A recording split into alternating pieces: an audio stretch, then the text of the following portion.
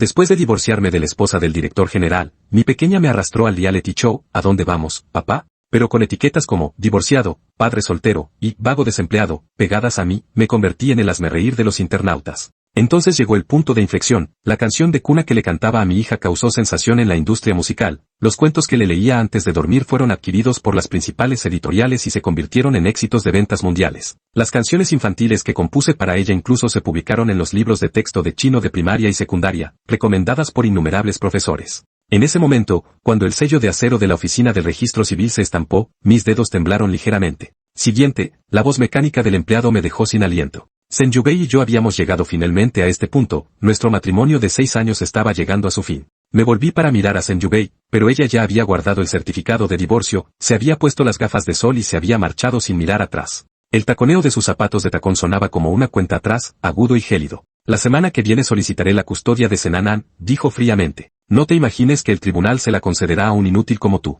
Mi voz era gélida cuando la interrumpí, mirando fijamente a la mujer que una vez me prometió toda una vida. Anteayer por la noche, Anan tuvo 39 grados de fiebre. ¿Dónde estaba el señor Sen en su fiesta de borrachos? Senjubei se subió las gafas de sol, con tono despectivo. Al menos yo puedo permitirme una habitación VIP en un hospital privado. ¿Qué más puedes ofrecerle aparte de tu compañía barata? Puedes seguir siendo un holgazán inútil, pero no toleraré que arrastres a nuestra hija a la ruina. Senjubei pronunció la última frase con gélida indiferencia, como si se tratara de un ultimátum, antes de subir a su coche y marcharse sin mirar atrás. Mientras veía alejarse el coche, mi visión se nubló. Hace 6 años, viajé a este mundo paralelo y me convertí en el rompecorazones del Conservatorio de Música de Shanghái, donde conocí a Senjubei y me enamoré de ella. Un solo descuido en la precaución la llevó a quedarse embarazada. Nuestro vínculo era inquebrantable entonces, así que nos casamos inmediatamente después de graduarnos para honrar al niño. Después del matrimonio, Senjubei se hizo cargo del sello discográfico familiar, mientras que yo me convertí en un padre que se quedaba en casa a tiempo completo. Aprovechando mi experiencia previa en la industria del entretenimiento, ayudé a Senjubei a fichar a artistas prometedores, lo que impulsó el rápido crecimiento de la empresa. Sin embargo, a medida que su carrera despegaba, nuestro tiempo juntos disminuía.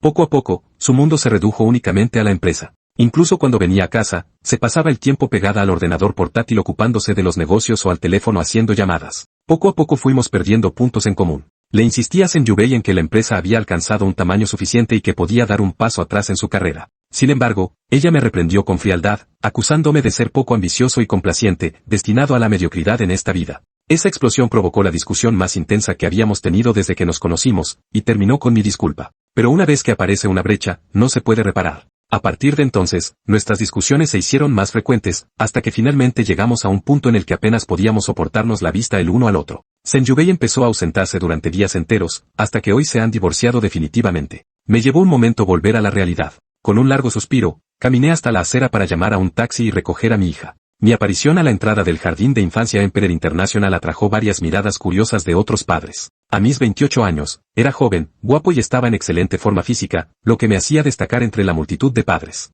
Afortunadamente, ya era la hora de recoger a los niños, y la atención que me prestaban se desvió rápidamente hacia los pequeños que salían corriendo por las puertas de la escuela. No tuve que esperar mucho cuando se oyó un grito dulce y claro, papá. Entonces, una pequeña figura se lanzó a mis brazos. Senanan, mi pequeño ángel, había heredado perfectamente el aspecto de sus padres y era adorable como un pequeño hada. Una sonrisa genuina se extendió por mi rostro mientras cogía a la pequeña en brazos y la hacía girar en el aire. La pequeña soltó una risa cristalina, jijiji, volando alto. Al ver a Anan, toda la tristeza y el aturdimiento de mi día desaparecieron por fin. Me incliné para darle un beso en la mejilla. Deja que papá te dé un beso. Anan se rió y protestó, no, papá. Tu barba me hace cosquillas. Tras un momento de bromas y juegos, justo cuando nos íbamos, alguien me llamó. Me giré y vi que era la señorita Lee, la profesora de Anan. Anan empezaría la escuela primaria en otoño. Debido al aumento de la presión académica en la primaria, la guardería había introducido un programa especial de transición para ayudar a los niños a familiarizarse con las materias de la escuela primaria y facilitar su adaptación al nuevo entorno.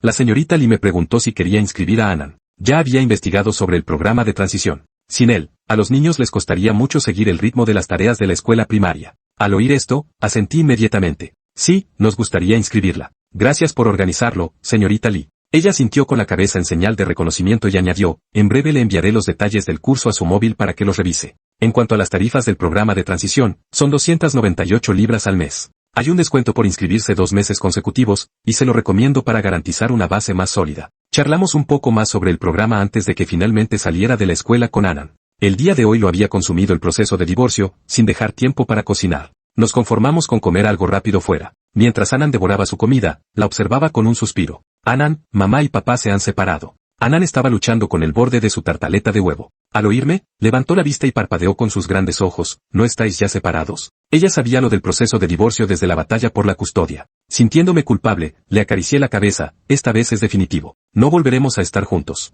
¿Estarás triste, Anan? Dejó su tartaleta de huevo, su carita adoptó una expresión pensativa y luego arrugó su pequeña nariz. Mientras papá esté aquí, Anan no estará triste. A mamá nunca le gustó volver a casa y tampoco le gustaba verme. Solo me compraba regalos, pero no me gustaba ninguno. Con eso, Anan me rodeó con sus bracitos grasientos y declaró con sinceridad, tener a papá es suficiente. Me picaban los ojos, casi derretidos por la calidez de mi pequeño abrigo de algodón. Tener una hija así en mi vida parecía merecer la pena. Después de pensarlo un momento, saqué mi teléfono y tomé una foto de nosotros comiendo juntos. La publiqué en mi red social con la leyenda, brindemos por nosotros. El mensaje, redactado de manera torpe, capturó mis pensamientos y sentimientos actuales. En el pasado, mis publicaciones en las redes sociales siempre eran fotos mías y de Senyubei. Después de que llegara Anan, se convirtieron en fotos de los tres, ese era nuestro pasado. Esta vez, sin embargo, Senyubei no aparecía en la foto. Solo estábamos Anan y yo, eso es lo que somos ahora. Y fue precisamente este momento casual en WeChat lo que me llevó a dominar la industria del entretenimiento. Después de cenar, llevé a Anan a jugar un rato al parque infantil cubierto del centro comercial antes de llamar a un taxi para volver a casa. Mientras estaba fuera con Anan, lejos, en una TV, se estaba gestando una conspiración en mi contra.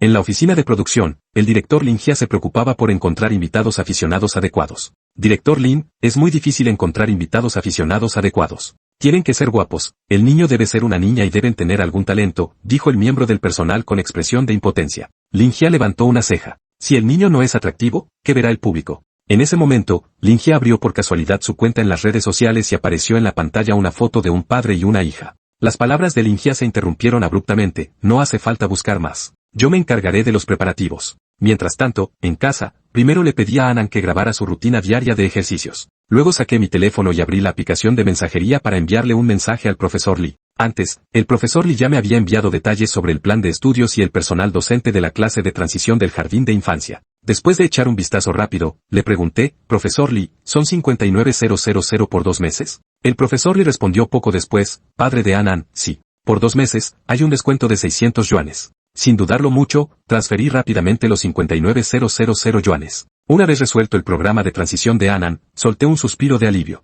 Ahora solo me quedaban algo más de 40,000 yuanes a mi nombre. Esta suma no era ni mucho menos suficiente, sobre todo con las vacaciones de verano a la vuelta de la esquina. Las clases de baile de Anan iban a comenzar un entrenamiento intensivo de verano y habría gastos para la escuela primaria en septiembre. Además, había que añadir los gastos de manutención de los dos y los gastos varios de Anan durante este periodo. Por si fuera poco, le había prometido a Anan un viaje a Disneylandia después de las vacaciones. No pude evitar recordar las duras palabras de Senyubei, eres un fracasado. ¿Cómo esperas cuidar de tu hija? Suspiré. A juzgar por la situación actual, realmente no podía mantener adecuadamente a Anan. Absorto en mis pensamientos, el teléfono que tenía en la mano sonó de repente. Al ver que la persona que llamaba era Mate Lin Jia, contesté con cierta sorpresa. En cuanto contesté, soltó, amigo, necesito un favor. Lin Jia era un amigo que había conocido poco después de mi transmigración y que trabajaba en Xiangnan Televisión. Aún no había cumplido los 30, pero ya había demostrado ser capaz de asumir responsabilidades de forma independiente. Había oído que la cadena estaba respaldando un nuevo programa que él estaba preparando. Me reí y respondí, ¿no estás ocupado con el programa? ¿En qué tipo de emergencia podría ayudarte? Lin Jia suspiró al otro lado del teléfono. Hermano aquí es donde entra en juego tu inspiración. Actualmente estoy desarrollando un reality show para padres e hijos. Nuestra idea es contar con 5 invitados que representen 5 roles distintos, un actor, un cantante, un director, un deportista y una persona corriente. Los 4 primeros invitados ya están seleccionados, pero aún nos falta una persona corriente. Cuando llegó a la segunda frase, ya había adivinado lo que se traía entre manos. La interrumpí con una leve risa, así que te he echado el ojo, ¿no? La voz de Lin Jia adquirió de repente un tono bastante lascivo.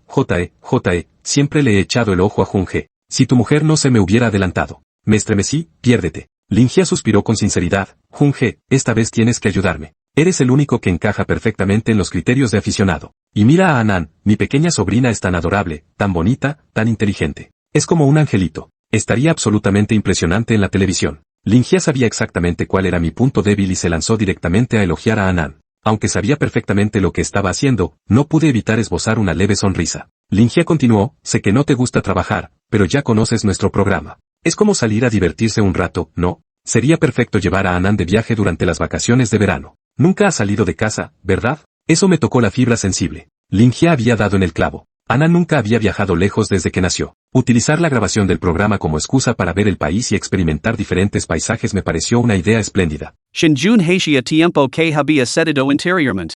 Y no era el hombre que había sido antes, cuando podía permitirse ignorar tal sumas y se contentaba con vivir tranquilamente con su pequeña familia.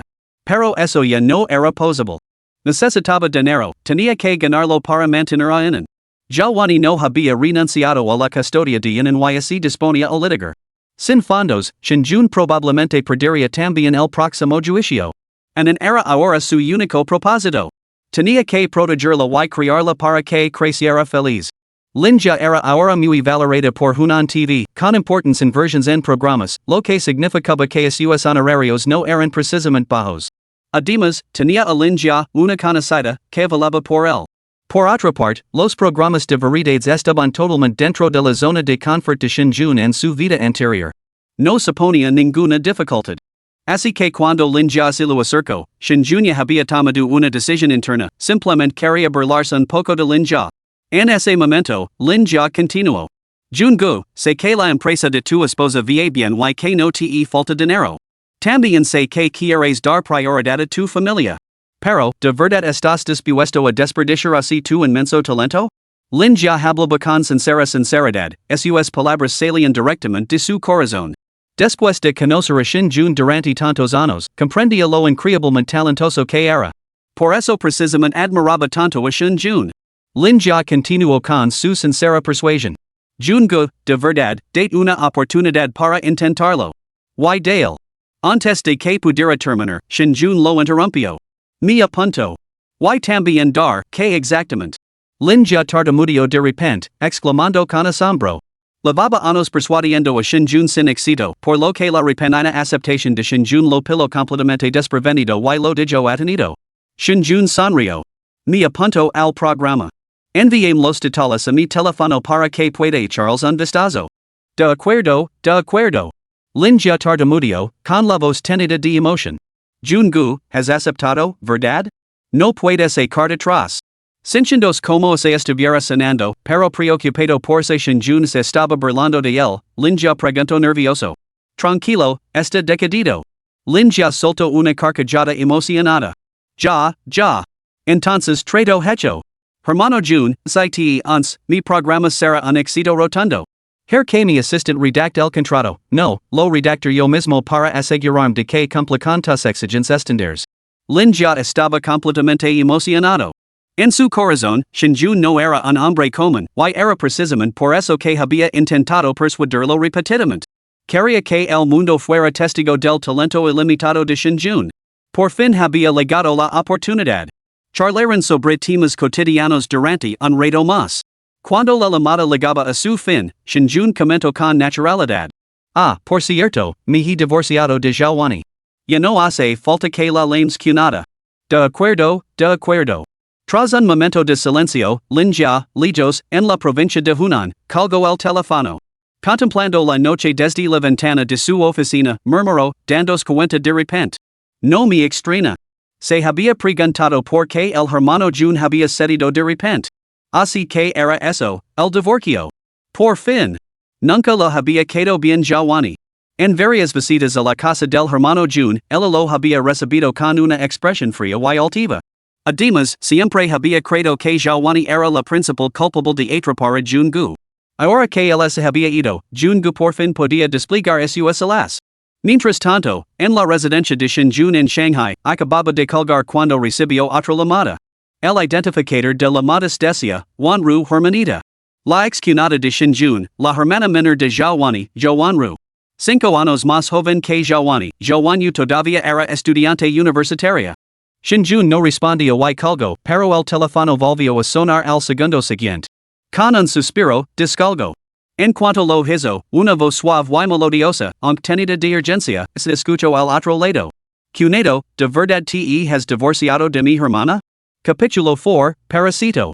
La publicación de Shinjun en las redes sociales era críptica, pero quienes estaban al tanto de la situación captaron su significado al instante.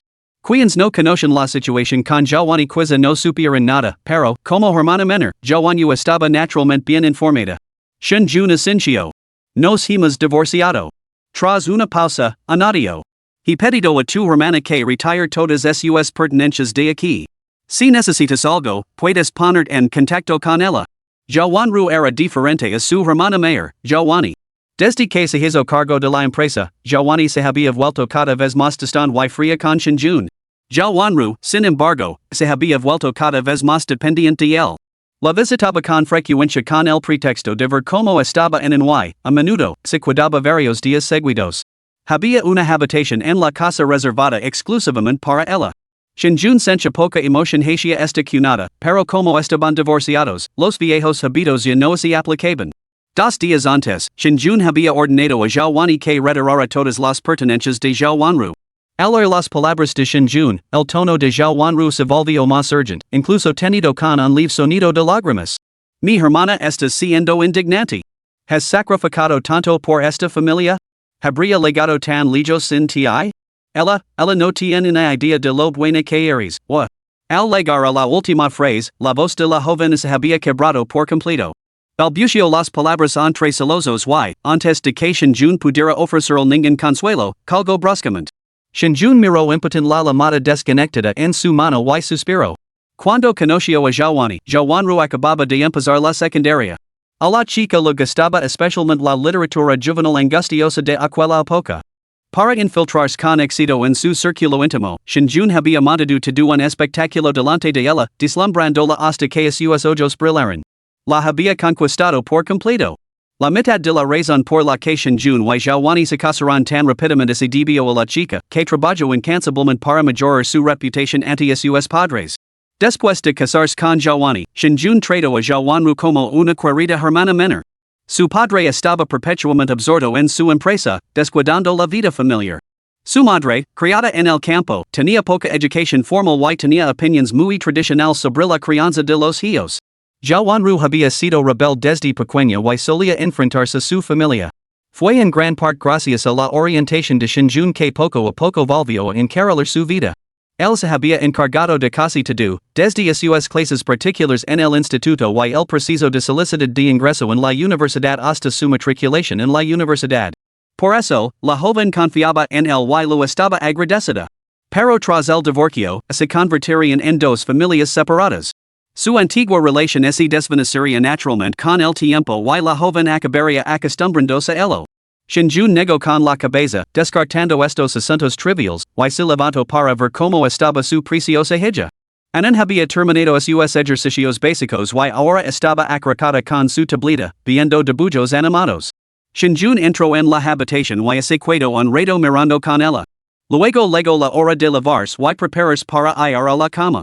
La luz nocturna proyectaba un cálido resplandor mientras la pequeña Shinanina se acarcaba en los brazos de Shinjun en la cama. Sus ojos somnolientos luchaban por mantenerse abiertos, pero los abrió de par en par y dijo: Papa, quiero que me cuentes un cuento. Shinjun acarició suavemente a Anan. ¿Qué te gustaría? ¿Te cuenta papa un cuento de hadas? No, quiero seguir escuchando la historia de ha. Shinananon no había aprendido muchos caracteres y no podía recordar nada demasiado complejo. Solo había aprendido la palabra ha. Shinjun se detuvo un momento antes de reírse. ¿Te refieres a Harry Potter? Shinanan imitó las palabras con un sicio. Harry Potter. Shinjun se rió entre dientes. Anan, eres muy inteligente. Entonces papa seguirá contando la historia de Harry Potter. Para Anan, la historia de Harry Potter era bastante compleja y difícil de entender. Shinjun dudaba seriamente de que pudiera entenderla. Había cuentos de hadas mucho más accesibles e incluso mágicos, pero desde que Shinjun la había contado la historia de Harry Potter una vez, Anan la había recordado. Quizás esta historia era más hipnótica? Shinjun se rió entre dientes, y su voz profunda y magnética resonó lentamente. Ahora bien, después de que Harry ganara el partido de Quidditch la última vez. Por casualidad, descubrió el profesor Snape amenazando. Tras su renacimiento, Shinjun descubrió que su memoria se había vuelto notablemente aguda, especialmente en lo que respecta a aspectos de su vida anterior, como los libros de Harry Potter. Solo era un adolescente cuando los leyó en su existencia anterior, que abarcó décadas. Sin embargo, ahora Shinjun podía recordar cada palabra y cada detalle del libro con una claridad cristalina, similar a la memoria fotográfica. No era solo Harry Potter, te do lo que había visto yo oído en su vida anterior la volvía a la mente con perfecta nitidez. Era realmente asombroso. Shinjun supuso que la superposición de los recuerdos de ambas vidas podría ser la razón de su extraordinaria memoria. Esta extraordinaria memoria resultó ser de gran ayuda para Shinjun en su papel de compañero y educator de un por ejemplo, en siempre había necesitado cuentos antes de dormir para conciliar el sueño. De vez en cuando, incluso le pedía a Shinjun que lo cantara. Si no fuera por su amplio repertorio de su vida anterior, las exigencias de un lo habrían dejado completamente agotado. La voz de Shinjun cantando cuentos fluía suavemente por el dormitorio. Los grandes ojos de un finalmente se cerraron y se quedó dormida con una respiración tranquila. Shinjun la arropó con la colcha, apagó la luz y se acostó a su lado. Mientras tanto, mientras madre y hija se preparaban para pasar la noche, en una villa independiente de Shanghai, una jovenru vestida con ropa juvenil empujó la puerta con una mirada de dolor y indignación. La villa estaba muy iluminada, adornada por todas partes con decoraciones doradas, que resumaban opulencia. Tres figuras ocupaban el gran salón de la villa. El antiguo sugro de Shinjun, Zhao Junhan, se colocó las gafas de lectura en la nariz mientras estudiaba su móvil. Su antigua suegra, Sun Lanfang, estaba sentada con las piernas cruzadas en el sofá, pelando pipas de girasol mientras veía una serie de televisión. Su ex-mujer, Giovanni, estaba sentada erguida en la barra del bar, frunciendo el seno ante la pantalla de su ordenador. Al ver el repentino regreso de Zhao Wanru, Sun Lanfang exclamó sorprendida. Wanru, ¿por qué has vuelto? Echó un vistazo a su teléfono. Pero si hoy solo es miércoles. Giovanni asiste a la universidad en Jilin y solo regresaba a Shanghai los fines de semana o en vacaciones, por lo que su llegada repentina sorprendió a toda la familia. Ignorando el comentario de Sun Lanfang, Giovanni fijó su mirada directamente en Giovanni y exclamó enfadada. Hermana, tu cuñado te trata tan bien. ¿Por qué te divorciaste de él? ¿Cómo puedes ser tan despiadada? Los ojos de Giovanni se enrojecen mientras miraba con ira a Giovanni. Antes de que Giovanni pudiera responder, Sun Lanfang, sentada con las piernas cruzadas en el sofá, habló primero, alzando la voz con tono bulón y sarcástico. ¿Shinjun es bueno? No es más que un parásito. Un parásito que se alimenta de nuestra familia yo. Un pedazo de basura inútil, nada más que un chico guapo. Cualquier tipo el azar sería mejor que él. Mejor divorciarse. La voz de Sun Lanfang resumaba desprecio. Hacía tiempo que la disgustaba Shinjun, no ganaba en un centavo y vivía a costa de la familia ya día tras día. Completamente inútil. No permitir que hables así de mi cuñado. Exclamó Zhao Wanru con urgencia. A sus ojos, su cuñado Shinjun era el mejor hombre del mundo, amable, considerado, sincero, talentoso y, además, guapo. Si no hubiera sido por él, tal vez habría abandonado la escuela secundaria y habría vagado por la vida, sin llegar nunca a donde estaba hoy. En el corazón de Zhao Wanru, su confianza en Shinjun superaba incluso a la que sentía por sus propios padres. Capítulo 5, Cuñado. El rostro de Sun Lanfang se puso ceniciento ante la réplica de Zhao Wanru. Señalándola, lo espito. Tú. ¿Quién sabe qué potion te ha dado para tener tan jacazada? Ese chico guapo. Mientras las dos discutían, Giovanni, sentada en la barra, finalmente levantó la vista y frunció el seno. ¿Por esto has llegado tan tarde a casa? El tono de Giovanni era totalmente pleno, rayando en la impaciencia, como si el divorcio no significara nada para ella. El corazón de Zhao Wanru se encogió. Su voz temblaba mientras protestaba. Pero si tu cuñado te quiere tanto, te trata tan bien. Leváis juntos desde la universidad y tenías al adorable pequeño Anan. ¿Por qué te divorcias? Giovanni respondió casualmente a un mensaje del ordenador antes de contestar con frialdad. ¿Por qué somos incompatibles? Zhao Wanru protestó. Pero cuñado. Giovanni la interrumpió bruscamente. Necesito un hombre que pueda estar a mi lado, no un inútil sin ambición. Las dos últimas palabras salieron con frialdad de la boca de Giovanni. Las duras palabras hicieron que a Zhao Wanru se le llenaran los ojos de lágrimas al instante. Respiró hondo y replicó con voz temblorosa y entrecortada. Mi cuñado no es un inútil. Te arrepentirás de esto. Al oír las palabras de Zhao Wanru, Giovanni se burló con frialdad. Ya. De hecho, me arrepiento. Me arrepiento de haber estado ciega en aquel entonces. La voz de Giovanni era despectiva, destinosa y penetrante. Atraviso el corazón de Joanru, haciendo que su respiración se volviera dificultosa y su pecho le doliera intensamente. Con la voz temblorosa y ronca, miró con ira a Joanny. Te arrepentirás de esto. Después de gritar las últimas palabras, Joanny se dio la vuelta y salió furiosa de la villa. El padre de João, que había permanecido en silencio en la habitación, habló. Deberíamos. Antes de que pudiera terminar, son l'enfant lo interrumpió fríamente. No hace falta. Tiene dinero en su cuenta. Ella misma se buscará un hotel. Su expresión se endureció mientras escupía con rencor. ¿Fue Shinjun quien la envió aquí? Vaya. Pensaba que tenía algo de carácter, marchándose tan abruptamente. Bah. Ese chico guapo. Después de desajarse, son l'enfant se sintió bastante mejor. Se volvió hacia Joanny, que estaba en la barra. Wani, ahora que estás divorciada, deberías encontrar otro hombre rápidamente. Ese inútil te ha frenado durante años. ¿No te estaba cortejando últimamente el señor Sun, de Shanghai? El señor Sun es muy adecuado, solo tiene 30 años y ha logrado tanto, ha construido un imperio empresarial tan importante. Joanny, que había estado inclinada sobre los archivos informáticos en la barra, respondió con frialdad a la charla de Sun Lanfang. Sé lo que hago. Shanghai había entrado en la temporada de lluvias. La llovizna fina y persistent llegaba sin previo aviso, entrelazándose con la noche para proyectar una bruma etérea sobre las deslumbrantes luces de la ciudad. Acostumbrado a cuidar de Anan, Shinjun dormía poco por las noches. De repente, ese oyó un leve golpe en la puerta. Shinjun abrió los ojos, todavía medio dormido, pensando que debía de haber oído mal. Pero en cuestión de segundos, los golpes se reanudaron. Frunció el seno. Su complejo residencial no era especialmente lujoso, pero la seguridad era bastante buena. Sin una tarjeta, ni siquiera se podía entrar en el edificio, y mucho menos acceder al ascensor. ¿Por qué alguien llamaría a la puerta a estas horas? Shinjun se levantó, desconcertado, y cerró la puerta en silencio tras de sí. Con las zapatillas puestas, se acercó a la entrada y miró por la mirilla. Ali vio una figura desalinada.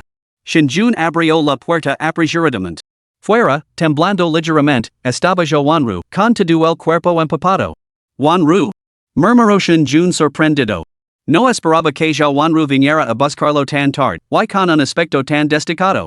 Al ver aparecer a su cuñado, las penas y el dolor que había reprimido toda la noche brotaron de golpe. Sus ojos se enrojecen al instante y las lágrimas rodaban por sus mejillas. Cuñado. Su voz se ahogó mientras se lanzaba hacia Shinjun. Antes de que Shinjun pudiera reaccionar, Joanru ya se había arrojado a sus brazos, aferrándose el desesperadamente. Como se temía que desapareciera. Shinjun se quedó paralizado por un momento, luego le dio una palmadita en el hombro para tranquilizarla, hablando como se calmara una niña. Yet está todo bien, Wanru. Tu cuñado está aquí. Tras un momento de abrazo, las emociones de Joanru finalmente se estabilizaron considerablemente. Shinjun la acompañó rápidamente al interior. Vi primero a darte una ducha caliente. Joanru estaba empapada y el tono de Shinjun denotaba cierta preocupación. Tras recuperar algo de compostura, Joanru recordó el abrazo de Shinjun y respondió con un toque de timidez. De acuerdo. Joanru solía quedarse en casa de Shinjun para visitas cortas y conocía bien la distribución, por lo que se hacía rápidamente. Solo después de lavarse se dieron cuenta de un problema. Shinjun lo había dicho a Joanny que se lavara todas las pertenencias y la ropa de Joanru, sin dejar nada adecuado para ponerse en casa. Las en la quedaban pequeñas. Su ropa anterior estaba empapada. Después de pensarlo un momento, Shinjun sacó una de sus camisetas y unos pantalones cortos. Ponte los míos por ahora. Lavaré tu ropa y la secar rápidamente. Te la colgar en el pomo de la puerta. Después de colocar la ropa, Shinjun se retiró a la sala de estar. Se oyó un ruido en el baño y pronto salió Joanru. Joanru se parecía un poco a Joanny, ambas eran bellezas deslumbrantes. Sin embargo, sus rasgos carecían de la nitidez y la firmeza de Joanny. Joanny tampoco había sido siempre así solo después de hacerse cargo de la empresa sus rasgos faciales se volvieron cada vez más marcados. Joanru irradiaba exuberancia juvenil y encarnaba la dulce inocencia. Recién salida de la ducha, su piel brillaba por la humedad y su tez, naturalmente clara, estaba sonrosada. El amplio escote de su camiseta revelaba una jean rosa extensión de delicadas clavículas pálidas. Bajo sus pantalones cortos, sus pantorrillas eran lisas y rectas. Shinjun la miro de riojo, con antic en el parpado, y rapidamente aparto la mirada. Ya Wanru se sentó en el sofá, nervioso y sonrojada. Ahora había recuperado por completo la compostura, aunque su corazón seguía latiendo con inquietud. ¿Por qué has vuelto a Shanghai en miércoles? ¿Y por qué aquí? Preguntó Shinjun desconcertado. Yelo había dicho a Ya Wanru esa noche que habían trasladado sus pertenencias y que, si necesitaba algo, se pusiera en contacto con su hermana. Tenía la intención de cortar poco a poco los lazos. Pero no esperaba que esta joven apareciera en mitad de la noche. Yo, me peleé con mi hermana. Entonces me fui enfadada. No tenía ningún otro sitio a donde ir. Pensé que podría venir a buscar a mi cuñado. Ya Wanru se mordió el labio, lo que hizo que sus labios, y rosados, se pusieran en más rojos, antes de hablar con vacilación y nerviosismo. Después de dar media vuelta y salir corriendo de la casa, deambuló sin rumbo fijo por el complejo residencial durante un rato. Entonces empezó a llover. Cuando empezó a llover, Ya Wanru tenía la intención de llamar un taxi para ir a un hotel. Pero la dirección que se lo escapó al entrar en el taxi era la casa de Shinjun. En ese momento, desesperaba por ver a su cuñado. No podía explicar por qué. Sabía muy bien que, después de que su hermana se divorciara de él, ya no era parte de la familia. Además, su llamada telefónica de esa noche había insinuado amablemente que debían mantenerse en contacto con menos frecuencia. Sin embargo, por alguna razón inexplicable, en ese momento, simplemente necesitaba verlo. Tenía miedo. Miedo de no volver a verlo nunca más. Ese pensamiento hizo que las lágrimas volvieran a brotar de los ojos de Ya Wanru. Capítulo 6. Que cuñado tan encantador. Al ver a la joven al borde de las lágrimas de nuevo, Shinjun suspiró para sus adentros. Se levantó y fue a buscar el té de jengibre recién hecho a la cocina. Toma un poco de té de jengibre. Como se sintiera el aroma picante del jengibre, Ya Wanru arrugó la nariz y se puso tensa.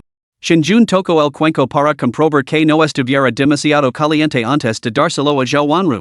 He añadido azúcar moreno, así que no es tan fuerte. Bebid esto o mañana te resfriarás. Ya Wanru tomó el cuenco con vacilación y luego respiró hondo.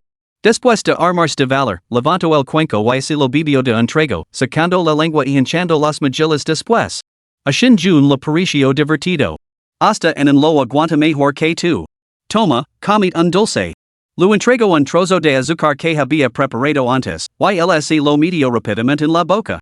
Desde pequeña, los ingredientes que más detestaba eran el jengibre y el cilantro. Estos dos ingredientes eran prácticamente letales para él. Cualquier plato que los contuviera estaba totalmente prohibido. Nadie en su familia se había dado cuenta de ello. Sun Lanfang quiz así, pero solo la reganaba por ser quisquillosa con la comida y le decía que para hambre si no le gustaba algo. Solo su cuñado se había dado cuenta de sus restricciones alimenticias poco después de conocerse. Desde entonces, siempre se acordaba de no poner jengibre en cilantro cuando cocinaba para él y se lo indicaba específicamente a los camareros cuando comían fuera. Ya Wanru respiró hondo, conteniendo las lágrimas que le brotaban por el placer del jengibre, y murmuró indistintamente. Mi cuñado es muy amable. Shinjun se levantó para guardar los cuencos en la cocina, sin haber oído las palabras de Ya Wanru. Al volver, dijo. Envía un mensaje a tu madre. Dil que has encontrado alojamiento. No dejes que se preocupe. Ya Wanru hizo un puchero. Ella no se preocuparía por mí. Sin embargo, sacó su teléfono y envió un mensaje a Sun Lanfang, aunque no mencionó que se alojaba en casa de Shinjun, solo que se alojaba en un hotel. No hubo respuesta. Shinjun suspiró suavemente. No vuelvas a ir de casa cuando discutas y, desde luego, no salgas tan tarde. Es demasiado peligroso. ¿Entendido? Ya Wanru se sentó obedientemente en el sofá, con sus hermosos ojos fijos en Shinjun, y asintió con seriedad. Pero Shinjun dudaba mucho que se lo hubiera tomado en serios, ya que la había repetido esas advertencias innumerables veces antes. Suspirando con impotencia, Shinjun dijo. Quédate aquí esta noche, pero vuelve a la escuela a primera hora mañana. De acuerdo. Los labios de Ya Wanru esbozaron una sonrisa involuntaria. Shinjun hizo rápidamente la cama, colocó la ropa recién lavada y sacada junto a la almohada y lo ordenó todo. Ya eran más de las once. Shinjun dijo finalmente. Acuste temprano. Ya Wanru se sentó en la cama y asintió obedientemente. Shinjun salió de la habitación con la intención de cerrar la puerta tras de sí. De repente, ya wanru la lamo desde dentro. Shunjun. Shunjun ese detuvo y la miro con expresión de desconcierto. Ya wanru mantuvo la calma y dijo. Buenas noches. Buenas noches. Shunjun asincio y cerró la puerta. La habitación quedó en silencio al instante. El sonido de las luces apagándose luego desde la sala de estar mientras los pasos de Shunjun se cada vez más débiles hasta desaparecer. Solo entonces la expresión serena de Zhao Wanru finalmente se desvaneció. Exhaló un largo y cansado suspiro y se desplomó sin fuerzas contra el cabecero. Bajo el edredón, sus manos estaban tan apretadas que estaban sudorosas. Sus mejillas comenzaron a enrojecerse y arder. Cubriéndose la cara con ambas manos, repitió las palabras impulsivas que acababa de pronunciar. Shunjun, buenas noches. Era la primera vez que se dirigía a Shunjun por su nombre de pila. El rubor de Zhao Wanru se intensificó hasta que enterró la cara en la ropa recién lavada que Shunjun la había dado. A la mañana siguiente, en ese despertó y vio que la tía Jaya estaba levantada.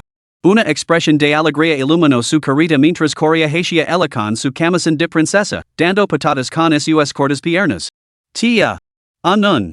Una carrera mutua perfecta.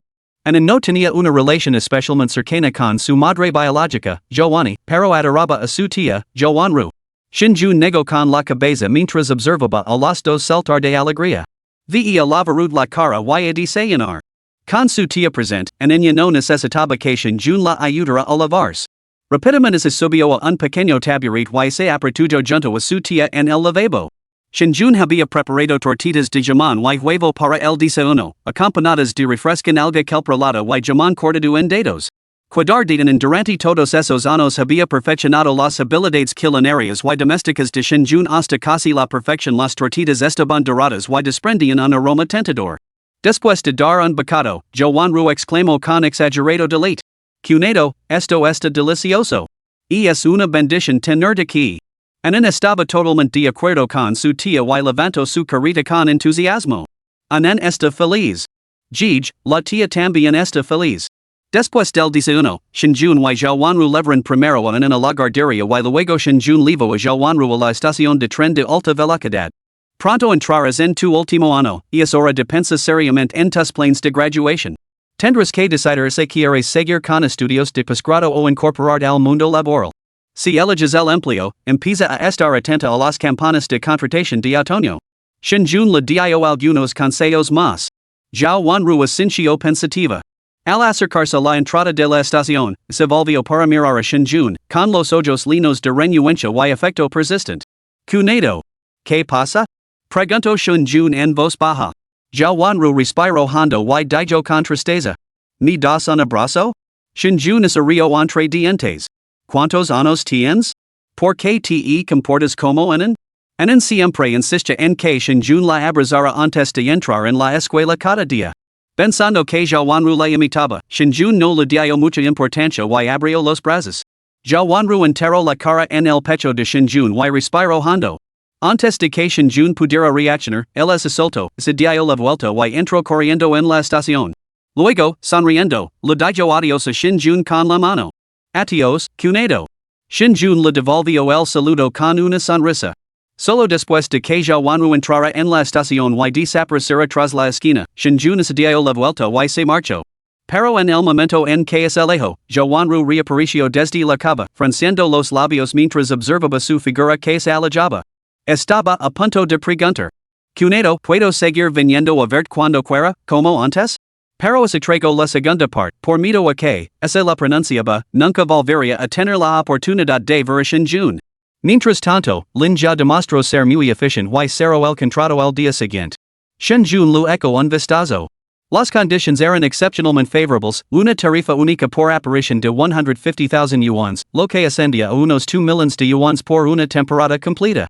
Y eso sin incluir los ingresos por publicidad. Esta cifra rivalizaba con los honorarios por aparición de celebridades de tercer nivel.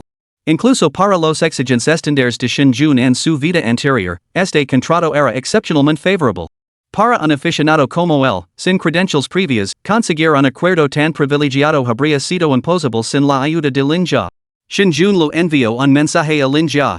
Gracias, amigo. Lin Jia respondió rápidamente. Estamos diciendo dar la bienvenida a Juna Hunan.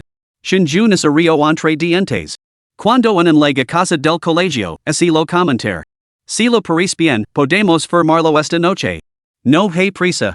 Después de recoger en del colegio esa tardweisener, Shinjun lo entregó el contrato impreso. En lo cogió sin comprender. Papa, ¿qué es esto? Un contrato. Shinjun sonrió y lo explicó. ¿Te acuerdas del tío Lin Jia? Me acuerdo. En esencia con la cabeza. El tío Lin Jia era muy amable con ella y lo enviaba regalos de cumpleaños todos los años. Además, podía comer comida increíblemente picante, respirando fuego, guau, guau, guau. Por eso en ese Córdoba. Capítulo 7, Publicidad suave para la oficina de asuntos civiles. El tío Lin Jia y su equipo están grabando un programa que se emitirá en televisión. Muchos otros niños también participarán. El tío Lin Jia ha invitado a Papa y a participar.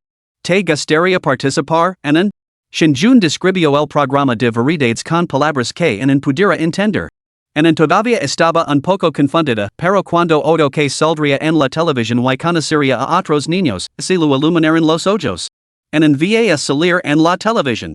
Papa tiene que explicarlo todo claramente en de antemano. Además de jugar, el alojamiento puede ser bastante básico, se alojarán en pequeñas cabanas con techo de paja y la comida no será tan buena como de costumbre. Y en debe comportarse, escuchar a Papa y seguir las instrucciones del tío Lin Jia. Shinjun lo explicó de antemano en algunos de los posibles retos del programa, reflejando su filosofía de crianza. Aunque era pequeña, Shinjun siempre le pedía su opinión sobre los asuntos. Después de escuchar su descripción, los grandes ojos de en se nublaron momentáneamente, mientras parecía reflexionar seriamente sobre sus palabras. Obedecer. En será obedient. En participará. Finalmente, en esencia con seriedad. Shinjun sonrió y le revolvió el pelo. En ese caso, firmemos juntos el contrato? La pequeña mano de en agarró el bolígrafo y la gran mano de Shinjun sujetó la suya mientras firmaban sus nombres, Shinin y Shinjun, trezo a trezo, en el contrato. Con el contrato firmado, Shinjun pasó a formar parte oficialmente de donde vamos, Papa? Lin Jia añadió a Shinjun el chat grupal de notificaciones del programa. Los demás invitados habían sido confirmados en los últimos días y estaban en el grupo. Tras unirse, Shinjun eco un vistazo al anuncio del grupo, el rodaje comenzaba el 3 de julio, coincidiendo con el tercer día de las vacaciones de verano de Yanan. Probablemente, esta fecha se ajustaba a los horarios de los demás niños. El programa se emitiría en directo y cada episodio duraría 3 días. Durante este periodo, residirían en los lugares de rodaje designados por el equipo de producción. Se parecía mucho al formato de la anterior encarnación de Donde Vamos, Papa? Incluyendo a él, había 5 familias invitadas. Shinjun eco un vistazo a los demás, todos los personajes bastante conocidos. Él era el único que no era famoso. Shinjun se rió para sus adentros. Evidentemente, Lin Jia había depositado una gran confianza en él. Poco después de unirse al chat grupal, alguien lo envió una solicitud de amistad con la nota asistente del programa. Shinjun confirmó y aceptó la solicitud. La otra persona se presentó brevemente. Hola, señor Shin, soy Fong Li, su asistente del programa. Ser su persona de contacto durante todo el periodo de rodaje. Shinjun respondió. Gracias por su ayuda. Fong Li envió un emoji sonriente antes de detallar. Todo el programa se retransmitirá en directo. Me gustaría discutir primero con usted el calendario de rodaje para que usted y su pequeño puedan prepararse con antelación. El primer día, volaremos directamente desde su casa al lugar de rodaje. El rodaje comenzará temprano por la mañana. Una semana más tarde, luego la fecha oficial de emisión de Papa, ¿a dónde vamos? El equipo de producción llegó a la residencia de Shinjun antes del amanecer, con las cámaras y el equipo ya instalados, a la espera del comienzo de la emisión. Lo mismo ocurrió con las otras familias participantes. El programa se emitiría en directo desde 5 lugares simultáneamente, culminando en una convergencia en el lugar de rodaje. La asistente Fong Li sincronizó su anuncio con precisión. Señor Shin, faltan 10 minutos para la emisión oficial. ¿Está listo? Shinjun asintió con la cabeza. Como el rodaje comenzaba en casa, había guardado todas sus pertenencias personales días antes. Todo estaba en orden. La única incertidumbre era si en dormiría como un cerdito. Para garantizar la autenticidad, el rodaje comenzó desde el momento en que se despertó al niño, lo que significaba que en todavía estaba roncando en la cama. Los días minutos paran volando y, de repente, comenzó la cuenta atrás. 3, 2, 1. Comenzó la grabación. Todas las cámaras de la habitación se pusieron en marcha y la asistente Fong le apareció ante la lente, hablando en voz baja. Buenos días a todos. Bienvenidos al gran reality show para padres y hijos, ¿a dónde vamos, papá? Soy la asistente Fong Li. Ahora estamos en la casa de una de nuestras familias invitadas, listos para despedir a nuestro pequeño tesoro. Mientras hablaba, el chat en vivo comenzó a llenarse rápidamente. Aunque era temprano por la mañana, después de días de promoción incesante en línea de ¿a dónde vamos, papá? Muchos espectadores habían estado esperando ansiosos. Cansado. Tengo mucho sueño. Rápido, muéstrame el pequeño tesoro para despertarme.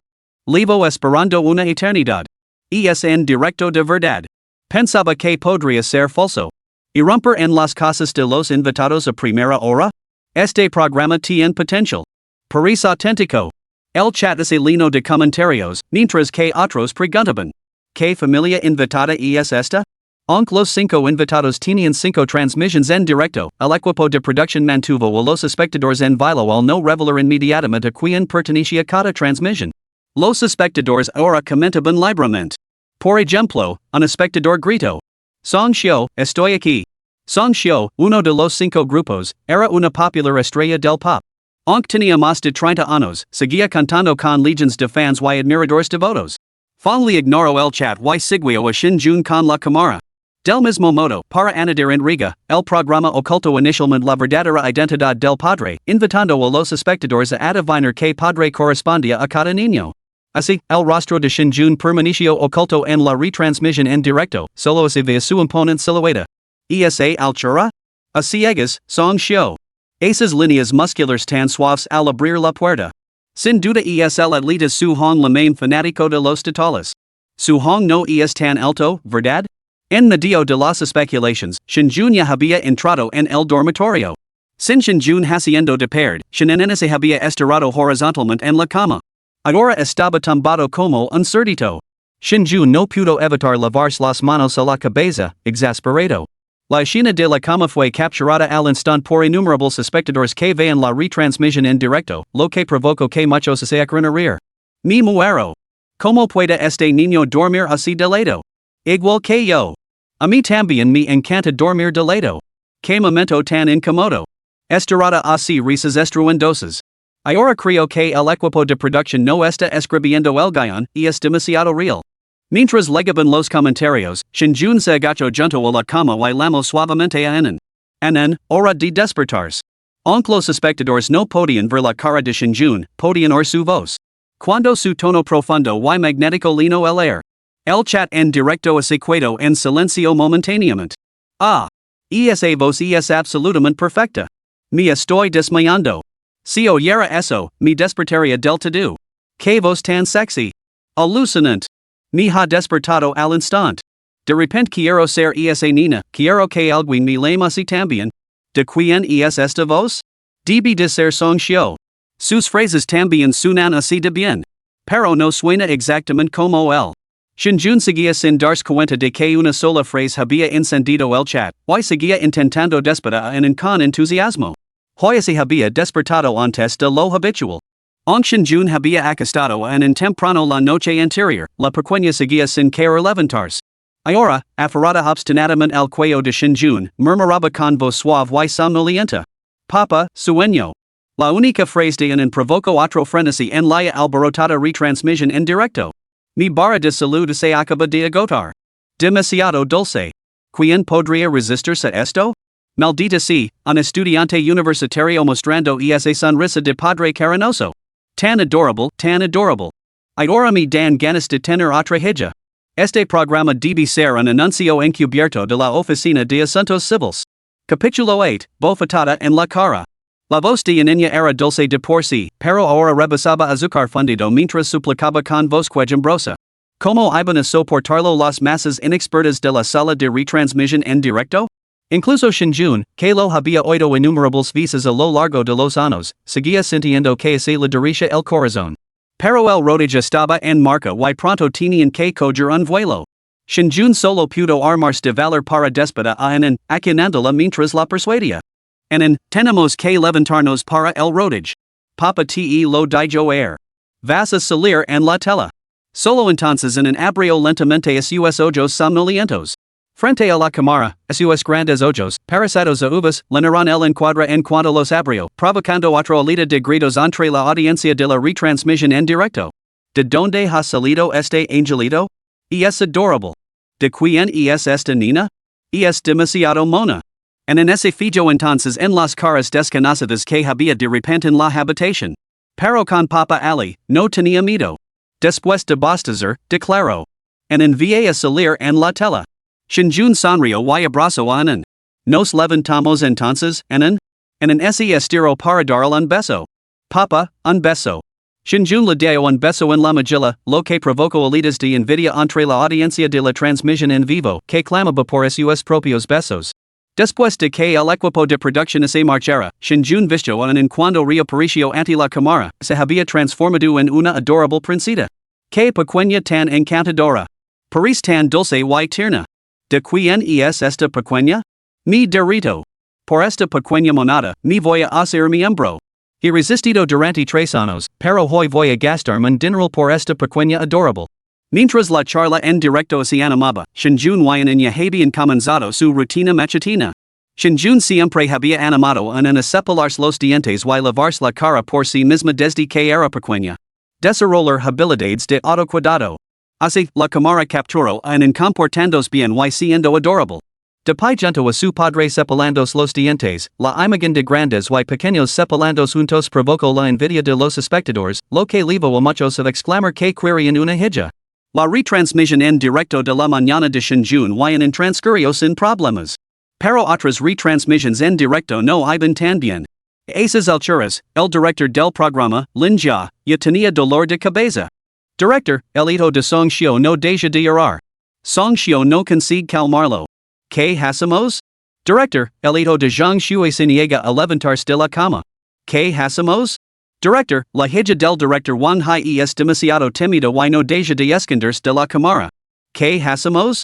Había previsto varios contratiempos durante la retransmisión en directo al fin y al cabo, se trataba del primer reality show para padres y hijos de China.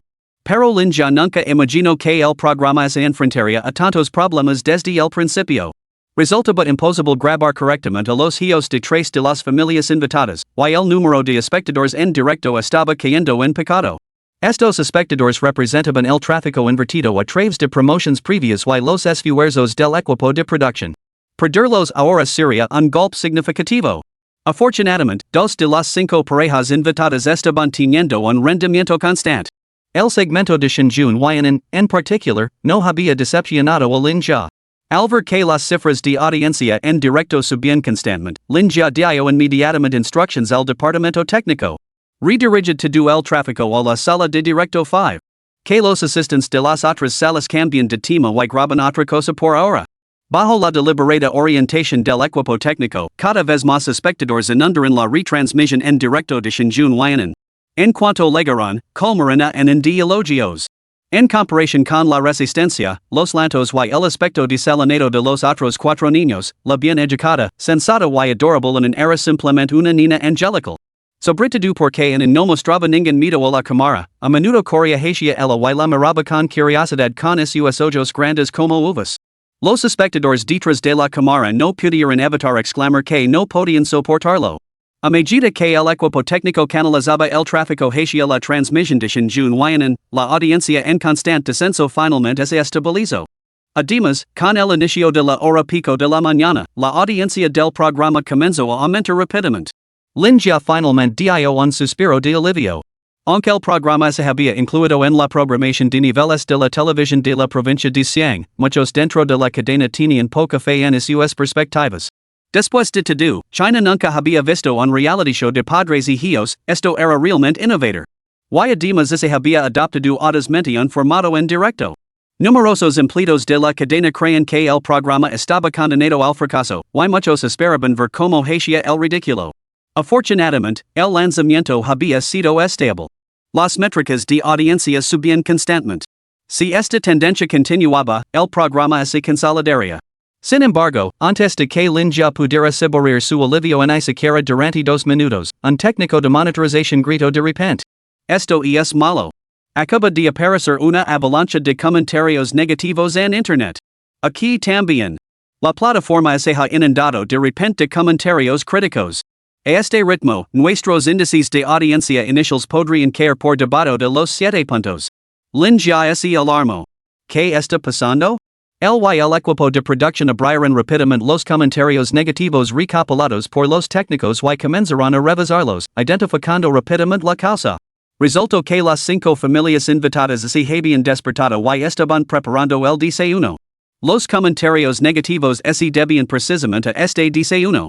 Porque en la retransmisión en directo, solo las madres preparaban el desayuno para los niños, mientras que los padres se quedaban de brazos cruzados o se ocupaban de sus propios asuntos.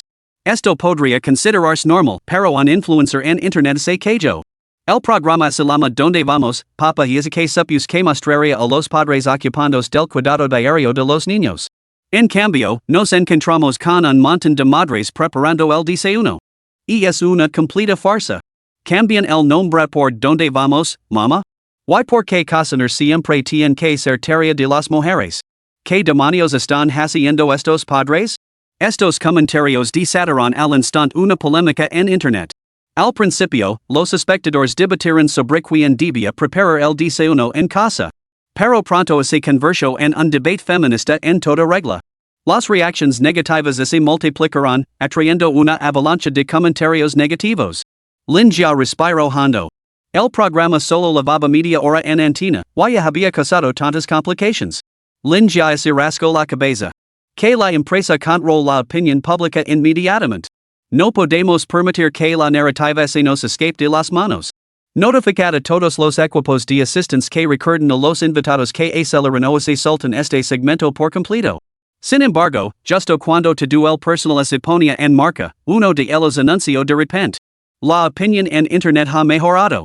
Parece que al final no tendremos que intervenir. La expresión irritada de Linja se congeló momentáneamente antes de que el miembro del personal continuara. Es el estudio 5. Mientras hablaban, el equipo de producción cambió la pantalla principal a la transmisión del estudio 5, lo que atrayó la atención de todos. El estudio 5 pertenecía a Shinjun Hwayanan. En la transmisión, una adorable niña, con aspecto de princesa, estaba sentada obedientemente a la mesa del comedor. Su padre, con el rostro oculto, salió de la cocina. Anan, guarda tu tablita. La cena está lista. La dulce niña gritó con su voz suave y melosa. Hora de cenar. A continuación, la cámara se desplazó hacia arriba, captando tanto a la niña como el desayuno extendido sobre la mesa. La mesa mostraba una bandeja de jugosas y generosas empanadillas shamay, un plato de fragantes y tiernas tortitas de calabaza doradas que parecían absolutamente deliciosas. También había 2 cuencos de gachas de calabaza y nijo. Acompañadas de varios encurtidos sencillos y refrescantes. La vista era increíblemente apetitosa. Incluso el equipo del programa sintió hambre en ese momento, y varios estómagos rugiaron audiblemente. Los espectadores del chat en directo no pudieron contenerse. Huel absolutamente divino. Tiene una pinta deliciosa. Ni podría comer todo un plato de esos shamay. De repente, mi tortita rellena de huevo me parece bastante sosa. ¿Cómo se supone que voy a aguantar esto si tengo que ir corriendo a mi turno de las 8 de la mañana? La escena inicial del programa ha sido un auténtico gol. ¡Qué habilidad culinaria! Este padre es absolutamente brillante. El pequeño es muy afortunado. Entre ellos, alguien comentó.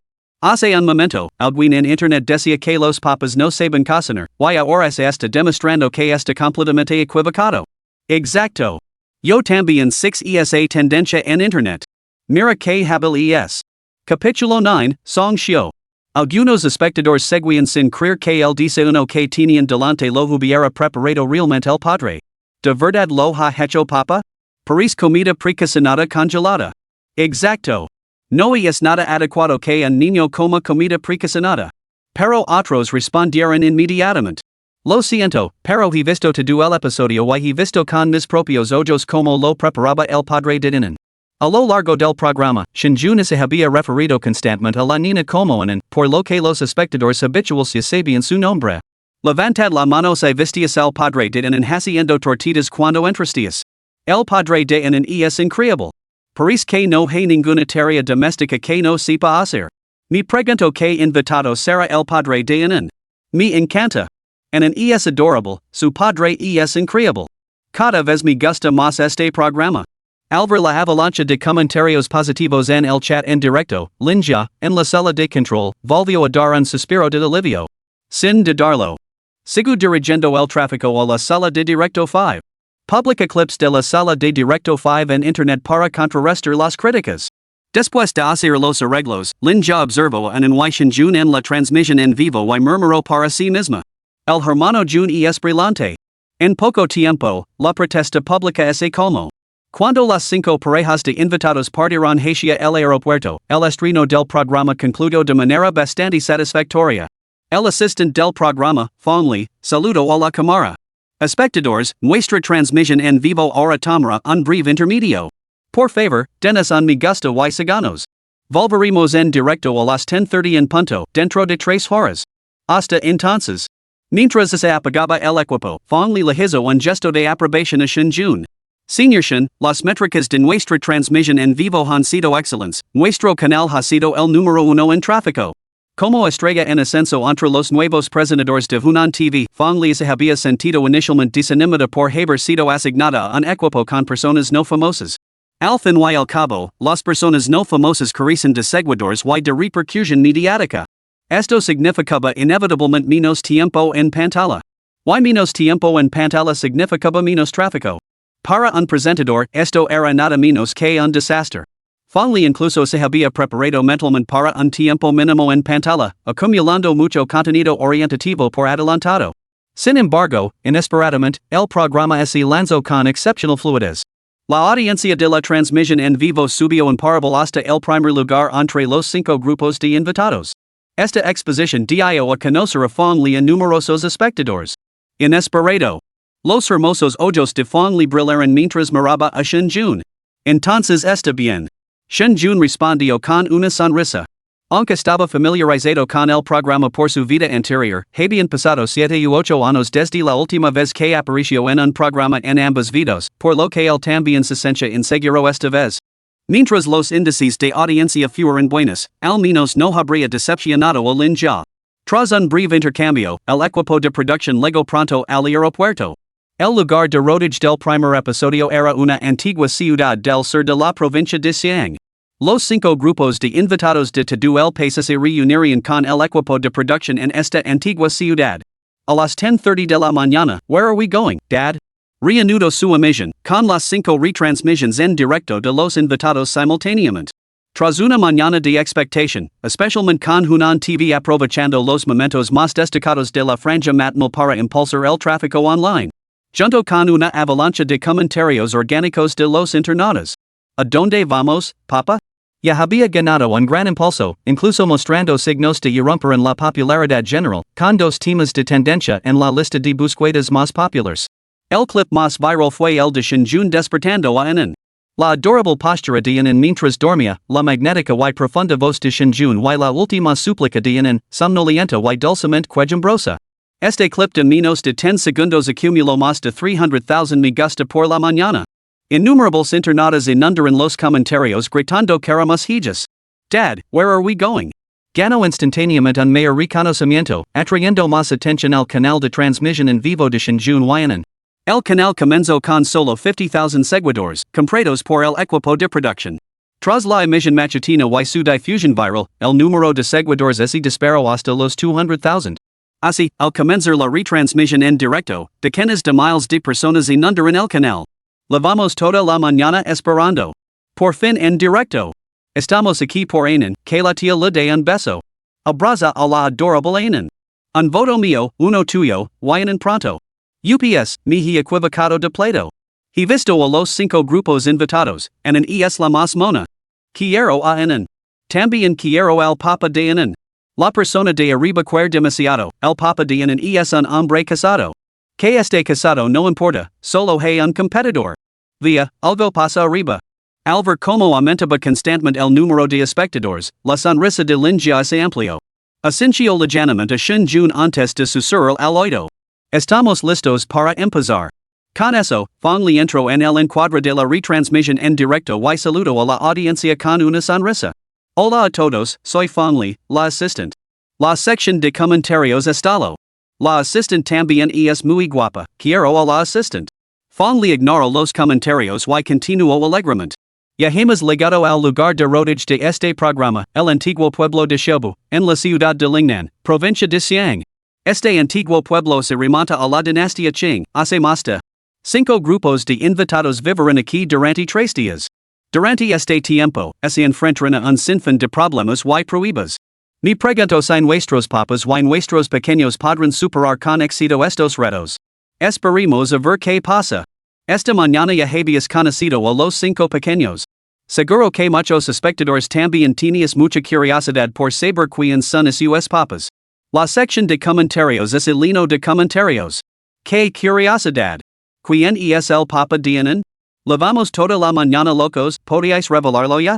Fong Li esbozó una suave sonrisa a la cámara y fue directo al grano. Y es hora de que los 5 papas hagan su entrada. Cuando termino de hablar, la retransmisión en directo pasó sin interrupción a la música temática de los invitados del programa. Uno a uno, los 5 invitados se acercaron a la cámara en el orden en que aparecen en pantalla. El primero fue un joven apuesto y elegante con un toque de encanto pícaro. En cuanto apareció, el chat en directo se llenó de comentarios. Song Xiu. Hermano. El pícaro elegante. Un caballero de gracia incomparable, un príncipe sin igual. Nada menos que la estrella idol Song Xiu, el mayor atractivo del programa y una de las celebridades más importantes de China. Incluso cuando hace años surgieron rumores de que estaba casado y tenía un hijo, consiguió conservar la mayor parte de su base de fans. Ahora está intentando dar un giro a su carrera.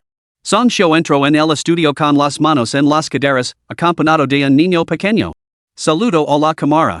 Hola a todos, soy Song Xiu. Este es mi hijo, Song Lei, apodado Shirtu. El chat es el lino de comentarios. Ya lo había adivinado. Shirtu se parece mucho a su hermano, especialmente en esa nariz tan respingana. Pensaba que este pequeño era el hijo de su hung. Fans de Xiu, reunidos. El hermano es tan guapo. Song Xiu es precioso, lo adoro. Hermanos, empujimos a nuestro hermano a lo más alto de las listas de tendencias. Como ídolo de primer nivel, la influencia de Song Xiu era innegablemente inmensa. Su aparición desató al instante el frenesí entre los fans, cuyos comentarios inundaron la pantalla. La retransmisión en directo se disparó directamente a las listas de tendencias. Además, cada vez más fans se sumaban a la retransmisión en directo. Lo que había sido una sesión con una asistencia modesta, de repente se disparó a lo más alto de las 5 plataformas principales. Y seguía subiendo. Poco después de la aparición de Song Xiu, un hombre de mediana edad y algo corpulento entró en escena, cogido de la mano de una niña. El hombre saludó primero a Song Xiu y luego se dirigió a la cámara. Hola a todos, soy el director Wang Hai. Esta es mi hija, Wang Shirwan. La presentación de Wang Hai resultó rígida, sin la naturalidad de Song Xiu. Muchos comentaron en el chat. Así que es el director Wang. Pensaba que era una aficionada. Caramba, el director Wang no es gran cosa, pero su hija es absolutamente adorable. Wang Hai, un renombrado director de cine nacional, había dirigido múltiples éxitos de taquilla con una recaudación acumulada superior a los 5,000 millones de yuans. Muchos espectadores lo reconocieron. Capítulo 10, La persona corriente. Tras Wang Hai llegó el grupo de invitados 3, un hombre fornido, de estatura modesta y pelo rápido, acompañado de un niño de ojos brillantes. Hola a todos, soy el atleta Su Hang. Este es mi hijo, Su Yang, Yang. Su Hong, campeón olímpico del año pasado, saltó a la fama en todo el país por su destreza record y sigue siendo muy reconocible. Solo quedan 2 grupos de invitados. Uno es el cantante Zhang Shui y el otro, una persona corriente. Zhang Shui también es bastante guapo. ¿Podría ser en su hija? ¿No tenía Zhang Shui un hijo? Zhang Shui tiene una voz preciosa, podría coincidir con esa voz matutina. En medio de las especulaciones de la audiencia de la retransmisión en directo, el cantante de primer nivel Zhang Shui hizo su entrada. Vestido con estilo, los rumores en internet sugerían que tenía más de 40 años, pero apenas parecía tener más de 30. Zhang Shui lavaba de la mano a un niño. Hola a todos, soy Zhang Shui. Este es mi pequeño tesoro, Zhang Shuguang. ¿Podíais llamarlo Guangzai? Como cantante de primer nivel, Zheng Xue cuenta con una importante base de fans, solo superada en popularidad por el actor Song Xiu. Sin embargo, tras su presentación, la retransmisión en directo permaneció en gran parte en silencio. Todos los ojos estaban ahora fijos en el último grupo de invitados. En era la niña más popular de los cinco, y atraía a muchos espectadores específicamente por ella. Al principio, todo el mundo especulaba con que era la hija de Song Xiu o la hija de Zheng Xue. Pero ahora habían aparecido los cuatro grupos de invitados. Ninguna de las dos cosas. Y la respuesta ahora estaba clara. En su padre eran los únicos invitados no famosos de los cinco grupos. No puede ser, no puede ser. En es tan adorable, y es una persona normal. Pensaba que el padre de sería un tío bueno, pero es un tipo normal. Y me había imaginado la cara de Song Xiu. Exacto. Esta mañana, cuando gritaba para despertarme, me imagine la voz de mi hermano y estaba lista para grabarla como alarma. Sinceramente, no deberían haberlo revelado. Me han roto el corazón. En es tan adorable y guapa, como puede ser su padre una persona normal. Ah. El hombre perfecto de mis sueños. El marido de mis sueños. Mis sueños se han hecho añicos. Como Shinjun sabe cocinar, habla bien, y es amable y considerado, además de que muchos especulaban con que Shinjun era Song Xiu o Zheng Xue, y es muy guapo. Muchos espectadores llamaban a Shinjun el hombre de sus sueños. Ahora, muchos declaran que sus sueños se han hecho añicos, y algunos incluso afirman que ya no dejan seguir viendo la serie. Los espectadores sabían que una de las parejas estaba formada por invitados que no eran famosos. Si las cosas hubieran transcurrido con normalidad, no se sentirían tan decepcionados. Pero habían depositado tantas esperanzas en el padre de Inan. Muchos sintonizaron la serie específicamente para ver en su padre, solo para descubrir que él es un tipo corriente. No es que menosprecian a la gente corriente, pero en comparación con las celebridades de primer nivel, las personas corrientes inevitablemente se quedan cortas en cuanto a aspecto, talento y todos los demás aspectos. Especialmente en la vida cotidiana, han visto a muchos hombres corrientes de mediana edad, de unos 30 años, con su aspecto desgastado por el trabajo y sus entradas. Lo que quieren es un galán perfecto, no un tío con pelo mediterráneo que sepa cocinar y hacer las tareas domésticas. Y así además este tipo fuera grasiento y hordera. Solo de pensarlo es estremecen. En ese momento, en la residencia femenina de la Universidad Normal de Shanghai, una chica sin maquillaje y con el pelo revuelto soltó de repente un grito. No. Sus compañeras de habitación, que acababan de despertarse y estaban aturdidas, se sobresaltaron con su grito. Xiaoqian, a que viene ese grito, una chica la miró con aire y la lanzó un cajón. Las demás se unieron a ella, mirándola con aire y espantando. Te estás volviendo loca a primera hora de la mañana. Casi me di un infarto. Sin embargo, a pesar de las miradas furiosas y las quejas de sus compañeras de habitación, la chica que gritaba permaneció impasible, con una expresión totalmente abatida. Las demás fruncieron el ceño, preocupadas. Xiaoqian, ¿qué te pasa? La chica que gritaba, llamada Xiaoqian, suspiró con tristeza y murmuró. Hunan TV ha estrenado un nuevo programa de variedades, ¿no? Las demás asintieron. Los programas de variedades de Shanghai siempre eran populares, y el nuevo se había promocionado mucho últimamente, por lo que todos lo conocen. Era un reality show sobre padres y hijos bastante poco convencional. Pero como ninguna de las compañeras de piso estaba especialmente interesada, no lo habían prestado mucha atención. Xiaoqian volvió a suspirar. Porque Song Xiu es una de las invitadas. Esta mañana estaba aburrida y lo sonreído, y esta niña me cautivó por completo. Y es absolutamente adorable, como un angelito. Me ha dado ganas de tener un hijo. Los demás miraron con los ojos muy abiertos a Xiaoqian, que suspiró. Pero eso no es lo importante. Lo importante es el padre de la niña. En este reality show sale Song Xiu. Supuse que la niña era la hija de Song Xiu. Al fin y al cabo, él es tan guapo que su hija tiene que ser así de adorable. Además, en el programa, el padre de la niña es atento, gentil, sabe cocinar y tiene una voz preciosa. Encaja perfectamente con mi fantasía de Song Xiu. Estoy loca de amor. Las compañeras de piso intercambiaron miradas. Todas sabían que Xiaoqian era una fan incondicional de Song Xiu, y que lo seguía desde el instituto. Algunas de ellas también estaban enamoradas de él. Después de todo, era innegablemente guapo, y seguía siendo encantador incluso a sus 30 años. Y luego, Las compañeras de piso parecen desconcertadas.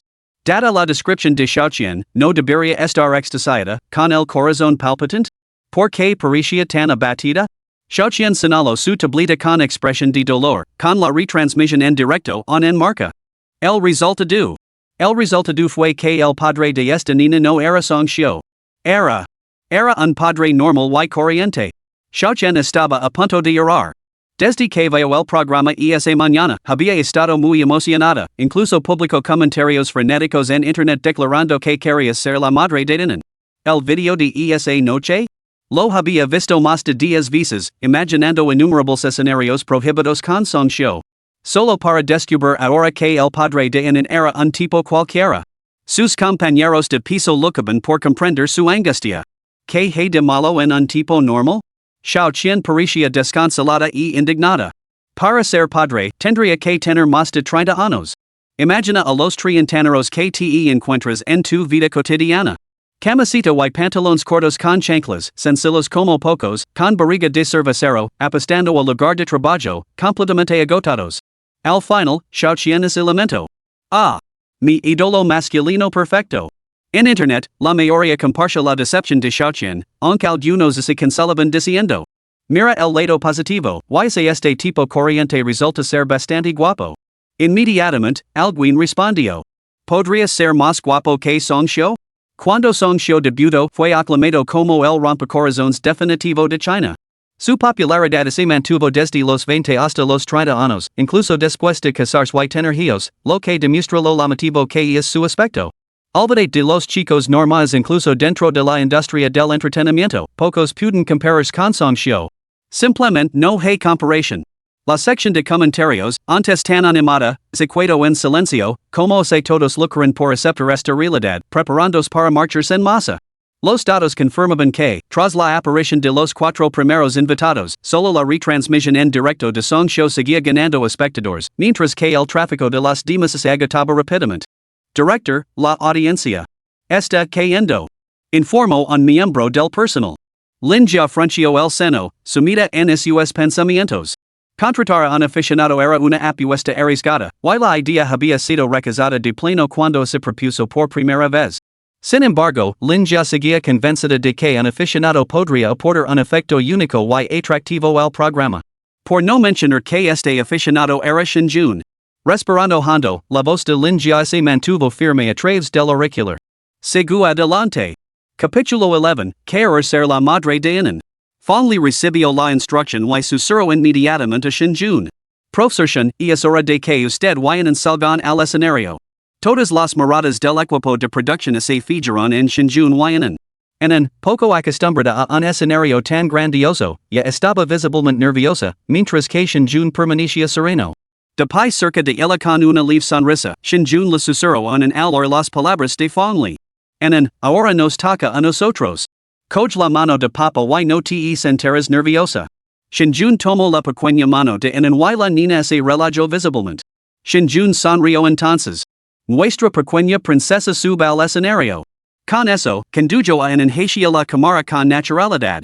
El miembro del equipo que estaba a su lado murmuró con asombro a Fong Li. ¿De verdad el señor Shin es un aficionado? Está más relajado que el director Wang. No muestra ni una pizca de nerviosismo. Fong Li observó a Shinjun camina hacia la cámara con una sonrisa, igualmente sorprendida. Sin embargo, tras revisar sus antecedentes, confirmó que efectivamente era un aficionado. Algunas personas simplemente nacen para ser el centro de atención. Mientras tanto, muchos en el chat de la transmisión en vivo murmuraban sobre ellos, decepcionados con el programa. En ese momento, una figura entró en escena. Todos los espectadores abrieron los ojos con sorpresa. La luz del sol entraba por un lado, banando un rostro en luces y sombras que capturó al instante la mirada de todos. Finos mechones de cabello caen sobre el huso de la frente, marcadamente definido. Las cejas se arquivan como espadas, la nariz era recta, los labios finos, todos los rasgos angulosos y cincelados. Un par de ojos almendrados, profundos y penetrantes, poseían un poder casi hipnótico. El cámara pareció percibir el poder de ese rostro y inmediatamente se acercó para hacer un primer plano. Cuando los innumerables espectadores que vean la retransmisión en directo vieron claramente ese rostro, sus expresiones se congelaron por la sorpresa. Algunos incluso tragaron saliva de forma audible. La cámara volvió rápidamente un plano medio. El físico y la vestimenta de la figura quedaron ahora a la vista. Con una altura de más de metro 80, y una complexión recta y ancha, no lavaba más que una camiseta lisa y unos pantalones cortos. Sin embargo, los lavaba con un air innegablemente elegante. Parecía un modelo en todos los sentidos. Incluso más guapo que un modelo. Esa fue la primera impresión de muchos. Además, su físico parecía impecable. Cuando movía los brazos, se podían ver las líneas definidas de sus músculos bajo la camiseta, lo que dejaba entrever una complexión sólida y atlética. Muchos lo miraban con los ojos muy abiertos y la boca abierta. Todos los espectadores quedaron paralizados hasta que Shinjun habló, devolviéndolos a la realidad. Hola a todos, soy Shinjun. Esta es mi hija, Shinanan. La voz de Shinjun era tan magnética y profunda como siempre, atrayendo todas las miradas hacia él. Los espectadores de la retransmisión en directo tardaron un rato en recuperarse. Joder. Qué guapo. ¿De verdad es una persona normal? ¿La gente normal es tan guapa hoy en día? Me pregunto si la pequeña Anan todavía necesita una mamá. Lo sabía.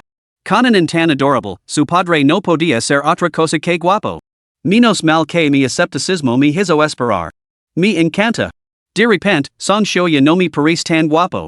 El ídolo masculino perfecto ha resucitado. Perdonad mi charla anterior, pero este tipo corriente es jodidamente guapo. Olvideos de Song Show, hay pocos en la industria del entretenimiento que pueden compararse con él. Me alegro mucho de no haberme ido. Es el primer día que quiero ser la madre de Anan. Me pregunto si el padre de Anan estará casado. La retransmisión en directo, que antes estaba tranquila, volvió a estallar de inmediato, deteniendo la rápida pérdida de espectadores. Mientras tanto, en la residencia femenina de la Universidad Normal de Shanghai, Xiaoqian acababa de soltar un grito. Ahora se agarraba la cara con tristeza, aparentemente incapaz de aceptar la realidad. Sus compañeras de habitación intercambiaron miradas, mirándose entre sí con desconcierto. Justo cuando pensaban en cómo consolar a Xiaoqian, una voz profunda y magnética emanó de repente de la tablita que había dejado sobre la mesa. Hola a todos, soy Shinjun. La voz era absolutamente cautivadora, imposible de ignorar. Todas las compañeras de cuarto miraron con curiosidad la tablita. Entonces sus ojos se quedaron paralizados. Poco a poco se abrieron, mirando fijamente. Después de un largo momento, alguien tragó saliva. Podría ser, el hombre de mediana edad, de unos 30 años, con entradas en el pelo, que mencionó Xiaoqian. Los compañeros de piso intercambiaron miradas, con expresiones llenas de incredulidad y un toque de incontrolable alegría. ESL. Gritó Xiaoqian enfadada sin siquiera levantar la cabeza. Había escuchado el video matutino para despertarse más de una docena de veces la voz de Papa en estaba prácticamente grabada en su memoria. La reconoció al instante sin siquiera mirar. Era el Papa de Anan. Ese Papa aficionado. Fraude de voz. Xiaoqian se enfadaba cada vez más, hasta que de repente oyó a sus compañeros de piso declarar. ¿Te atreves a molestar en nuestra Xiaoqian? Lo dejaré un comentario y lo regañaré por ti. Exacto. A partir de ahora, ver todos los episodios sin falta. En cuanto aparezca, lo diré lo que pienso por ti. Xiaoqian se sintió bastante mejor. Sí, bombardémoslo con críticas negativas y hagámoslo desaparecer. Antes de que pudiera terminar, Xiaoqian sintió de repente que algo no cuadraba en las palabras de sus compañeras de piso. ¿Qué querían decir con vigilarlo de cerca? Y aunque sus voces rebosaban indignación, porque sonaban tan alegres. Xiaoqian frunció el seno a sus compañeras de piso, solo para descubrir que todas miraban fijamente la tablita que tenía en su escritorio. Echo un vistazo y sus ojos se abrieron con sorpresa. Esto. Xiaoqian balbució, aturdido y sorprendido mientras miraba al padre aficionado que aparecía en la transmisión en vivo. Las métricas de la transmisión en vivo, detenidas abruptamente por la aparición de Shinjun, comenzaron a dispararse casi al instante. Todo el equipo de producción se quedó mirando en silencio, atenido. Incluso se habían preparado para una queda del tráfico, y el equipo de relaciones públicas ya estaba redactando declaraciones para controlar los daños. Sin embargo, nada de eso se materializó. De hecho, las cifras eran ahora excepcionalmente buenas. Todo el personal miraba con asombro a Shinjun y Shinan frente a la cámara. Una leve sonrisa se dibujó en el tenso rostro de Lin Jia. Respiro Oliviato. Sabia que, una vez que el hermano Jun entrara en escena, todo se resolvería. Y. La buena apariencia era solo la más común y corriente de las virtudes del hermano Jun. Este programa, se prometio, haría que todo el mundo se diera cuenta de lo formidable que era realmente Jun-go, especialmente esa mujer altiva, Joanny. Se lo vería bien y durante mucho tiempo. Vería bien lo que se había perdido. Días antes del rodaje, había utilizado el programa como excusa para volar a Shanghai y invitar a Jun-go y en escena. La pareja no se había visto en años y tomaron unas copas. En su estado de embriaguez, Lin ya consiguió sacar alguna información. Se enteró de que había sido Joanny quien había iniciado el divorcio y se hizo una idea bastante clara de por qué se habían separado. Al pensar en ello, Lin ya soltó una risa fría por dentro. Realmente no podía entender qué pensaba Joanny, creía que era mejor que Jun-go. Lin ya se dirigió inmediatamente al equipo de publicidad del programa. Intensificad la promoción. Coached ese segmento en directo, ponedlo en los temas de actualidad y seguid generando tráfico. Mientras tanto, el programa continuó emitiéndose en directo. Después de que aparecieron los 5 invitados, se reunieron con sus respectivos gios. El equipo de producción había preparado varias sillas bajo un gran árbol a la entrada del pueblo. En un formato similar al de una merienda, los 5 invitados y sus gios tomaron asiento. Cuando Shinjun se sentó, los demás asintieron con la cabeza en señal de reconocimiento. Todos eran desconocidos, y la llamativa apariencia de Shinjun provocó inexplicablemente una pizca de inquietud entre los demás invitados. Fue Zhang Shui, sentada junto a Shinjun, quien rompió el hielo con un saludo familiar. Hola, soy Zhang Shui. Capítulo 12, Críticas Negativas. Shinjun se había graduado en una academia de música y la empresa de Joanny era un sello discográfico. Shinjun estaba totalmente centrado en conoce a Zhang Shui. Un cantante popular de primer nivel. Con unas habilidades vocals formidables, había debuado en un concurso, ganando el campeonato nacional en su debut y, posteriormente, saltando a la fama. Cuando Zhang Shui apareció por primera vez, la relación entre Shinjun y Joanny no se había deteriorado. Shinjun lo sugirió a Zhao que lo contratara. Pero Zhao dudó. Más tarde, se corrió la voz de que Zhang ya había firmado con otra discográfica nacional de primer nivel. Esos pensamientos del pasado paran por su mente. Shinjun sonrió cortésmente y respondió. Hola, soy Shinjun. Zhang Shui tenía un carácter afable y un don para entablar conversación. Después de saludar a Shinjun, saludó alegremente a la adorable Inen. Hola, Angelito. Soy el tío Zhang. Por suerte, en era igual de extrovertido y valiente. Parpadeando con sus grandes ojos, dijo. Hola, tío Zhang. Zhang Shui se llevó la mano al pecho. Caramba, es demasiado adorable. Este es mi hijo, Zhang Shuguan. Shuguan, saluda al tío. El hijo de Zhang Shuguan comparte gran parte del carácter extrovertido de su padre, mucho más que los demás niños. Al resto, llamó a Shinjun. Hola, tío. Mientras se intercambiaban los saludos, el equipo de producción preparaba el siguiente segmento. Los miembros del personal se dirigieron a los 5 grupos de invitados a través de un megafono. Buenas tardes a todos. Aquí es donde vivirán durante los próximos 3 días, la antigua aldea de Xiaobu. Durante los próximos días, nuestros 5 invitados vivirán y sobrevivirán junto a nuestros pequeños. Antes de que eso comience, vamos a conocernos. Y que los espectadores también os conozcan a todos vosotros. Entre los 5 grupos, el atleta Su Hang se rascó la cabeza, desconcertado. ¿No acabamos de presentarnos? El miembro del personal se rió entre dientes. Eso no cuenta, ya ves. Porque durante los próximos 3 días, viviréis y sobreviviréis juntos. Necesitáis conoceros más profundamente. Por lo tanto, cada grupo debe hacer ahora una presentación de sí mismo que dure al menos un minuto. Y. El miembro del personal hizo una pausa dramática antes de añadir con una sonrisa. Profesores, no creen que pueden salir del paso sin más. Esta presentación determinará su elección de alojamiento para esta noche. El grupo que haga la presentación más larga y destacada tendrá prioridad en la selección. Nuestros alojamientos nocturnos van desde los más básicos hasta los más lujosos. Algunas sorpresas agradables, otras, no tanto. El miembro del personal pronunció esta última frase con un tono siniestro, lo que hizo que los 5 grupos levantaran las cejas. Shinjun recordó inmediatamente la anterior encarnación de ¿A dónde vamos, papá? Recuerdo que en ese programa anterior, algunos participantes se habían alejado en casas con telarañas. Una vez la había mencionado a Linja que el alojamiento podía utilizarse para agitar las cosas, y ahora, al parecer, el chico lo había conseguido. Esto hizo que Shinjun se tomara las cosas más en serios. A él no lo importaba, pero desde luego no quería que su preciosa enana se alojara en una habitación con telarañas. Los otros cuatro grupos también se pusieron en alerta máxima. Justo cuando los 5 grupos se estaban preparando, el video en directo de la entrada de Shinjun seguía circulando frenéticamente por internet, atrayendo a más y más espectadores a la retransmisión en directo. Originalmente, entre las retransmisiones en directo de los 5 grupos, la de Song Show era la que tenía más espectadores, por un amplio margen. Los fans de Song Show habían tomado por completo el control de la clasificación. ¿Aunque donde vamos, papa? Era un reality show para padres y hijos sin segmentos competitivos, para los fans de Song Show. Cualquier programa en el que apareciera su ídolo tenía que mantener los más altos estándares. Tenía que asegurarse el primer puesto. Tenía que ser la estrella indiscutible. Por lo tanto, los fans de Song Show impulsaron su transmisión en vivo al primer puesto, llegando incluso a las listas de tendencias. Por delante de todas las demás transmisiones en vivo de los grupos.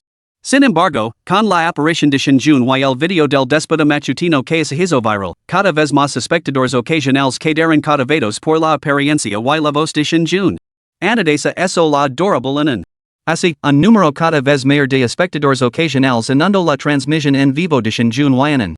Además, como Linja compró específicamente promotions de tendencias para el clip de debut de Shinjun, el tráfico se disparó.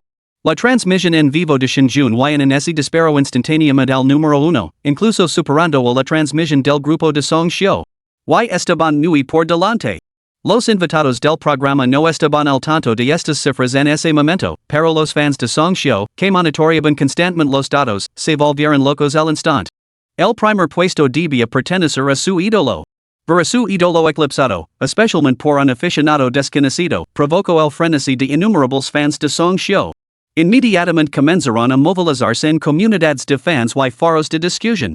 Incluso los fans que no habían visto el programa se unieron a la carga, inundando las listas y las pantallas para impulsar la clasificación de la retransmisión en directo de su ídolo. Mientras tanto, muchos fans fanáticos, gritando fandom tóxico, irrumpieron en las transmisiones en vivo de Shinjun y para inundarlas con comentarios negativos. Ahora cualquiera puede salir en un programa. El equipo de producción no tiene ningún criterio. ¿Acaso esta persona merece aparecer en una grabación con nuestro hermano? Nuestro hermano es el más guapo, sin duda. Esa cara ha sido retocada, ¿verdad?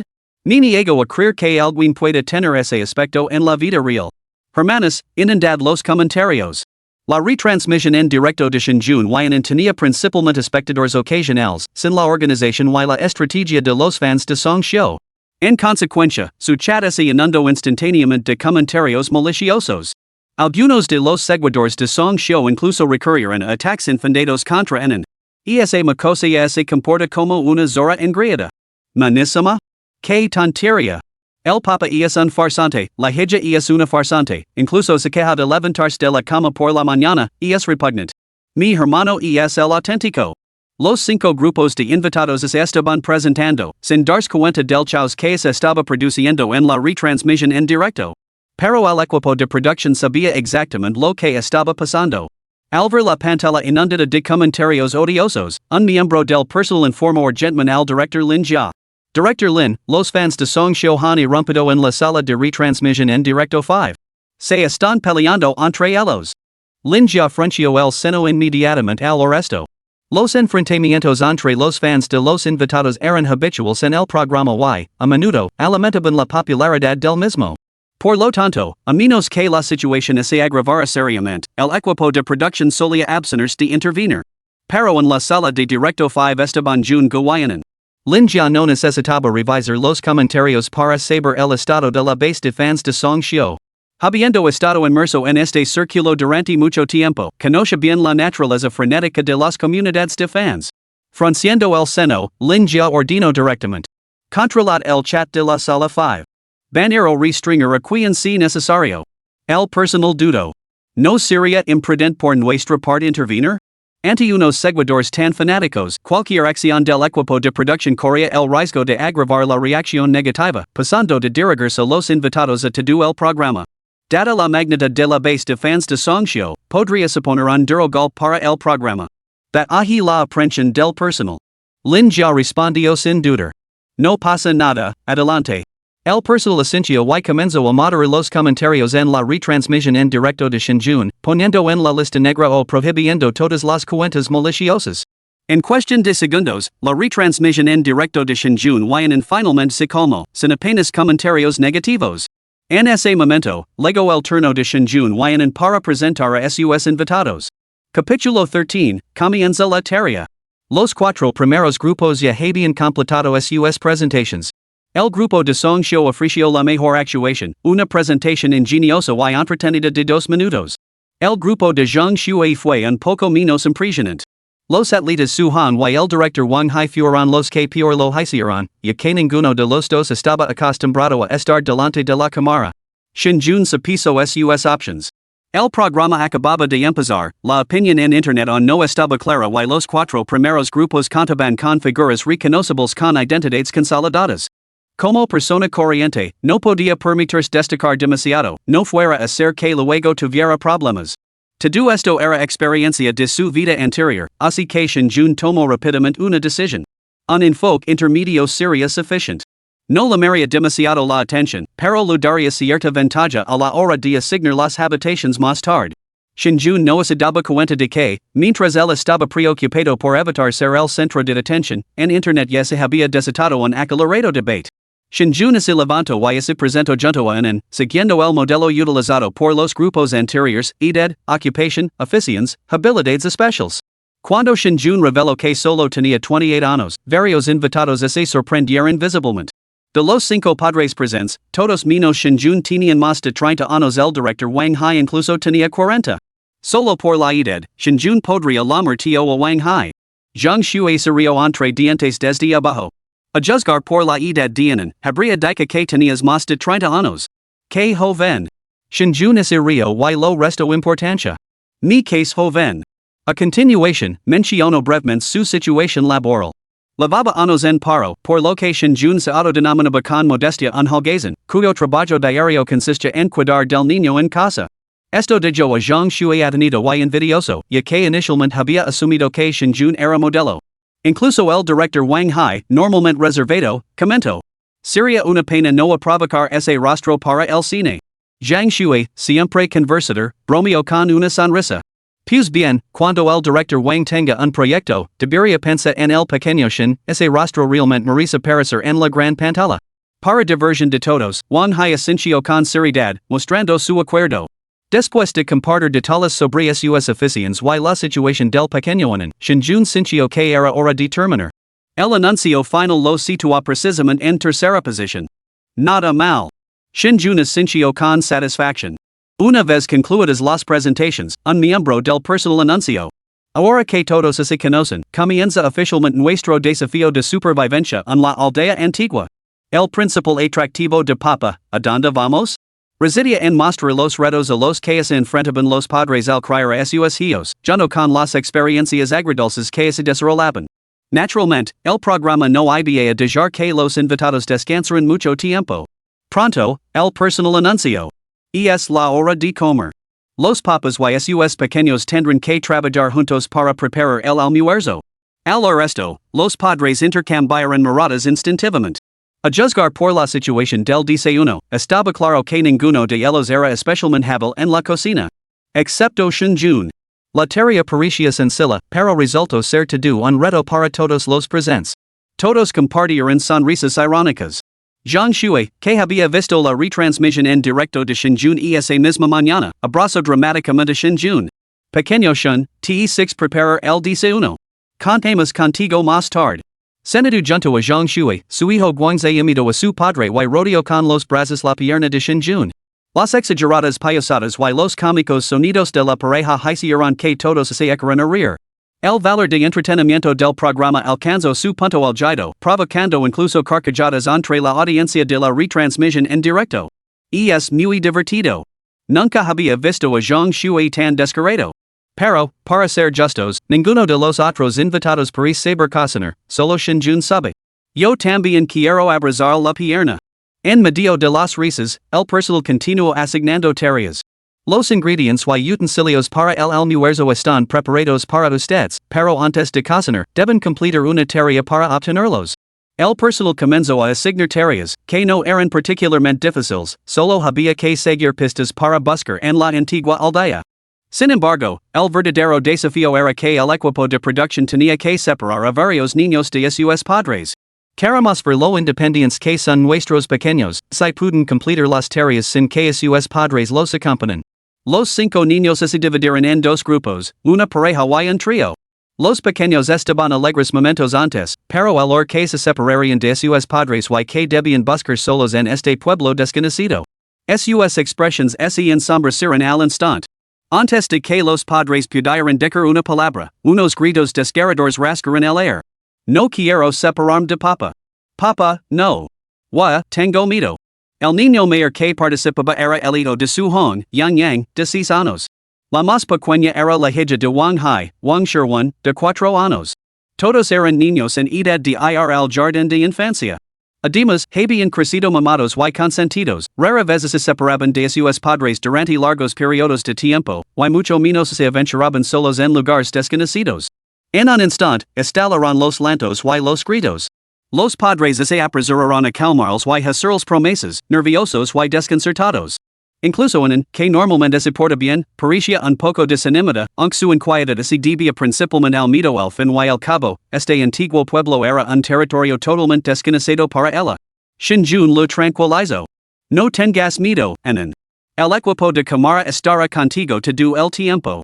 Señalando a los miembros del equipo que levaban cámaras, la animó. Y detrás de la lente hay innumerables hermanos mayores, hermanas mayores, tíos y tías que te ven por televisión. Sé valiente, Enan. Si no, los hermanos y hermanas mayores que te ven se reirán de ti. ¿No eres la niña más bonita y valiente? Habiendo criado a Enan el solo, Shinjun sabía exactamente cuál era su punto débil. Con una mezcla de persuasión y persuasión, logró convencerla. Enan enderezó su carita y declaró. Enan es la más valiente. Enan es la más guapa. Shinjun sonrió y lo acarició la mejilla. ¿Recuerdas cuando papá te habló de Harry Potter? Ahora Enan debía ir a atrapar su propia snitch dorada. Papá esperara el regreso triunfal de Enan. La expresión de Enan se iluminó al instante. Asintió enérgicamente. Papá, esperam. En cuestión de minutos, Shinjun había comido completamente a Enan, dejando a los otros padres mirando con admiración atenida. Más de 10 minutos después, todos los pequeños finalmente se comieron. La tarea comenzó. Shin Enan y Guangzai, el hijo de Zhang Shui, formaron pareja, ya que ambos eran niños relativamente bien educados. La otra pareja estaba formada por Wang Shirwan, el más joven, y Su Yang, el mayor, con Song Lei, Loroso, entre ellos. Ambos grupos partieron hacia la desconocida aldea antigua. Al ver la pequeña figura de Enan desaparecer gradualmente en el antiguo pueblo, Shinjun no pudo evitar sentir una punzada de preocupación. Aunque normalmente fomentaba la independencia de Enan, ver a su pequeño cuerito marchar solo lo inquietaba. Capítulo 14, La Trampa. La tarea de Enan y Guangzai era encontrar una olla. El equipo de producción la había escondido debajo de un árbol centenario en el pueblo. El árbol antiguo se erigía alto y frondoso, visible desde la entrada del pueblo. Solo tenían que caminar directamente hacia él. Parecía bastante sencillo, pero muchos espectadores en el chat de la transmisión en vivo comentaron. El equipo de producción no dejará que estos pequeños encuentren las cosas tan fácilmente. Son tan jóvenes, seguro que no será demasiado difícil. Ya. Conociendo la naturaleza de este programa, el equipo seguro que les pondrá alguna pega. Seguro que pasa algo por el camino. Si no, ¿dónde estaría el entretenimiento? No sé si los 2 pequeños podrán salir airosos. Enan es tan adorable, lo hará bien. Mama cree en ti. Mama te quiere. La sección de comentarios se fue desviando poco a poco del tema. Aunque la retransmisión en directo de Shinjun y acababa de ser bombardada con comentarios negativos de los fans de Songxiu, las cosas se habían estabilizado tras la intervención del equipo de producción. La audiencia se mantuvo en el número 1, atrayendo a toda una serie de fans mamas. Mientras tanto, en guang zaya habían entrado en la antigua aldea, caminando con sus pequeñas piernas hacia el árbol centenario. Al ser pequeños, no podían comprender el panorama general. Lo único que sabían era que papa les había dicho que siguieran caminando hacia el árbol centenario. Pero, tal y como predijeron los espectadores, el equipo de producción estaba destinado a agitar las cosas. Así que, poco después de entrar en la antigua aldea, los dos pequeños se detuvieron desconcertados. Varios caminos ramificados aparecieron ante ellos, dejándolos en una encrucijada, completamente perdidos. Los caminos variaban en anchura, pero todos parecían conducir al árbol centenario. Sin embargo, las lejanas cabas y guerreros sugerían que cada uno de ellos podría desviarse hacia otro lugar. Esto dejó a la pareja bastante desconcertada. Shannon enfrenció su pequeña frente, lo que provocó que el chat en directo exclamara: "Anan es tan adorable. Esa pequeña expresión es absolutamente adorable. Anan, toma la carretera principal. Toma la carretera principal." Entre los caminos, algunos eran anchos y otros estrechos. Una carretera era particularmente ancha, lo suficientemente ancha para los coches, mientras que las demás eran meros carriles. Desde la perspectiva de un adulto, la carretera principal parecía la ruta más viable. Además, el equipo de producción había mencionado anteriormente que el árbol centenario era un lugar turístico muy popular. Muchos visitantes acudían a verlo. Al ser un lugar popular, el camino que conduce hasta allí seguramente estaría bien cuidado. Por lo tanto, la carretera principal parecía la opción más viable. Pero los dos pequeños no habían pensado en ello y ahora parecían bastante perdidos y preocupados. Justo cuando estaban desconcertados, Guangzai exclamó de repente: "Hey, un anciano allí." Sentado al otro lado de la bifurcación había un anciano, que parecía estar tomando el sol. Vamos a preguntar al anciano. "Papa me dijo que si nos perdemos, podemos pedir ayuda a los tíos y tías." Guangzai tuvo inmediatamente un plan. Los espectadores del chat en directo comentaron al instante: "Guangzai es muy inteligente. Pero este anciano probablemente si otra trampa del equipo de producción, ¿no?" El anciano no estaba sentado en ningún otro sitio, estaba deliberadamente situado en el cruz, como si estuviera esperando específicamente los dos jóvenes. Así que los espectadores se dieron cuenta al instante. Esto es una trampa. El equipo de producción ha tendido tantas trampas. ¡Qué gracioso! El equipo de producción realmente está tramando algo. Zhang Shui lo enseñó a Guangzi a pedir ayuda a los adultos, pero me pregunto si lo enseñó a no confiar en los desconocidos. El chat en directo es lleno de comentarios, claramente preocupados porque los dos jóvenes estuvieron a punto de caer en la trampa del equipo de producción.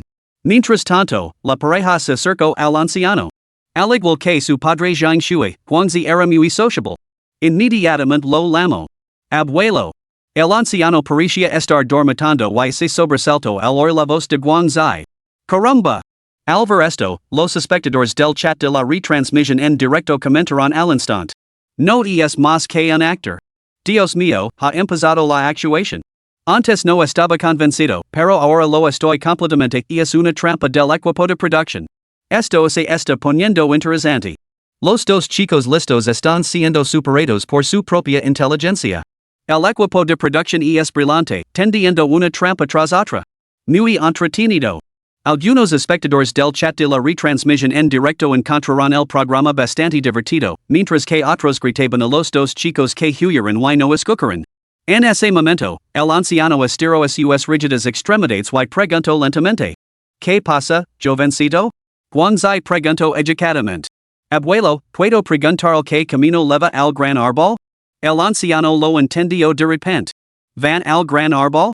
Asintiendo con la cabeza, señaló el camino más cercano. "Para llegar al gran árbol, toman este camino.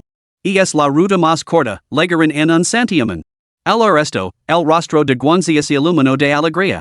Antes de que pudiera dar las gracias, el anciano señaló el camino más lejano. "También puedes tomar ese camino. También lleva al gran árbol, y el paisaje es un más bonito, hay campos de flores y mariposas para cazar."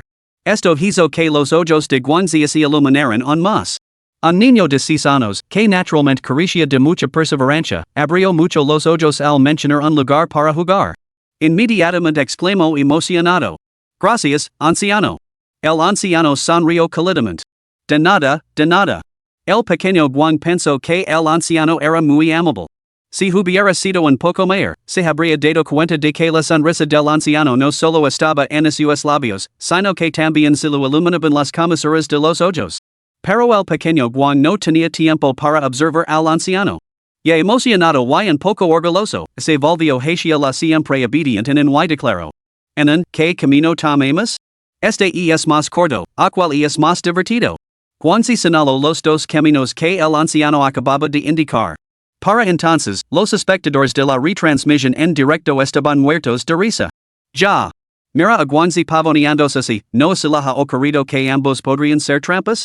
No se le puede llamar inteligente, sabe pedir direcciones. Pero tampoco se le puede llamar estúpido, ha quedado en la trampa tan fácilmente. Absolutamente brillante. Cuanto más orgulloso está Guangzi ahora, más miserable será más tarde.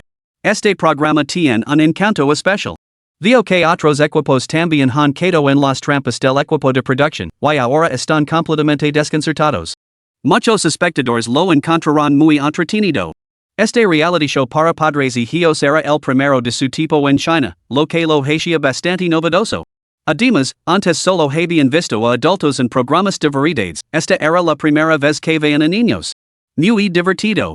Tras la fanfarronada de Guangzi, enfrenció su pequeño seno y examinó cada camino que tenía ante sí.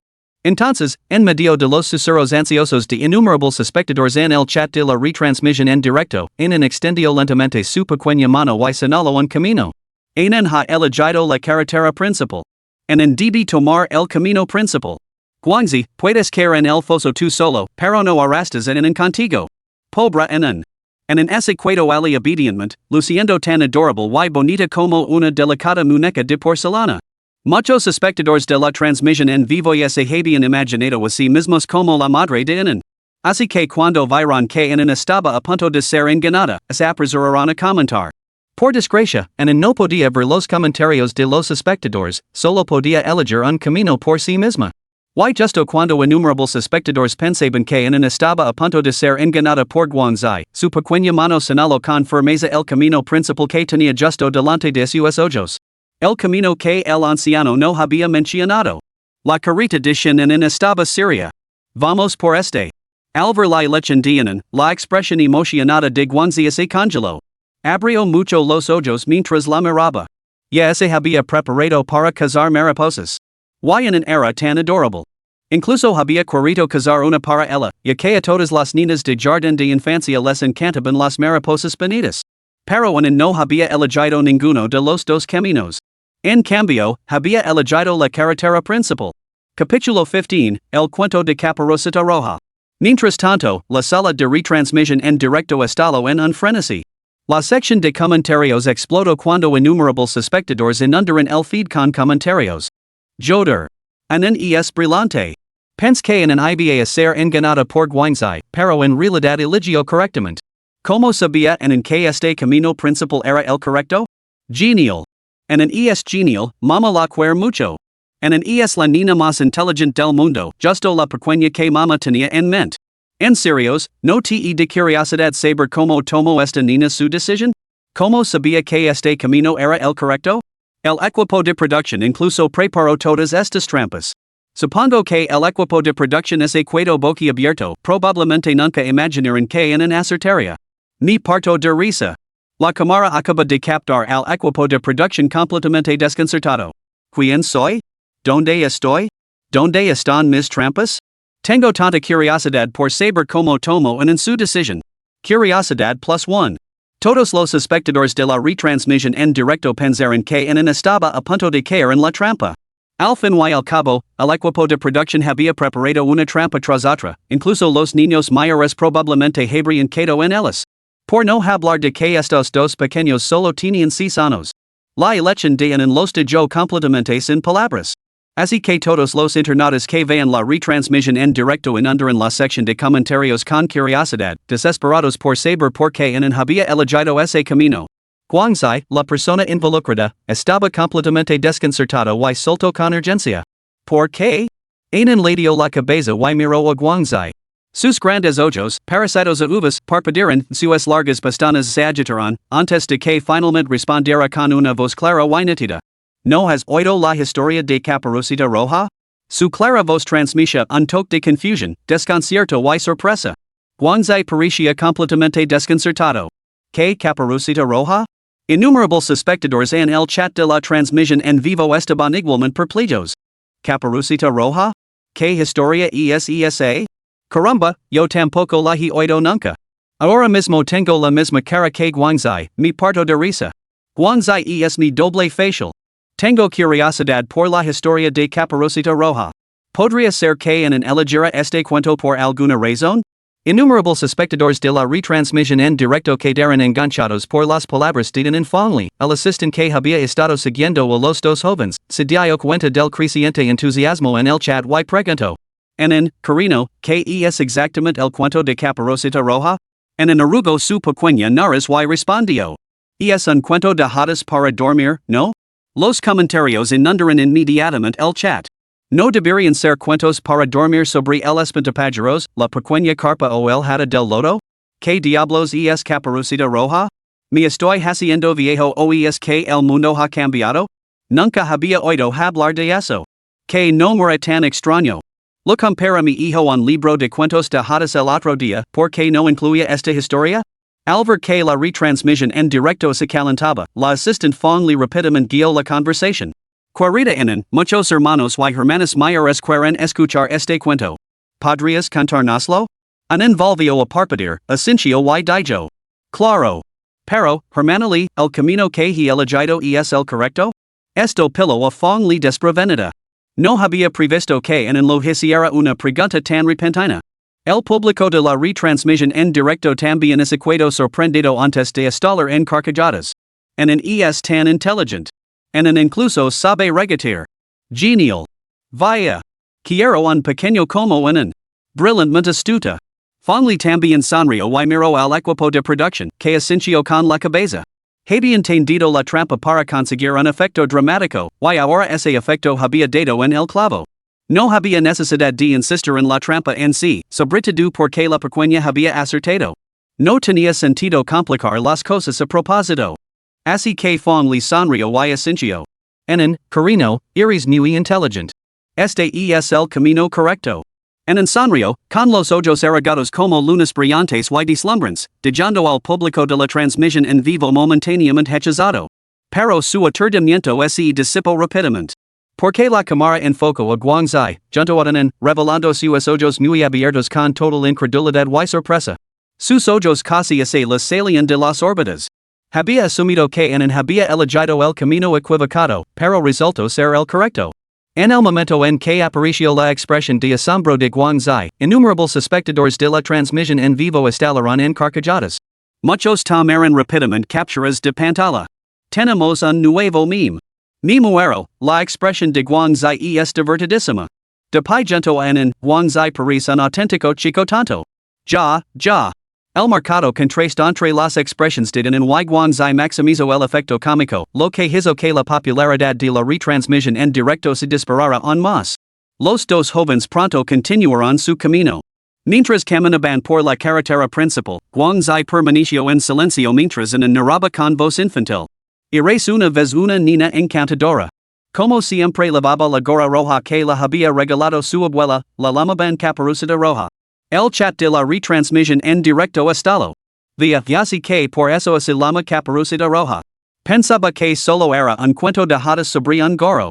Continuó. Un día, su abuela, que vivía al otro lado del bosque, enfermó. Mama lo dijo a Caperucita Roja.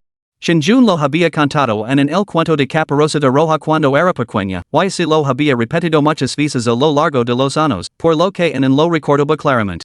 Y en aquel entonces, lo había dado mucho miedo el lobo feroz que aparecía en él. Caminaba mientras narraba. De camino a casa de la abuela, Caperucita Roja llegó a una bifurcación en el camino, un camino principal y un camino estrecho. En ese momento, los espectadores del chat en directo se dieron cuenta, esta trama reflejaba la trampa que acababa de tender el equipo de producción. Por eso había elegido la carretera principal. El chat se quedó en silencio durante un momento, como si todos estuvieran escuchando atentamente la historia de Incluso Guangzai, que había estado calado hasta entonces, levantó la cabeza para mirar de nuevo a con los ojos llenos de curiosidad, claramente cautivado por el cuento. Continuó.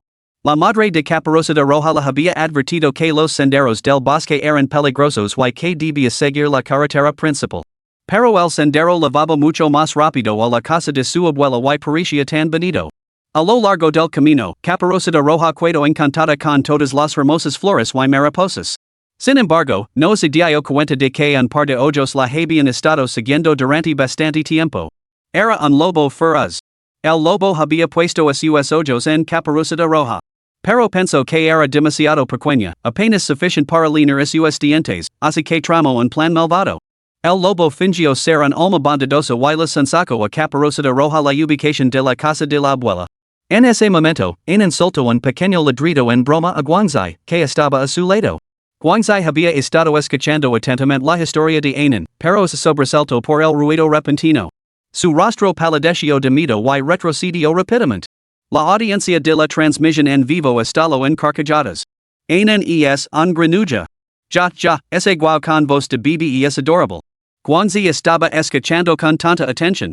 Hay que decir que esta historia es bastante entretenida, mi hijo también está completamente absorto. Incluso este adulto está escuchando con atención. Muy divertido. ¿Y qué pasa al final? Capítulo 16, se rumorea que Blancanieves está yendo. Cuando Caperucita Roja llegó a la casa de su abuela, el lobo feroz ya se la había comido. Guangzai se quedó sin aliento. En continuó con su voz infantil. Y el lobo feroz se disfrazó de abuelo y también se comió a Caperucita Roja. Pero, afortunadamente, un transeúnte descubrió a Caperucita Roja y la difícil situación de su abuela. Para castigar al lobo feroz. Cuando el lobo tuvo sed y fue a beber el pozo, se cayó con un chapotillo y se ahogó. Tras terminar el cuento, en concluyó con dulzura. Esa es la historia de Caperucita Roja. Toda la audiencia de la retransmisión en directo escuchó atentamente el cuento.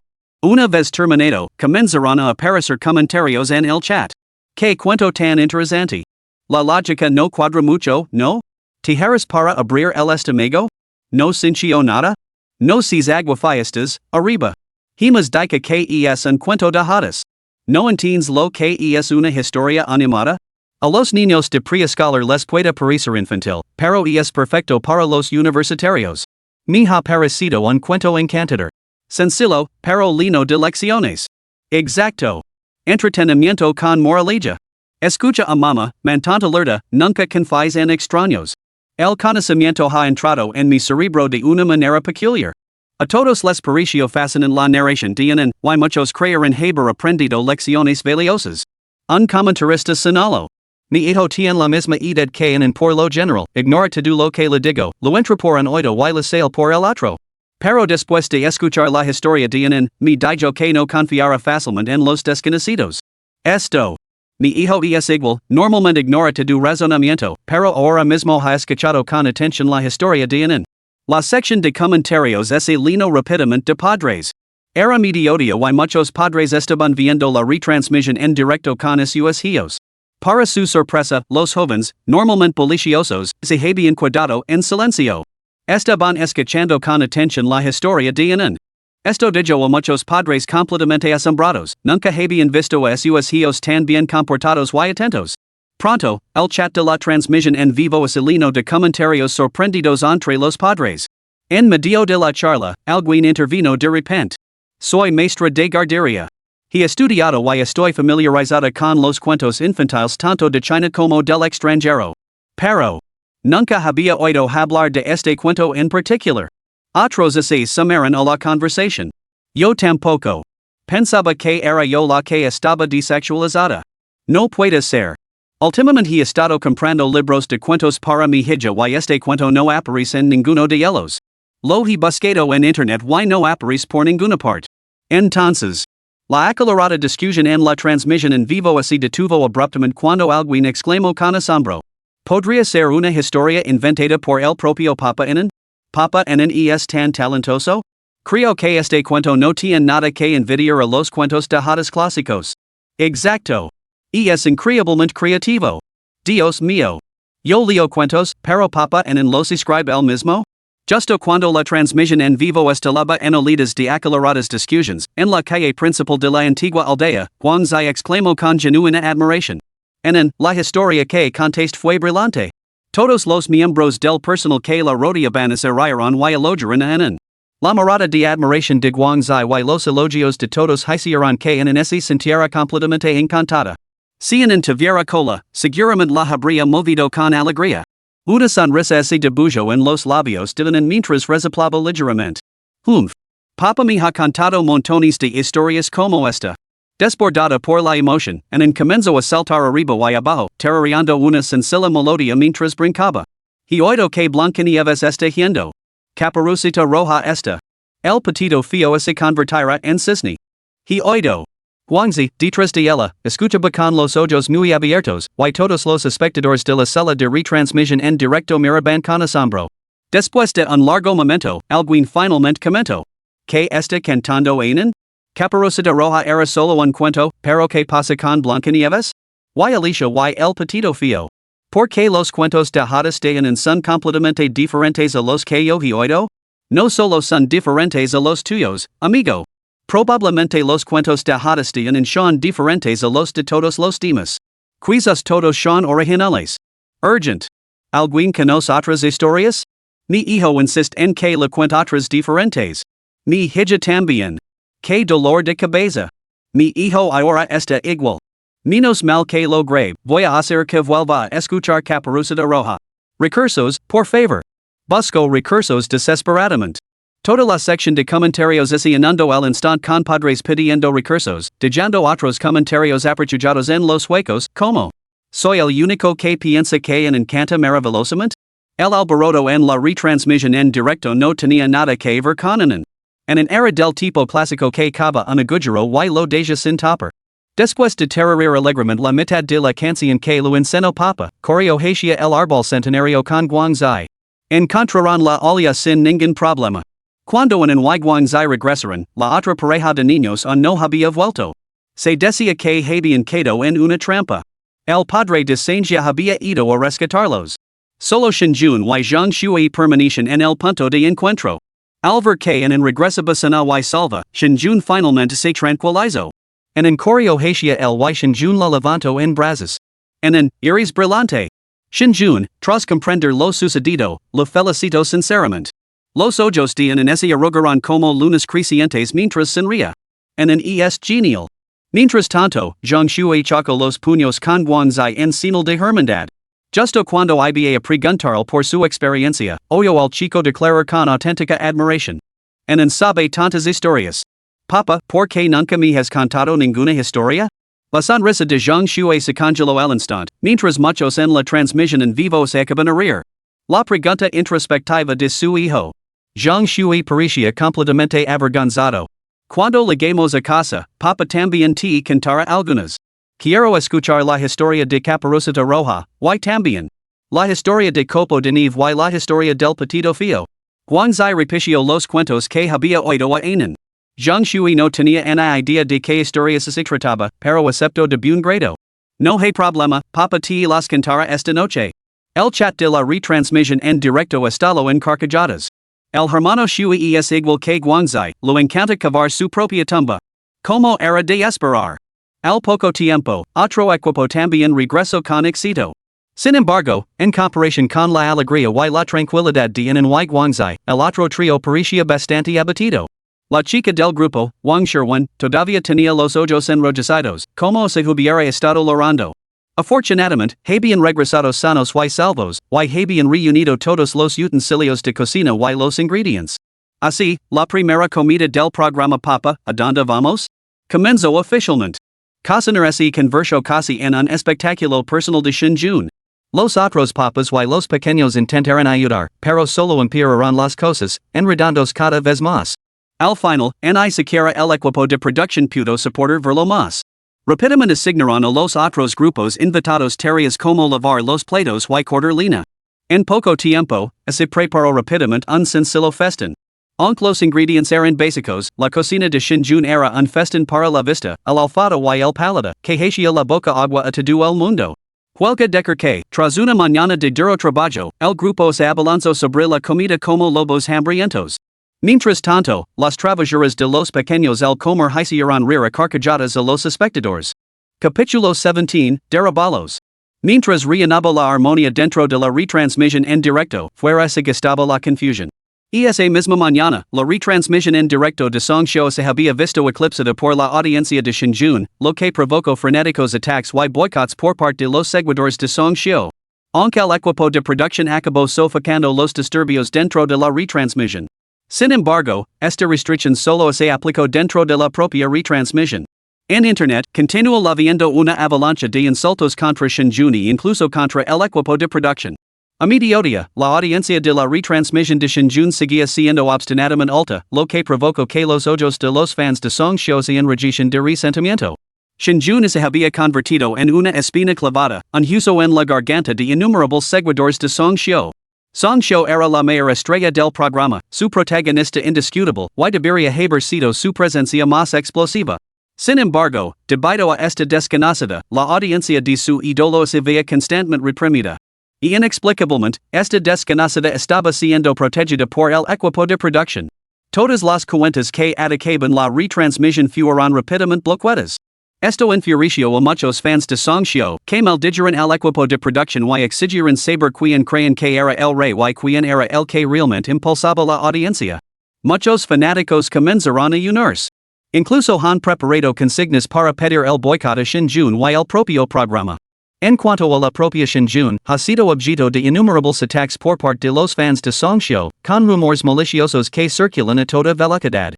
Algunos afirman que Shinjun compró su entrada en la producción, que es hija de un niño rico, mientras que otros difunden rumores sobre su cirugía plástica, haciendo circular historias oscuras en Internet sobre sus procedimientos cosméticos.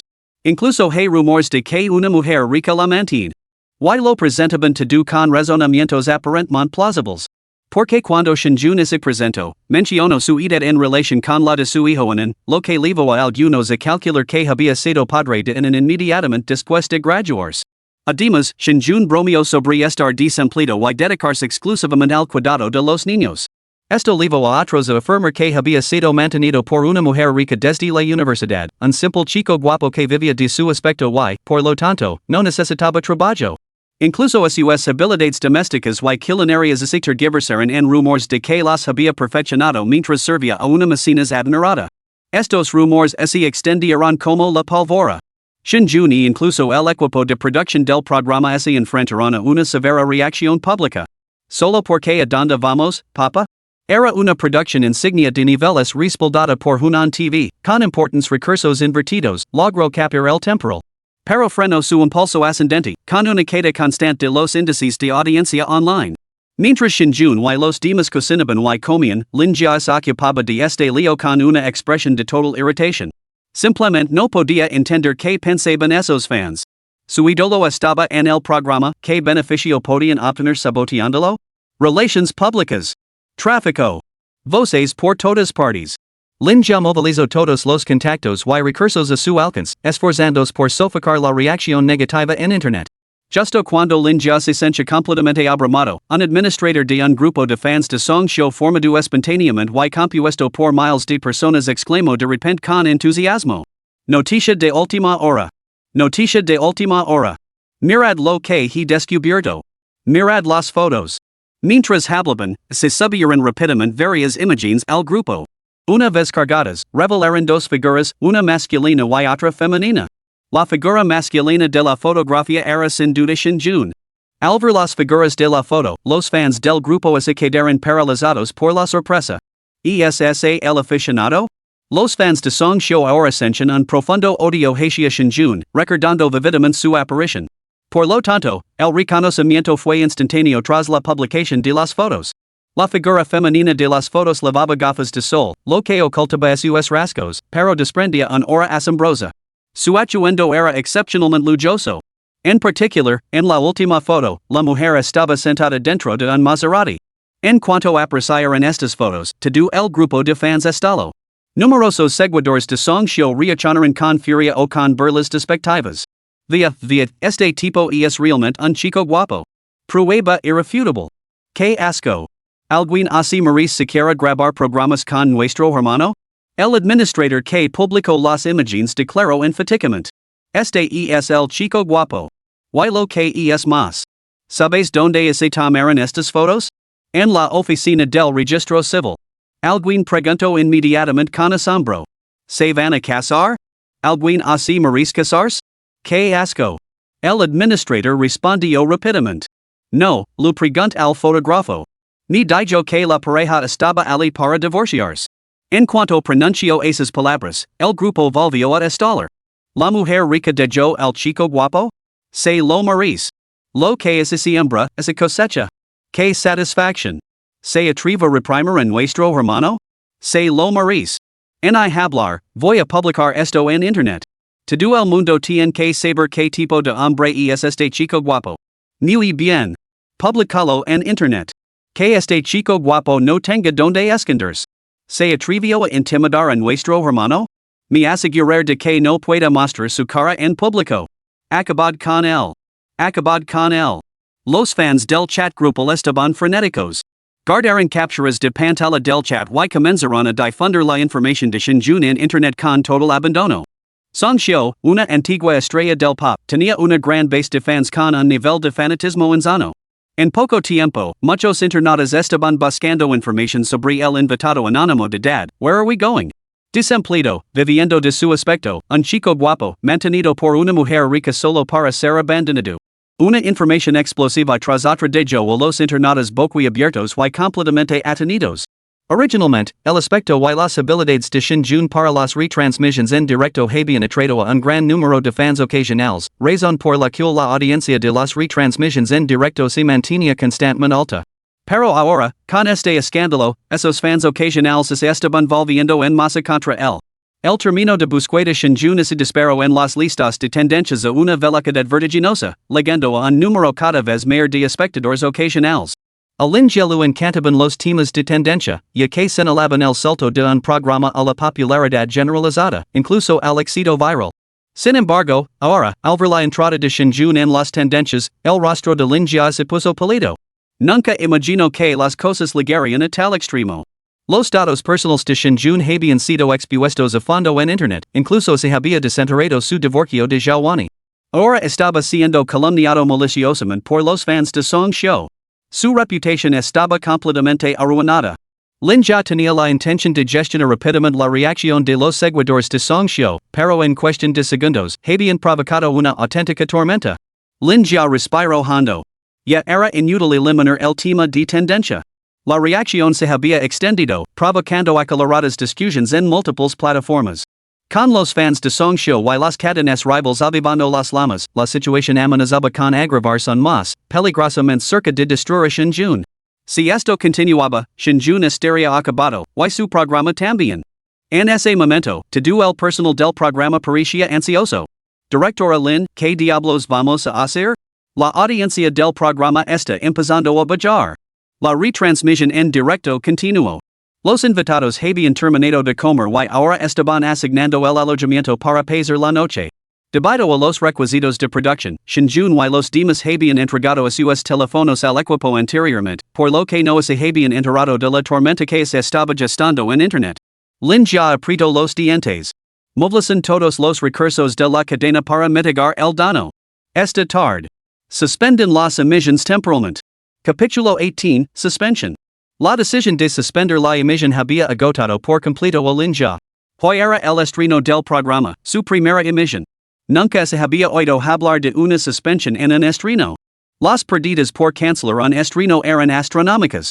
El estreno era el momento más crítico del programa. La cadena había invertido enormes recursos en la promoción y los preparativos. Ahora, el escenario estaba listo para su gran presentación. Sin embargo, justo en el momento en que iba a ser presentado, se suspendió.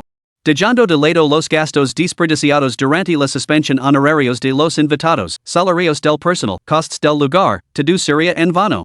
Todos los recursos que la cadena había invertido en promociones se esfumarían. Además, la suspensión enviaba una señal. Una señal de que el programa era una basura.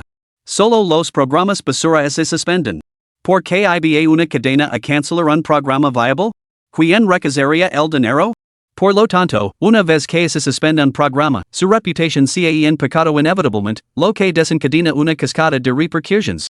Por lo tanto, ningún programa se suspende a la ligera. Todo el mundo busca un lanzamiento exitoso. Pero linja se encuentra ahora perdido. Ha agotado casi todos los recursos, tanto los de la cadena como los suyos propios, y sin embargo, la reacción negativa no solo persiste, sino que se intensifica. La tormenta ha alcanzado su punto álgido.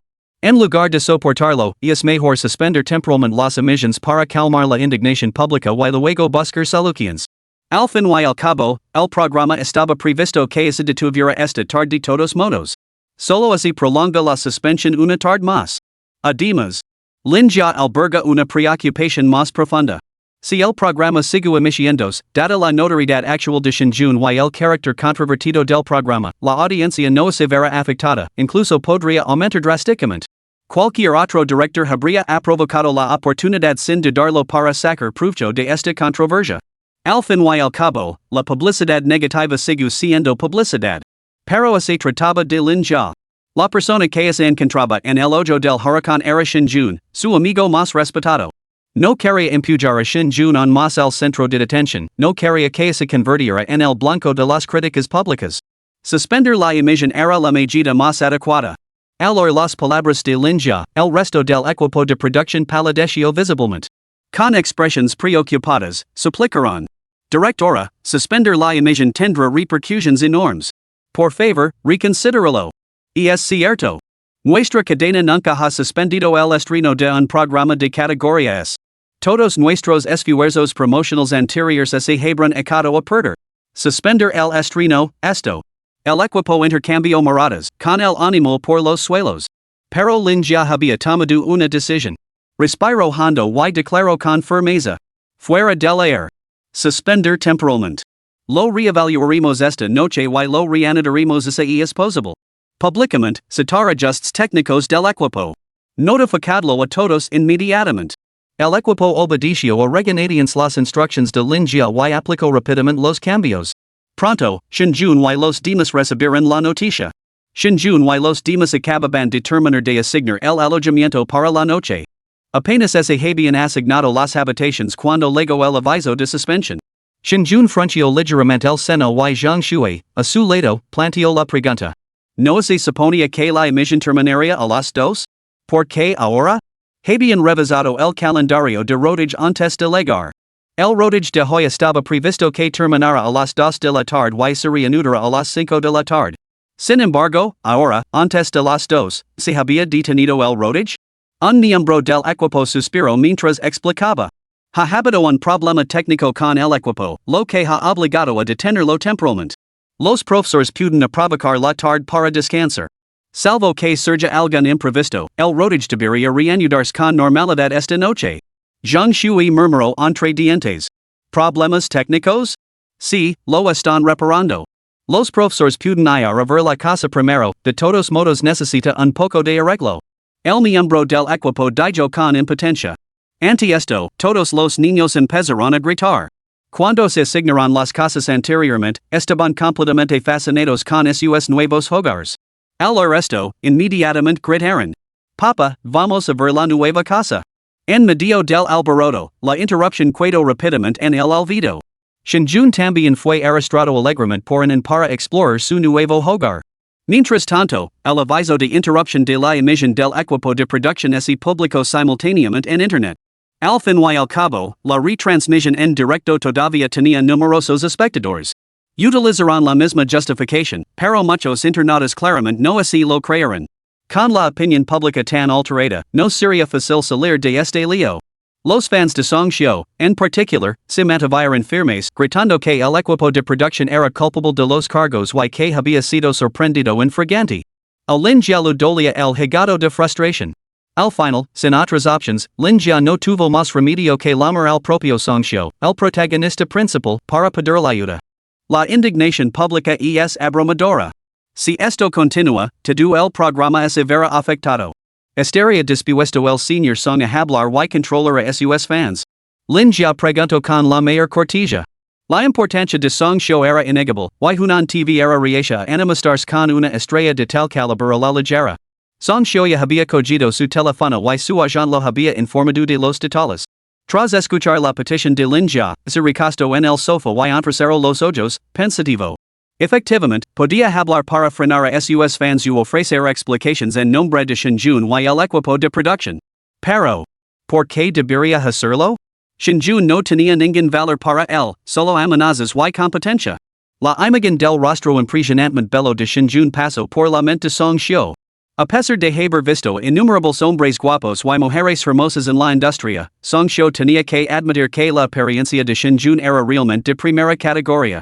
Realmente impresionante. Incluso en su primer encuentro, se había sentido profundamente amenazado. Los acontecimientos posteriores resultaron predecibles. Este desconocido había acaparado una atención significativa, eclipsándolo incluso a él. Y luego estaba su hija. La niña era adorable y le gustaba de verdad. Pero Song Xiu se había unido a este programa para preparar su propia transición profesional y allanar el camino para el futuro de su hijo, Stone.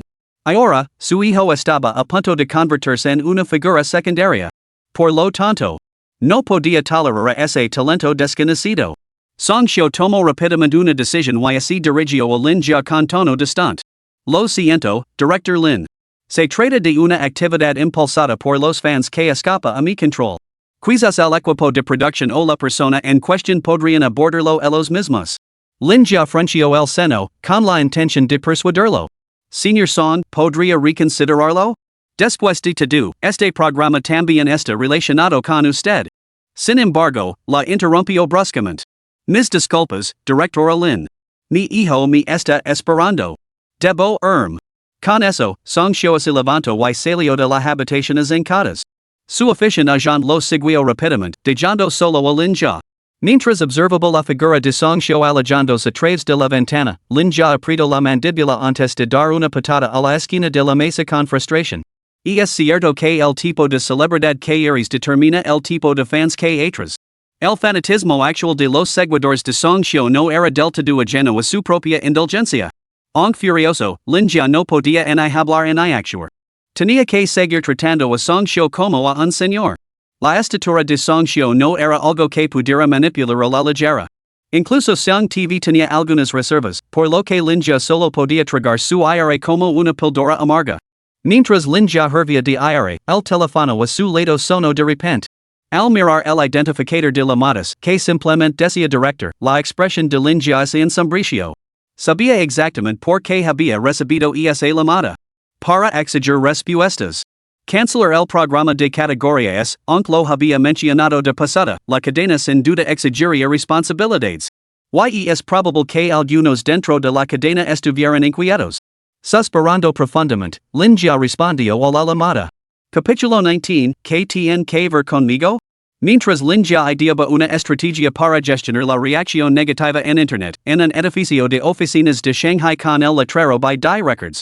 En una oficina espaciosa y bien iluminada, Joanny estaba sentada a la cabecera de la mesa con un elegante traje de chaqueta, con su rostro, normalmente radiante, ahora completamente frío. Varias personas estaban sentadas debajo de ella. Una de ellas informaba en tono apagado. Confirmado, Su Ching, de Tanyu Media, lanzará su álbum en solitario mañana, for de julio. Se lanzará simultáneamente en todas las plataformas. Los demás fruncieron el seno ante esta noticia, con expresiones tenidas de indignación. Tanyu nos está atacando claramente. Esto es absolutamente repugnante. ¿Por qué lanzarlo ahora, precisamente ahora? Están chocando deliberadamente con Lu Yao. ¿Está Tanyu tratando de sabotear a Lu Yao? Es poco probable. Su Ching y Lu Yao están al mismo nivel, ambas son estrellas de segunda fila. Creo que Tanyu quiere enfrentarse a nosotros, utilizando a Lu Yao como trampolín. El ambiente en la oficina era sombrío. Lu Yao era su nuevo fichaje estrella en Bada Records durante los últimos 2 años, en el que se habían invertido importantes recursos. El lanzamiento del álbum en solitario previsto para mañana había supuesto un gran compromiso financiero, todo para impulsar a Lu Yao a la primera división. Sin embargo, ahora, de la nada, aparecía Tanyu Media. Tanyu Media eclipsaba a Bada Records en tamaño, operando a nivel nacional en el cine, el entretenimiento y la música, un auténtico gigante de los medios de comunicación. Su Ching, su nuevo fichaje, ya había alcanzado el segundo nivel en menos de un año desde su debut. Lo más importante es que la voz, el estilo de canto y la dirección artística de Su Ching guardaban un parecido sorprendente con los de Lu Yao. La tensión entre los dos había ido en aumento desde sus respectivos debuts. Sus fans estaban enzarzados en un conflicto amargo y irreconciliable. Al fin y al cabo, la cuota de mercado es finita. Solo una de las dos, su chingo Luyao, podía ocupar la posición de cantante de primer nivel. La urgencia de su empresa por impulsar a Luyao al primer nivel se debía a que percibían la amenaza que suponía la recién legada su ching. Por lo tanto, no escatimaron en gastos para este álbum. Inesperadamente, todo salió a la perfección. Sin embargo, en vísperas del lanzamiento del álbum, Tanyu hizo un anuncio, su ching lanzaría su álbum al día siguiente. A esto le siguió una avalancha de campanas promocionales. Cualquier observador perspicaz podía ver las intenciones de Tanyu. Se estaban preparando para impulsar a Luyao, de su empresa, a la cima pisoteando a los demás. Esto dijo al personal de BAIDAI Records nervioso y furioso. Tanyu es una empresa tan importante, no deberían intimidar a la gente así. En el ámbito de los beneficios, ¿quién habla de justicia? Esto es indignante. Tras unos cuantos insultos, Giovanni, sentado a la cabecera de la mesa, finalmente habló con un tono seco y frío. Todos han escuchado el álbum de Luyao. ¿Qué les parece? La oficina es lleno de respuestas. Es excelente. Creo que es excelente. Realmente digno de las letras escritas por el señor Su, magnífico. El single principal debería dominar las listas de éxitos. La empresa no había escatimado en gastos para el álbum de Luyao. La canción principal cantaba con la letra del señor Su, el maestro de los éxitos, lo que garantizaba una calidad excepcional. Las otras canciones también habían requerido importantes inversiones. Es el álbum más lujoso que ha producido la empresa hasta la fecha y, tras escucharlo, todos coincidieron en que sonaba espléndido. En consecuencia, el equipo se sentía bastante seguro de sus perspectivas. Giovanni asintió con la cabeza, con expresión severa, mientras daba instrucciones. A partir de este momento, intensifican los esfuerzos promocionales del álbum. Elevad la campana al nivel 3. Contactad con las cadenas de televisión para asegurar varias apariciones en programas de variedades. Despejad la agenda de Luyao durante todo el próximo mes para maximizar la exposición. Al mismo tiempo, contactad con las principales plataformas musicales para asegurar todos los espacios promocionales disponibles. Implementad una promoción integral en todas las plataformas. El personal de la oficina respondió al unísono. Giovanni concluyó con un resoplido frío, con los ojos brillando de irritación. Si Tanyu Entertainment DC participar, lo haremos. Incluso las figuras de Arcila poseen cierta resistencia. Aunque la escala de Baidai no podía compararse con la de Tanyu, esa Baidai se acaba atrás esta vez. Cualquier viejo demonio o diablo pronto estaría bailando sobre su cabeza. Después de la reunión, la oficina se fue vaciando poco a poco. Una vez que todos se habían marchado, la severa expresión de Giovanni se suavizó ligeramente. Como un iceberg derritiéndose, surgieron algunos rayos de luz. Tras un momento de aturdimiento, una pizca de preocupación y irritación apareció en los ojos de Giovanni, emociones ausentes durante la reunión. Había depositado grandes esperanzas en el álbum de Luyao. Tras años de desarrollo, se había consolidado firmemente en Shanghai e incluso en el sureste, ganando un renombre considerable en toda la escena musical. Sin embargo, la empresa se enfrentaba ahora a un grave problema. Había muy pocos cantantes capaces de llevar el peso de la empresa y una grave falta de nuevos talentos. Aparte de los pocos artistas contratados durante sus dos primeros años en el cargo que se habían desarrollado bien, los cantantes contratados en los últimos años eran casi todos inútiles, incapaces de lograr nada digno de mención. Una brecha generacional. Mientras tanto, los contratos originales estaban llegando a su fin o ya se habían asegurado nuevos sellos discográficos. Al fin y al cabo, el talento busca naturalmente mejores oportunidades. Así, aunque parecía florecer exteriormente, internamente estaba llena de crisis. Si no se encontraban nuevos artistas destacados antes de que las estrellas consagradas se marcaran, la empresa podía olvidarse del crecimiento. Corría el riesgo de volver a su estado de años anteriores. En este contexto, Luyao fue contratada como una nueva promesa. En poco más de 2 años, había ascendido al segundo nivel. Aunque no era excepcionalmente rápido, era notablemente bueno en comparación con otros artistas contratados por la misma época. Por lo tanto, Giovanni había dirigido los recursos hacia Luyao. Si Luyao lograba entrar en el primer nivel, el futuro desarrollo de la empresa no se enfrentaría a grandes problemas, incluso podría ascender en nuevas cotas. Pero así fracasaba. Simplemente no podía fallar. Giovanni se mordió el labio, reprimiendo los tumultuosos pensamientos que se agitaban en su interior. En ese momento, un tono de llamada devolvió su mente divagante a la realidad. Eco un vistazo a su teléfono y veo que era su compañera de habitación en la universidad y actual confidente, Shin-Yuaru.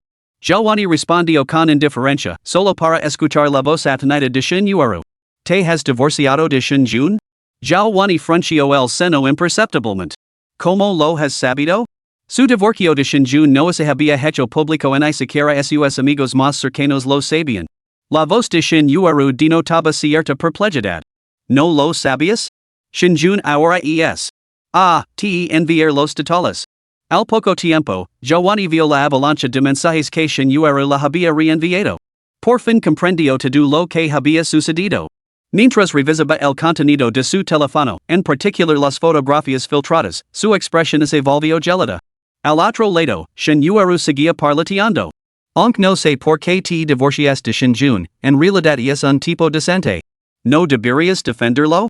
Jalwani respondió con frialdad. ¿Qué tiene que ver eso conmigo? Capítulo 20, Jang Runan. Wani, sabes que Shin-Jun no es tan despreciable como lo pintan en internet. Ha estado contigo todos estos años. Si dirás un paso al frente.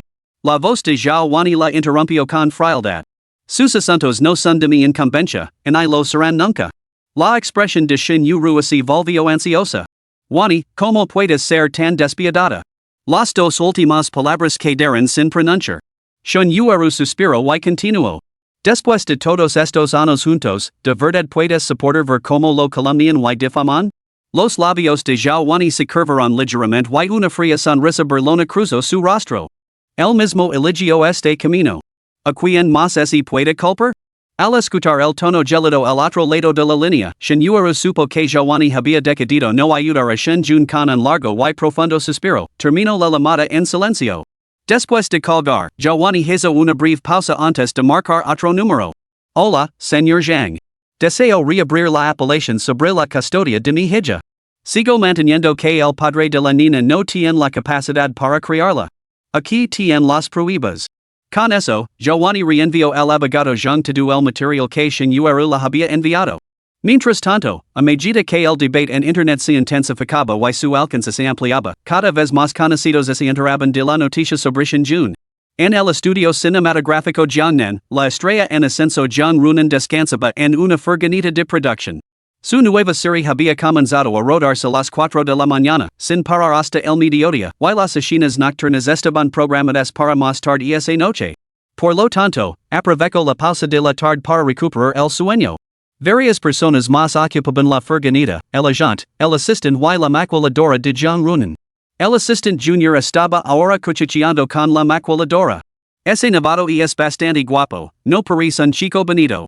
La maquiladora frunció los labios. Han sacado a la luz sus datos en internet. Shin-Jun, graduado en el Conservatorio de Música de Shanghai. Y oído que alguien lo mantuvo nada más graduarse. Mira, lo han dejado hace poco. Esta es su foto de divorcio. La joven asistente se mostró sorprendida. Es tan guapo, qué pena. Justo cuando hablaban, una voz ronca y prolongada llegó desde la última fila. Xiao Yuan. Al oír su nombre, la asistente Xiao Yuan giró inmediatamente la cabeza y vio que Jang Runan, que había estado durmiendo en la última fila, se había despertado. Ahora se estaba apoyando en sus brazos, levantándose lentamente. Xiao Yuan preguntó con preocupación. Nan, ¿te hemos molestado? Jang Runan negó con la cabeza mientras se ponía de pie, frotándose las sienes somnolientas antes de preguntar. ¿De quién estabais hablando? Xiao Yuan lo explicó brevemente. Shanghai tiene un nuevo programa de variedades. Se han filtrado algunos rumores escandalosos sobre uno de los concursantes aficionados, al parecer los van a mantener. Jang Runan recordó el nombre que había oído a medias en su estado de somnolencia y preguntó con incertidumbre. ¿Cómo se llamaba? Xiao Yuan hizo una pausa. Creo que era. La maquiladora intervino. Shin-Jun. Sí, ese es el nombre. Xiao Yuan asintió. El nombre quedó suspendido en el aire. Las manos de Jang Runan se congelaron en medio del movimiento. Se sentó más erguida, frunciendo sus delicadas cejas con preocupación. ¿Hey fotos? Necesito verlas. Xiao Yuan y la maquiladora intercambiaron miradas de desconcierto. A Nan normalmente no lo importaban en absoluto esos cotillos del mundo del espectáculo. ¿Qué estaba pasando hoy? En medio de su confusión, la maquiladora lo envió a Jiang Run en las fotos del divorcio que circulaban por internet. Al reconocer el rostro familiar de las fotos, la expresión de Jiang Run se congeló. La imagen se fusionó gradualmente con el recuerdo grabado en su mente. Exhaló suavemente y preguntó lentamente. ¿Qué le pasó? Su voz era aún más ronca que cuando se despertó. Xiaoyuan y la maquiladora intercambiaron otra mirada de desconcierto antes de enviarle a Jiang Run algunas de las revelaciones que circulaban por internet. Mientras las leía, sus labios se tensaron gradualmente. Los dedos que sujetaban su teléfono se pusieron ligeramente blancos por la presión. Al observar el prolongado silencio de Nan, Xiaoyuan y la maquiladora intercambiaron otra mirada, con los ojos llenos de desconcierto. La gerente, la hermana Su, también notó el ambiente inusual y frunció el seno, preguntando. Runan, ¿qué pasa? Estoy bien. Jiang Runan levantó la cabeza y respondió, luego se volvió hacia Xiaoyuan. Pásame el teléfono del trabajo. Todas las cuentas de redes sociales de Jiang Runan eran gestionadas por Xiaoyuan. Aunque desconcertada, Xiaoyuan le entregó el teléfono. Jiang Runan entró directamente en la plataforma de redes sociales y comenzó a escribir un texto. La agente hermana Su miró fijamente el teléfono de Jiang Runan con desconcierto. Cuando leyó las palabras que estaban escribiendo, sus pupilas se dilataron por la sorpresa y su expresión cambió drásticamente. Runan, ¿qué estás haciendo? Se abalanzó para arrebatar el teléfono a Jiang Runan. Pero Jiang Runan lo había previsto, esquivó a su guía y la miró fijamente. Su guía, no intents detenerme. El rostro de su guía se retorció con pánico mientras miraba a Jiang Runan. ¿Has perdido la cabeza? ¿Qué relación tienes con esta Jun? ¿Por qué lo defiendes? Ahora mismo es el centro de la atención pública y toda la red está llena de comentarios negativos. ¿Tienes idea de las consecuencias que esto podría acarrear? Xiaoyuan y la maquiladora estaban algo desconcertadas, sin saber muy bien qué estaba pasando, hasta que oyeron las palabras de la hermana Su. Sus expresiones cambiaron al instante, con evidente sorpresa en sus rostros. Nan. Todo el mundo sabía que Jun era el centro de atención del escrutinio público, con todo internet inundado de comentarios negativos. Defenderlo en ese momento. Jiang Runan se mordió el labio y miró directamente los ojos a la hermana Su. Es mi amigo. No es la persona que están describiendo en internet. No puedo permitir que lo difamen así. La hermana Su la instó con preocupación. Aunque si tu amigo, no puedes hacer esto. ¿Te das cuenta de las consecuencias a las que te enfrentarás si hablas? En tus 5 años en la industria, no has tenido escándalos en parejas forzadas. Para tus fans, eres el ideal puro y intacto. Defender de repente un hombre denigradamente tu persona, la imagen que has tardado años en cultivar. Además, no se puede juzgar un libro por su portada. Jiang Runan interrumpió a la hermana Su con voz firme. Él no es ese tipo de persona. No me importa que mi imagen se vea dañada. Tengo que ayudarle. Dica esto, Jiang Runan tomó a la hermana Su del brazo, con tono suplicante. Hermana Su, nunca te he pedido nada en todos estos años. Solo por esta vez, déjame ser egoísta. La hermana Su bajó la mirada y vio como se nublaban los ojos de Jiang Runan, humidos y desgarradores. Aguantó unos minutos. Finalmente, suspiró profundamente. ¿Qué tipo de persona es exactamente? La mirada de Jiang Runan vaciló antes de responder lentamente.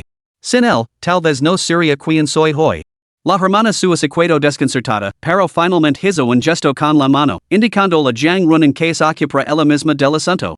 Jiang Runan le dio las gracias y rápidamente redactó un mensaje en su teléfono.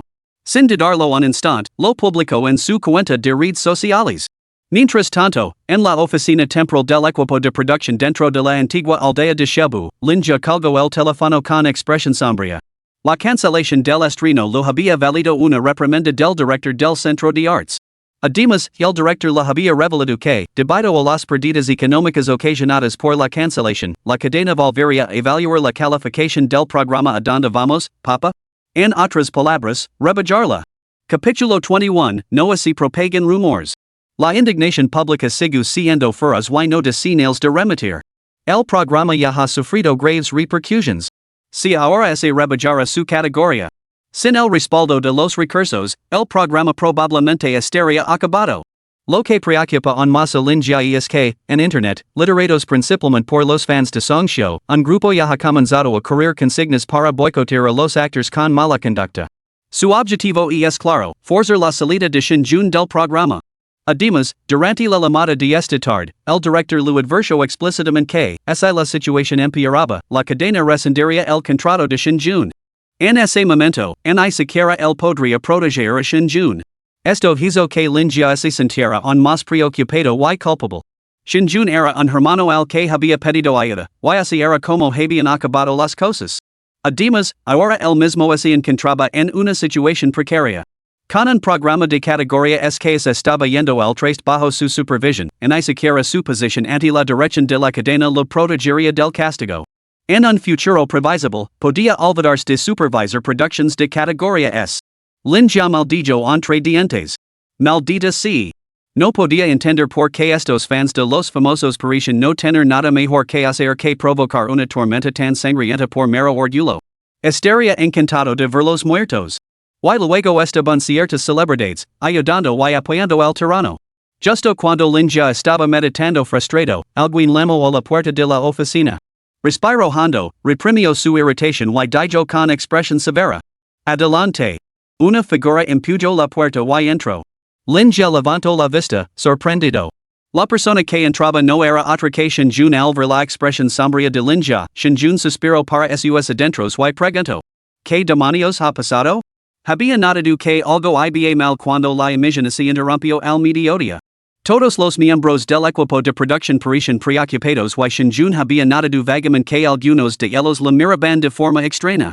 Esto había despertado su interés, y una tarde de observación solo confirmó sus sospechas. Algo había salido mal con el programa. Quizás tenía que ver con él. Así que, después de ayudar a limpiar la habitación, Shinjun fue directamente a ver a Linja. Como director del programa, Linja seguramente lo sabría todo. Linja no esperaba que fuera Shinjun quien entrara y se detuvo, sorprendido. No pasa nada. Era imposible ocultar la expresión sonrojada de Linja. Shinjun levantó una ceja, sacó una silla y se sentó a su lado con una sonrisa burlona. ¿Cuándo aprendes a guardar secretos, muchacho? Suéltalo, ¿qué está pasando? Linja suspiró para sus adentros. Shinjun se había unido al programa por su culpa, lo que había provocado la reacción negativa actual. La culpa pesaba mucho en la conciencia de Linja. No es culpa tuya. Yo. Pero Shinjun dio un golpe seco en la mesa, y el sonido sordo lo interrumpió. Linja levantó la vista y se encontró con la mirada firme de Shinjun. Finalmente, suspiró profundamente. Jungu, lo he manejado mal. La emisión de esta mañana se retransmitió en directo, pero como tu tráfico era demasiado alto, los fans de Song Show te atacaron. Ahora tu internet está hablando de hielo. La emisión se detuvo precisamente por ese motivo. Con eso, Linja le devolvió el teléfono que Shinjun había estado sosteniendo. Shinjun frunció el seno al arresto. Inmediatamente cogió el teléfono y buscó en internet. La avalancha de opiniones públicas era abrumadora, y Shinjun encontró las publicaciones con facilidad. Mantuvo la compostura al ver los rumores sobre él. Pero cuando vio a los fans de Song Show difundiendo mentiras y insultando a en su rostro se puso pálido. Shinjun se obligó a leer las reacciones negativas antes de dejar el teléfono. Linja sintió una punzada de culpa y se disculpó. Jungu, es culpa mía. No manejo adecuadamente y os involucra tiya en un anhelo. Shinjun respiró hondo. Conoce muy bien las intrigas y las puñaladas por la espalda de la industria del entretenimiento, por lo que había mantenido la retransmisión en directo de hoy relativamente discreta. Sin embargo, aún así, no esperaba ser el blanco de los ataques. Y lo que es más. Shinjun podía mantener la calma y la compostura ante los rumores y las calumnias sobre él. En su vida anterior, había superado todas las tormentas imaginables y soportado todo tipo de chismes. Esas cosas ya no lo afectaban. Pero nunca, jamás, deberían haber involucrado a en esto. En era el tesoro más preciado de Shinjun ni siquiera se atrevía a reganarla en la vida cotidiana, y sin embargo, estas personas tenían la audacia de inventar mentiras sobre ella. Al pensar en ello, el rostro de Shinjun se puso ceniciento. En ese momento, la puerta de la oficina se abrió de golpe. Un miembro del equipo del programa entró corriendo y gritó. Director, buenas noticias. La opinión pública está cambiando. El miembro del equipo no esperaba que Shinjun estuviera presente. Al verlo, se detuvo sorprendido. Lin Jia, sin embargo, se levantó con una mirada de alegría. ¿Cambiando? Sí, alguien nos está ayudando. Lin Jia lo arrebató el teléfono al miembro del equipo y lo hojeó con asombro. Cuando vio el contenido, se quedó paralizado. Respirando hondo, Lin Jia leyó rápidamente el mensaje antes de volverse hacia Shinjun con una expresión compleja. Hermano Jun, eres tú un enigma. Cuando te hiciste tan amigo de Jiang Runan? Recordando lo que acababa de ver, Lin Jia estaba algo atenido. Jiang Runan, la estrella emergente más popular de la industria del entretenimiento, era venerada por innumerables fans como una diosa por Wyateria, y contaba con una base de fans asombrosa. Una estrella de primer nivel absoluto. Su base de fans y su prestigio no eran en absoluto inferiores a los de Song Show estrictamente hablando. Jiang Runan incluso lo superaba, dado su actual ascenso meteórico. Desde su debut, había protagonizado una serie de televisión de gran éxito casi todos los años, algo inigualable en la industria. Lin Jia conoce personalmente a Jiang Runan. Cuando trabajaba en su proyecto de fin de carrera, había elegido a Shinjun y Jiang Runan como actores principales. En ese momento, Jiang Runan estaba en su tercer año en la Academia de Cine de Shanghai. Pero a medida que la estrella de Jiang Runan ascendía, poco a poco perdieron el contacto. Lin Jia no esperaba que Shinjun siguiera en contacto con Jiang Runan. Y, a juzgar por la situación, su relación parecía cualquier cosa menos normal. Al fin y al cabo, que una estrella de primer nivel se pronunciara públicamente de esta manera. Lin Jia no podía entender qué tipo de relación podía obligar a una estrella de primer nivel a hacer algo así.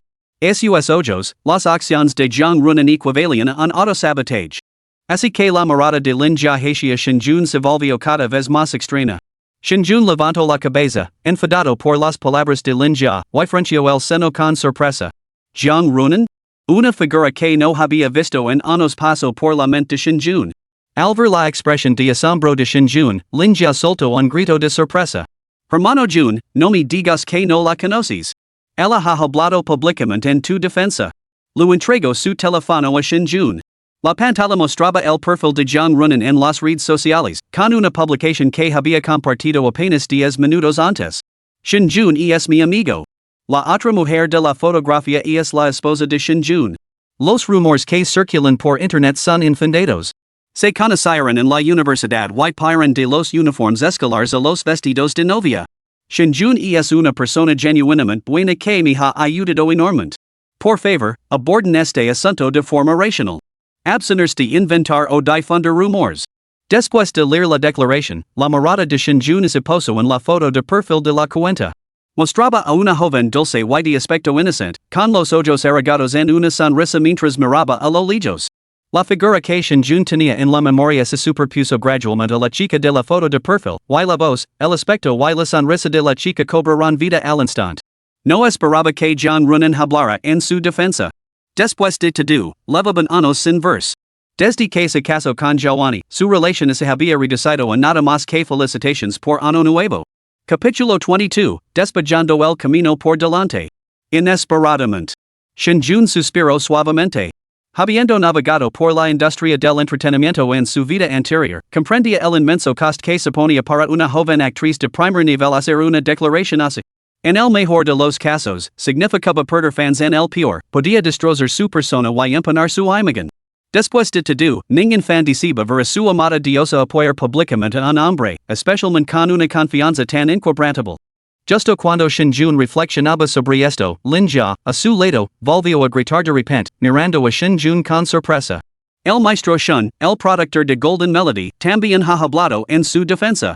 Lin Jia lo entregó el teléfono a Shinjun y señaló una publicación de una cuenta verificada como productor de Golden Melody, Shin Yunqing. Shinjun es mi alumna. Tiene un carácter excelente. Abstenerse de difundir rumores infundados. La declaración era breve, pero tenía un peso inmenso, lo que llevó a numerosos músicos de la industria a compartirla voluntariamente. Shin Yunqing, Maestra Shun. Compositora china contemporánea, artista musical con Premio a Toda una Vida, Premio a Toda una Vida de la Lista de Éxitos Musicales China, Premio a Toda una Vida de la Música Pop China. Una titan del mundo de la música. Una sola declaración de una figura así podía causar conmoción en la industria, y ahora estaba defendiendo públicamente a Shinjun. Lin Jia se quedó sin palabras. ¿Eres alumna de Shinlao? Shinjun miró las palabras de Shinlao con una mirada cálida en sus ojos. Era mi profesora en la universidad. Me cuido mucho. Lin ya no se había recuperado de la sorpresa. Esto lo llamamos cuidart? Eso es cuidar de ti hasta el extremo, prácticamente trataba como a su propia alumna. Mientras Lin ya hablaba, el teléfono de Shinjun sonó de repente. El identificador de llamadas mostraba profesora Shun. Antes de que Shinjun pudiera responder, Lin ya lo instó con urgencia. Contesta. Contesta. Con eso, salió de la habitación y cerró la puerta tras de sí con cuidado. Shinjun negó con la cabeza y aceptó la llamada. Profesora. Hubo un momento de silencio antes de que una voz amable respondiera.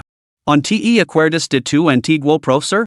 Al ese tono amable, la expresión sombría de Shinjun se suavizó gradualmente y una sonrisa se dibujó en sus labios. No hay nadie a quien pueda olvidar. Tras una pausa, le dio las gracias sinceramente. Gracias, señor. La voz al otro lado del teléfono sonó ligeramente contrariada. Niño tonto, ¿por qué me das las gracias? Lin ya no se había equivocado en una cosa, el cuidado de Shin por Shinjun no era simplemente bueno, era excepcional. Durante su último año, Shin había descubierto por casualidad el asombroso talento de Shinjun para la letra y la composición, y más tarde incluso consideró la posibilidad de aceptarlo como su último discípulo. Suspirando, Shin preguntó. ¿Cómo, si llegó a esto? Shinjun suspiró a su vez. Aparecí en un programa. Yo mismo acabo de enterarme de la situación. Nunca imaginé que acabaría así, causando tanta preocupación, maestro. La voz de Shin transmite preocupación. ¿Tu hay xiao xiao? Shin había asistido a la boda de Shinjun con Jiawani. Shinjun respondió simplemente. Nos hemos divorciado. Tras unos segundos de silencio, su mentor lo ofreció consuelo. On eres joven. El divorcio no es el fin del mundo. Con tus cualidades, seguro que encontrarás a alguien mejor. La expresión de Shinjun se suavizó. Gracias por su preocupación, señor. Shin habló lentamente desde el otro extremo. Joven insensato. Veo que la reacción negativa en Internet no ha disminuido, y soy muy consciente de los trucos sucios que se utilizan en la industria. Que man se ponga en contacto contigo. Si necesitas algo, man te ayudará. Shinjun protestó apresuradamente. Profesor, no es necesario que man. Pero Shin lo interrumpió con severidad. ¿On me consideras tu maestro? Harris lo que yo diga. Después de todos estos años, me alegra ver que por fin estás dispuesta a entrar en este círculo. Sé que detestas los sórdidos asuntos que se traman en él. No importa. Tal y como te dije entonces, si estás dispuesta, tu maestro te allanará el camino. Al leer las palabras de Shin, las emociones de Shinjun se agitaron violentamente y se le llenaron los ojos de lágrimas. Shin concluyó. Veo que en este creciendo. Trila a visitar a esta anciana alguna vez. Shinjun respiró hondo y asintió con firmeza. Por supuesto que lo haré. En un apartamento para profesores del Conservatorio de Música de Shanghai, Shin colgó el teléfono con una mirada a la vez nostálgica y encantada. Una voz sonó a su lado. ¿Es realmente necesario tomárselo tan en serios? Quien hablaba era una mujer de figura exquisita y por impecable, vestida con un traje a medida. Bajo su falda lápiz, dos pares de medias negras abrazaban sus largas y perfectamente rectas piernas. Chin Man. La nieta de Shin. Chin Man estaba algo perpleja. Había estado ocupada en la oficina esa tarde cuando la anciana la llamó de repente para que regresara. Suponiendo que se trataba de algo crucial, se apresuró a volver a casa solo para descubrir que la anciana quería que ayudara a una estudiante. Chin Man casi se echó a reír con exasperación al arresto. Ella, la estimada propietaria de Han Lion Music Company, que ganaba decenas de miles por minuto, le pedían que ayudara a un estudiante? Shin ignoró el tono peculiar de su nieta y se sentó lentamente en el balcón. Después de beber un sorbo de té, habló en tono mesurado. No lo entiendes. Shin cambió bruscamente de tema. ¿No le faltan compositors a su empresa actualmente? Chin Man asintió. Hansher Músicas encontraba entre las empresas musicales de elite del sector y contaba con numerosos artistas bajo su bandera, muchos de ellos nombres muy conocidos que procedían de Hansher. La empresa representaba actualmente tres cantantes de primer nivel. Con tantos artistas, era natural que hubiera escasez de canciones. En los últimos años, una de las principales tareas de hacer music había sido buscar compositors, especialmente de primer nivel. Xinyunqing Sanrio, haciendo un gesto a su nieta para que le sirviera un poco de té antes de continuar lentamente. Si consigues a Xinjun, nada de esto será un problema. El talento de Xinjun para la composición musical es el más asombroso que he visto nunca. A veces, incluso siento que su genio musical supera el mío. El tono de Xinyunqing tenía un toque de admiración nostálgica, y su expresión se perdió en el recuerdo. Al resto, la expresión de Qin Man se volvió atenida. Como es posible? Qin Man era muy consciente de la importancia de su abuela en la industria musical y de su propio genio musical, era una de las titanes de la música pop china. De esas cuyo nombre quedaría grabado en la historia. Desde que nació hasta ese día, Qin Man nunca había conocido a nadie cuyo talento superara al de su abuela. Ahora su abuela afirmaba que un alumno tenía más talento musical que ella. Qin Man simplemente no podía creerlo. Xinyunqing suspiró y se dijo a sí misma. En aquel entonces, llega a considerar la posibilidad de aceptarlo como alumno. Por desgracia, el joven Xin parecía profundamente reacio en nuestra industria y se negó a ser mi aprendiz. Más tarde, contempló la posibilidad de incorporarlo a tu empresa. No sabía que el muchacho se casaría nada más graduarse. He oído que desde entonces se ha dedicado por completo a criar a su hijo. Tenía que desperdiciar un talento tan extraordinario. ¿Quién lo hubiera pensado? El destino es misterioso. Parece que ni siquiera los cielos le permiten llevar una vida normal, se ha divorciado. Por fin está dispuesto a dejar atrás a su pequeña familia. Xinyunqing sintió una alegría similar a la de recuperar un tesoro perdido. Conoce el talento de Xinjun mejor que nadie ver cómo había decidido quedarse en casa criando a sus hijos le había partido el corazón.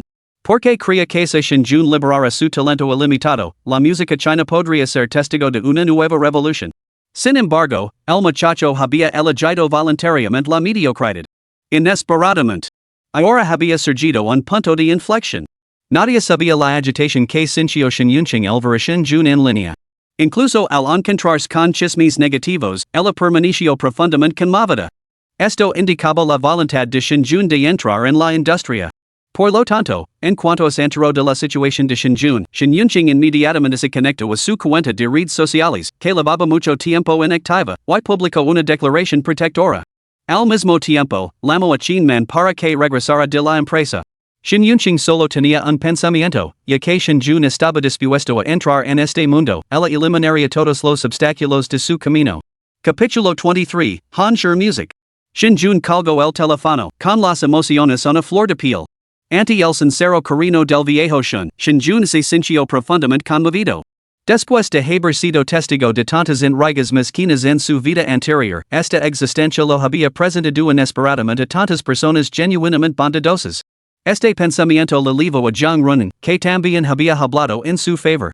Xinjun abrió rápidamente WeChat y se desplazó para encontrar su contacto. Su foto de perfil seguía siendo la misma, idéntica a su avatar en las redes sociales. La abrió con un toque. Su última conversación se remontaba a Año Nuevo cuando Zhang Runan le había enviado una felicitación a medianoche, justo al dar las 12. Xinjun lo había respondido. Al seguir desplazándose, aparecieron los saludos de Año Nuevo del año pasado y del anterior. Los de años anteriores también estaban allí. Desde que Xinjun y Zhaowani se casaron, sus intercambios se habían reducido a meros saludos estacionales. Cada año, justo después de medianoche, el mensaje de Zhang Runan llegaba puntualmente. Probablemente se trataba de un mensaje grupal preestablecido de la chica. La idea pasó por la mente de Xinjun antes de que escribiera rápidamente. Gracias, muchacha. Cuando Xinjun conoció a Zhang Runan, ella solo estaba en su tercer año de universidad, era inocente y infantil. En ese momento, Xinjun acababa de llegar a esta vida y su mentalidad aún conservaba maduras de su existencia anterior. Vea a Zhang Runan como una niña. Una vez, mientras filmaba el proyecto de graduación de Linjia, Xinjun la llamó casualmente. Esa chica. Después de repetirlo muchas veces, el apodo se quedó. No hubo respuesta al otro lado, probablemente estaba filmando. A lo largo de los años, Xinjun veía de vez en cuando noticias sobre Zhang Runan en internet y sabía que la chica se había vuelto cada vez más popular. Él conoce muy bien ese estilo de vida, agendas repletas, sin tiempo libre alguno. No le dio más vueltas al asunto. Shinjun no se daba cuenta de que, en ese mismo momento, Jiang Run, en el estudio cinematográfico de Jiangnan, estaba mirando el mensaje en su teléfono, con su delicado rostro contraído en una mueca de frustración. Se mordió los labios, naturalmente rosados, hasta que brillaron con un delicado rubor, casi doloroso.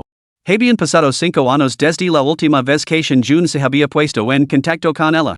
Después de su matrimonio, la distancia entre ellos no había hecho más que aumentar. Era el primer mensaje que lo enviaba en todo ese tiempo. Aunque solo era una expresión de gratitud, conmovió profundamente a Jiang Runan.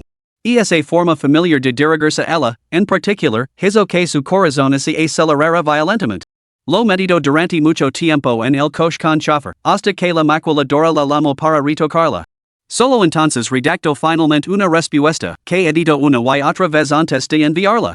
Me alegro de haber sido de ayuda, señor. Después de que Shinjun colgara, Linjia entró corriendo por la puerta y enseguida empezó a cotillear sobre la relación de Shinjun con Shin Yunqing. Shinjun le dio una breve explicación. En medio de la conversación, el teléfono volvió a sonar. Era un número desconocido, pero la ubicación indicaba que era de Shanghai. Shinjun recordó algo y respondió. Se oyó una voz femenina ligeramente ronca y persistente, con un tono ahumado. Shinjun? Shinjun asintió. Soy yo. La voz al otro lado era clara y decidida. Soy Chin Man, este es mi número privado. La même si necesitas algo. Chin Man era la nieta del profesor. Shinjun nunca la había conocido, pero recordaba que el profesor la había mencionado varias veces a lo largo de los años. Un pensamiento le pasó por la mente. Gracias, hermana Chin Man. Chin Man respondió con frialdad antes de colgar. Por su tono, Shinjun dedujo que probablemente albergaba cierto resentimiento hacia los planes del profesor. Lo entendía. Al fin y al cabo, no tenían ningún vínculo sanguíneo. Aun así, Chin Man se había tomado la molestia de llamarlo. Los pensamientos de Shinjun se agitaron antes de volverse hacia Linjia, sentada a su lado. Hazme un favor. Averigua que ha estado haciendo Hanshi Music últimamente. O mejor dica. Que necesitan. Hanshi Music pertenecía a Chin Man. Shinjun lo sabía incluso antes de graduarse, cuando el profesor lo sugirió que se uniera a la empresa.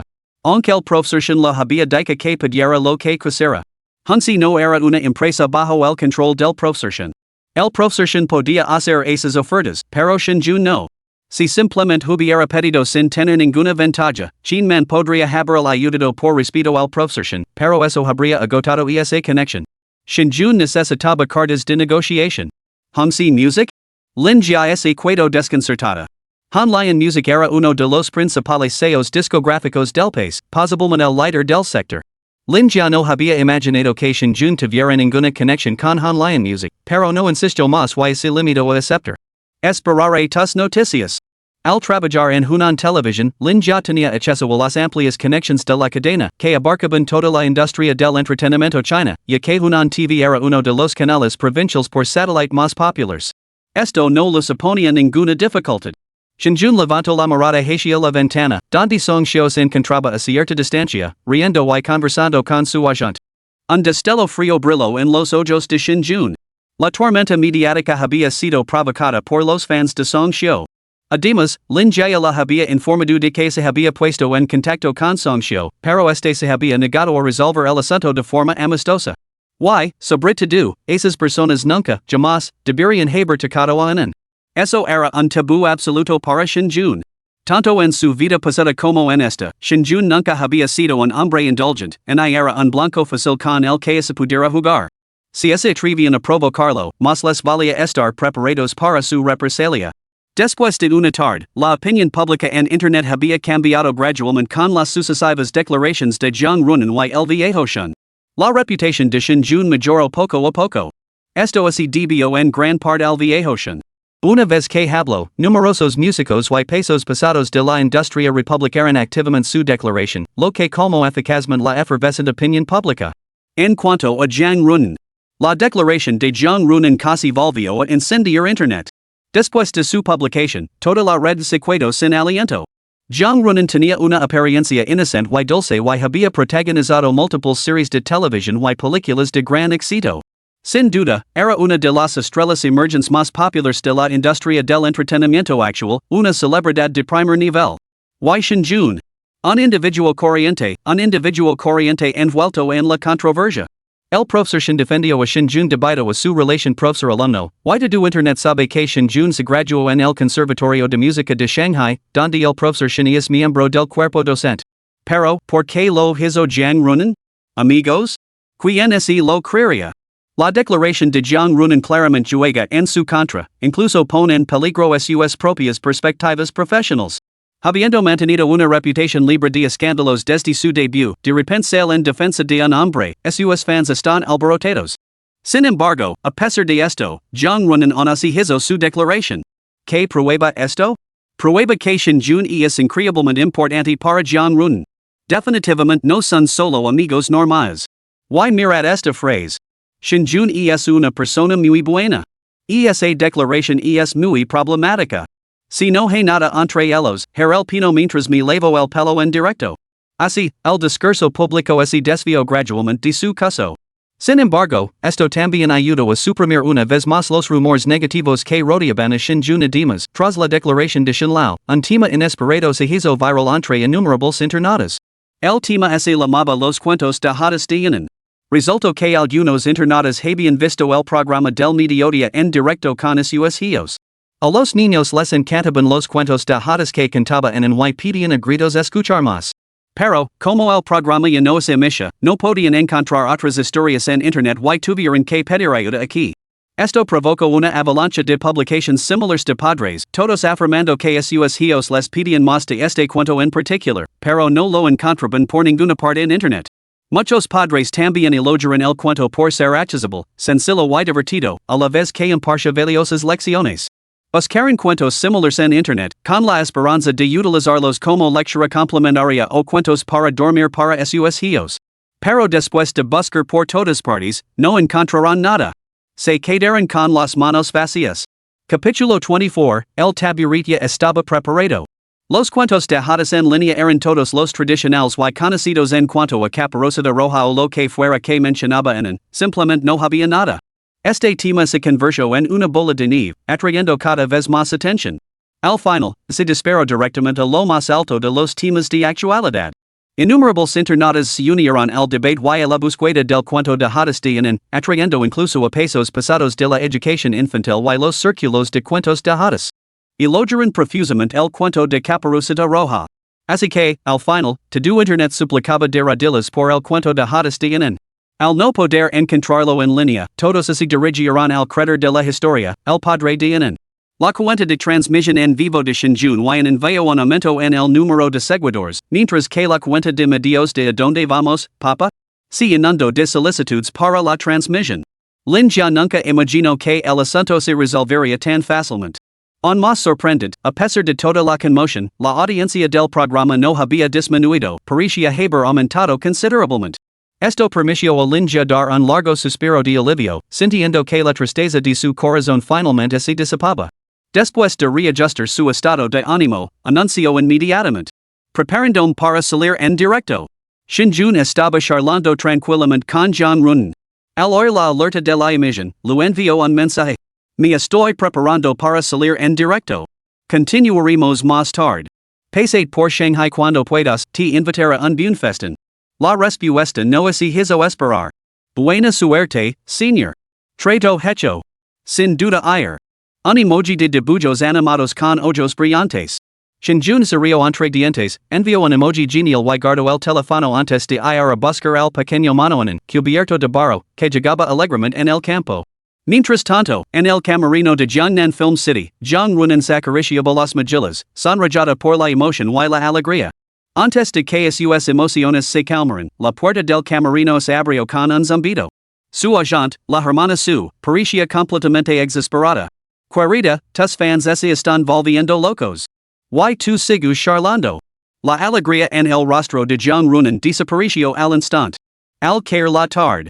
A las 7 de la tarde, se reanudó la emisión suspendida de Where Are We Going, Dad? Y la audiencia comenzó a dispararse inmediatamente. Seguían siendo 5 transmisiones en directo, 5 grupos de invitados. Los datos del equipo de producción mostraban que la transmisión de Song Show tenía el mayor tráfico, alcanzando su punto álgido en el momento en que se puso en marcha. El chat se inundó de comentarios apoyando a Brother.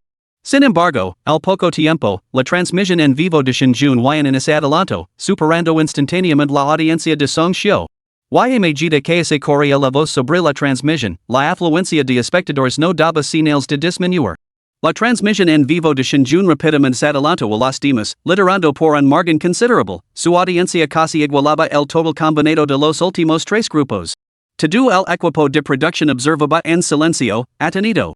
Habían supuesto que esta ola de controversia podría hacer que Shinjun cayera en el olvido, pero, inesperadamente, su audiencia aumentó aún más. Dentro de la transmisión de Shinjun, una parte del tráfico provenía de fans ocasionales que adoraban genuinamente tanto en como a Shinjun. Otro segmento estaba compuesto por entusiastas de los cuentos de hadas. Este grupo sintonizaba únicamente por los cuentos de hadas. Sin embargo, el segmento más grande estaba compuesto por los seguidores de Jiang Runan. Desde que Jiang Runan hizo su declaración esa tarde, su base de fans se había disparado. Como estrella en ascenso, su número de seguidores incluso superaba al de Song Xiu. Y entre ellos había innumerables admiradores masculinos. Al ver la declaración de Jiang Runan esa tarde, estos admiradores masculinos sintieron curiosidad y hostilidad hacia Shinjun al enterarse de que el programa se estaba emitiendo, toda una multitud se apresuró a acudir. Querían ver qué tipo de hombre había captado la atención de su diosa. Esto creó la situación actual de tráfico vertiginoso en la transmisión en vivo, un aumento aterrador que incluso llamó la atención de la televisión provincial de Hunan. Mientras tanto, los 5 grupos de invitados notificados de la emisión se habían reunido en el lugar de la grabación. Shinjun se acercó lavando en brazos y cruzó la mirada con Song Xiu, que estaba de pie a lo lejos agarrando una piedra.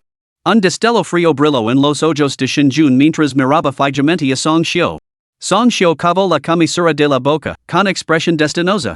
Song Xiu se sentía bastante arrepentido de no haber conseguido eliminar a este aficionado durante la sesión de la tarde. Solo se podía decir que el aficionado había tenido bastante suerte, pero Song Xiu no creía que este novato pudiera causar ningún revuelo significativo. Esta industria nunca había sido una en la que la mera suerte pudiera sostener la carrera de alguien. Sus miradas se cruzaron brevemente antes de desviarse, y ambos se recompusieron para mirar a la cámara lejana. En ese momento, Lin Jia estaba dirigiendo a los grupos de invitados para que saludaran a la cámara. Shinjun, akinando en saludo hacia su propia retransmisión en directo. El chat se inundó inmediatamente con el papa de en es tan guapo. Queremos escuchar los cuentos de hadas de Enan. ¿Quién es este mono de barro? ¿Dónde está mi adorable Enan? Una vez que la conmoción se calmó, la hostilidad en la transmisión en vivo de Shinjun disminuyó considerablemente, reemplazada por risas y vidas. Una vez concluidas las presentaciones de los invitados, el personal guió el preciso para completar el segmento de alojamiento que se había descuidado ese día, lo que permitió a los espectadores presenciar las austeras condiciones de vida que cada grupo de invitados tendría que soportar. Al ver los marcos de las ventanas cubiertos de papel y las habitaciones en ruinas que recordaban a los años 70 y 80, innumerables espectadores de la transmisión en vivo estallaron en exclamaciones. La habitación de Song Xiu era la más favorable en comparación con las otras 5, su alojamiento se acercaba más a los estándares modernos. Innumerables fans en la retransmisión en directo exclamaron, hermano, eres increíble. El peor alojamiento le tocó al director Wang Hai.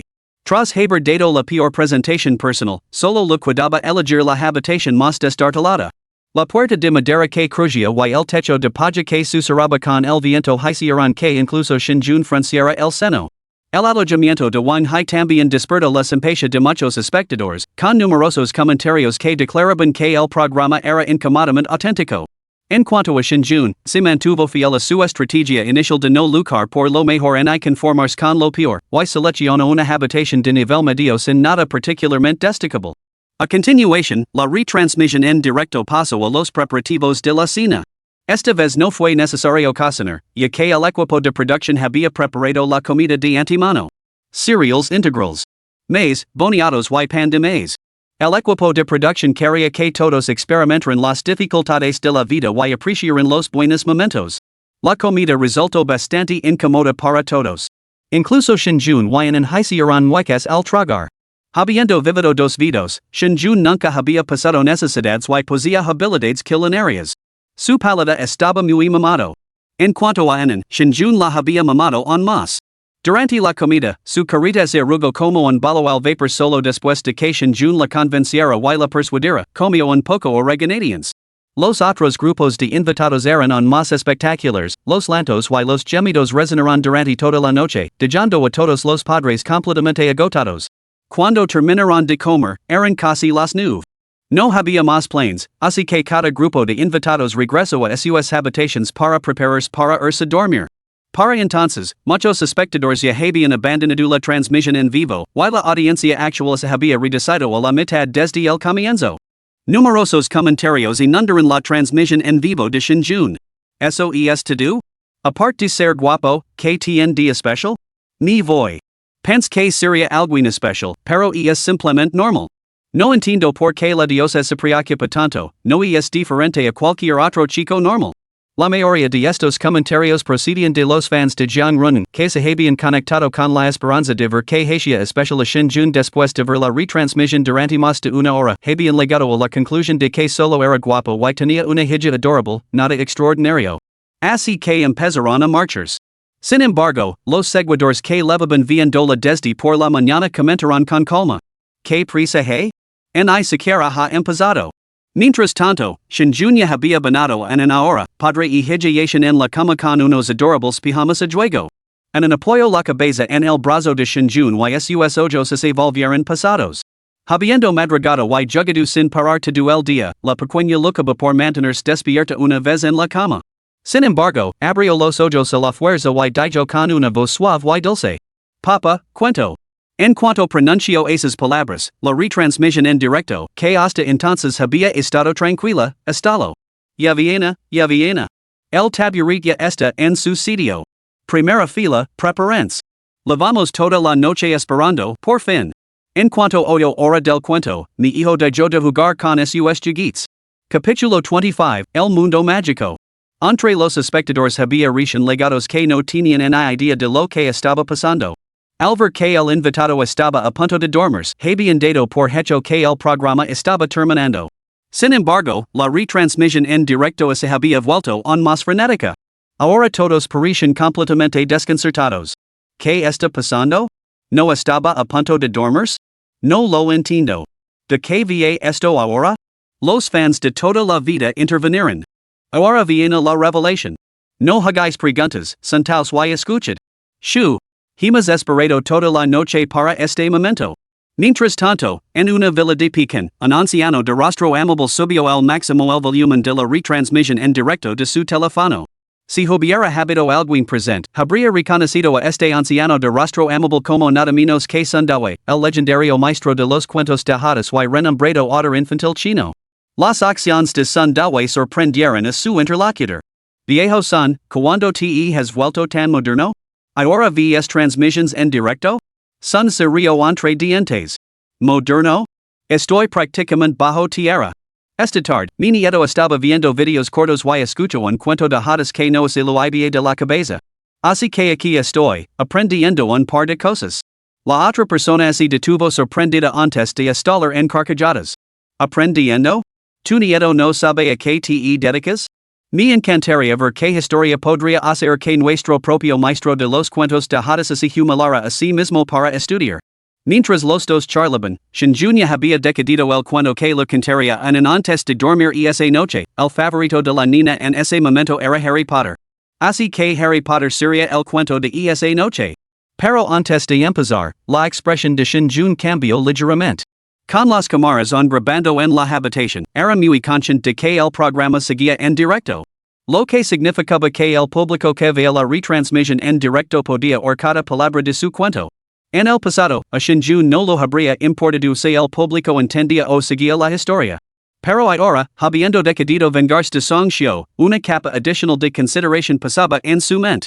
Si los fans de Song Xiu creen que él estaba robando el tráfico de Song Xiu, Shinjun les mostraría lo que realmente significaba robar tráfico. Con su plan establecido, Shinjun comenzó la historia de nuevo desde el principio de Harry Potter. En cuanto a Anan no podía recordar la trama. Simplemente quería oír hablar del mundo mágico y maravilloso que había en él, y de esos hechizos increíblemente poderosos. En ese momento, la audiencia de la retransmisión en directo comenzó a aumentar de nuevo. La mayoría de los nuevos espectadores sienten curiosidad por saber qué cuento para dormir tenía intención de contar Shinjun. Gracias al boca a boca de innumerables internautas, todo el mundo sabía que el padre de Inan podía narrar cuentos de hadas, y muchas historias completamente desconocidas para los demás. Mientras Shinjun hablaba con Inan, el chat bulia de especulations. Harry Potter? ¿Lo he escrito bien? ¿De qué va eso? Suena como el nombre de una persona, y extranjero. ¿Y es un cuento de hadas extranjero? Yo esperaba que fuera Caperucita Roja.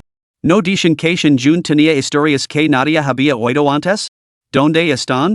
No me gustan los cuentos extranjeros, prefiero los de nuestro país. Me parece que no tienen nada que ver. Qué perdida de tiempo. Ah, pues me voy a la cama.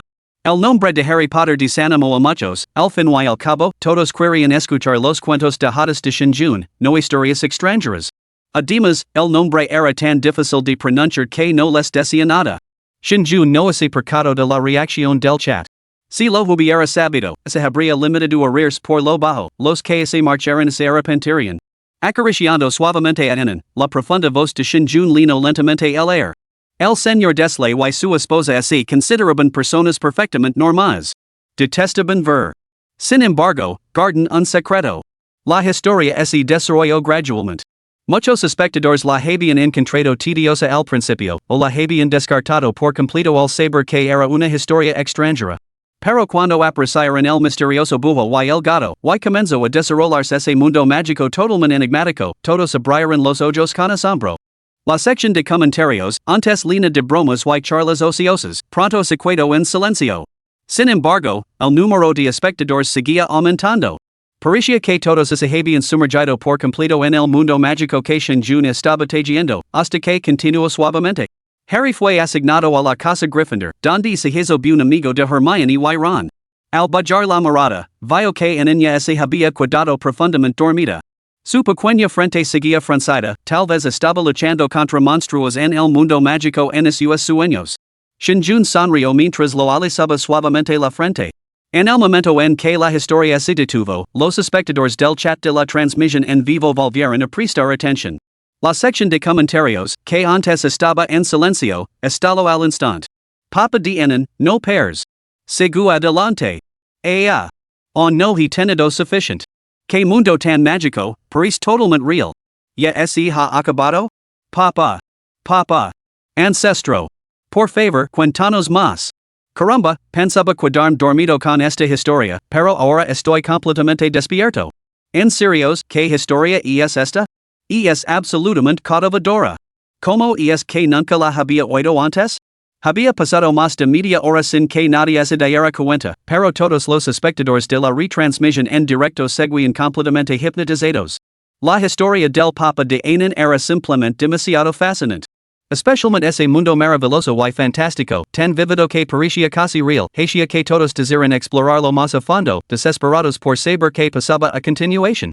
Sin embargo, justo cuando todos estaban completamente absortos, terminó abruptamente. Innumerables espectadores gritaron frustrados. Inan, no te puedes dormir. La hermana mayor no ha terminado su historia. Inan, despierta rápido. Pídele a Papa que continue con la historia. Envidio a Inan. Oyala fuera Inan.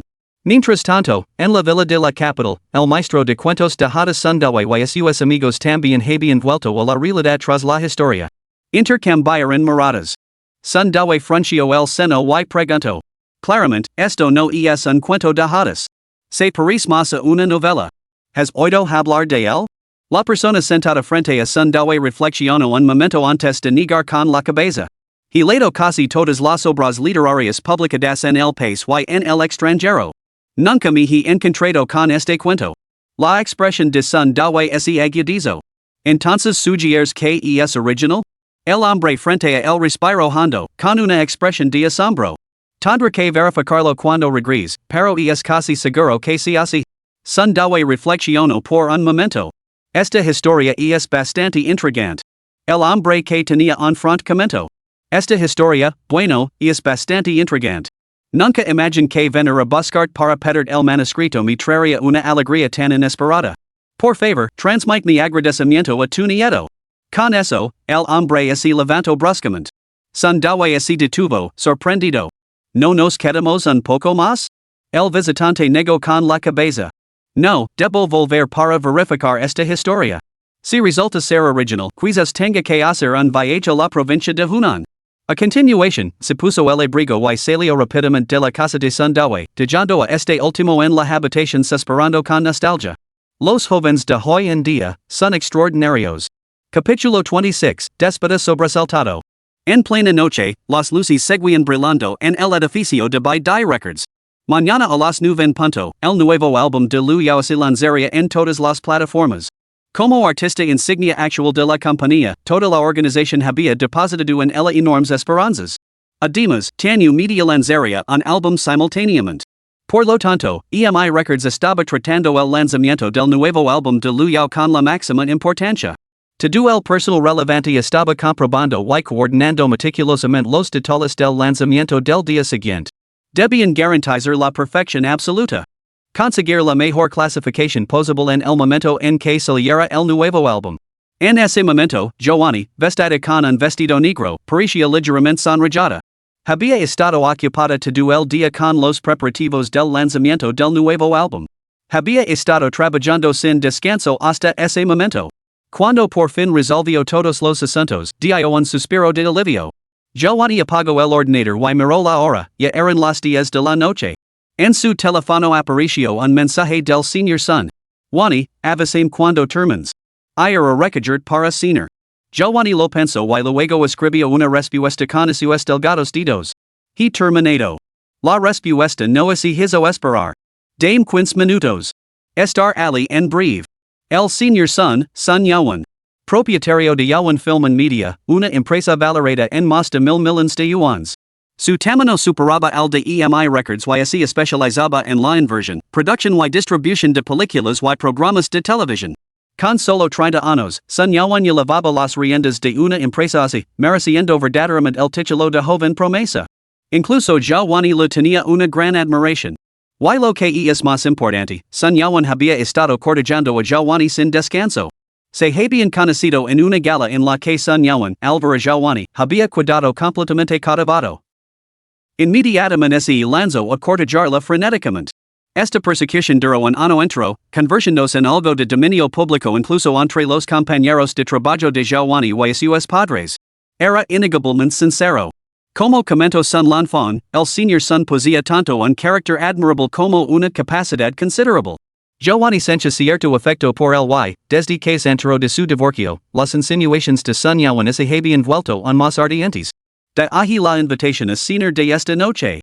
Un primer encuentro tentativo. Giovanni volvió a la realidad. A más de 10 minutos de la llegada del señor Sun, abrió su aplicación de videos cortos. Durante las pausas en el trabajo, solía ver videos cortos, una forma de relajarse mientras se mantenía al tanto de las últimas tendencias en entretenimiento. Sin embargo, en cuanto abrió la aplicación, frunció el seno.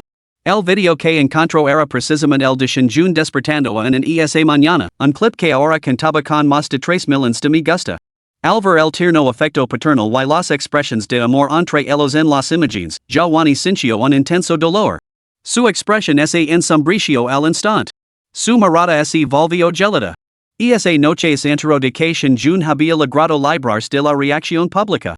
Giovanni esperaba utilizar este escándalo para arruinar por completo a Shinjun y allanar así su camino para conseguir la custodia de Inan.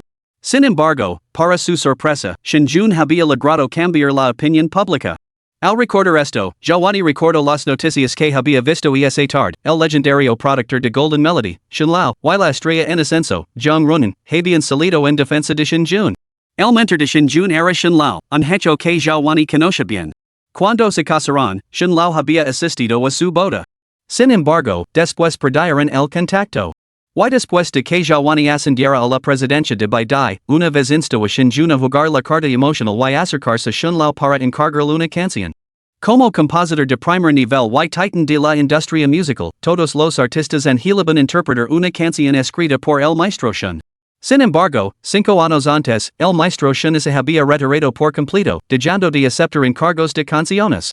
Giovanni había razonado que, como Shinjun era su alumno, tal vez a provocar esa conexión podría garantizar una sola canción, una sola composición sería suficiente.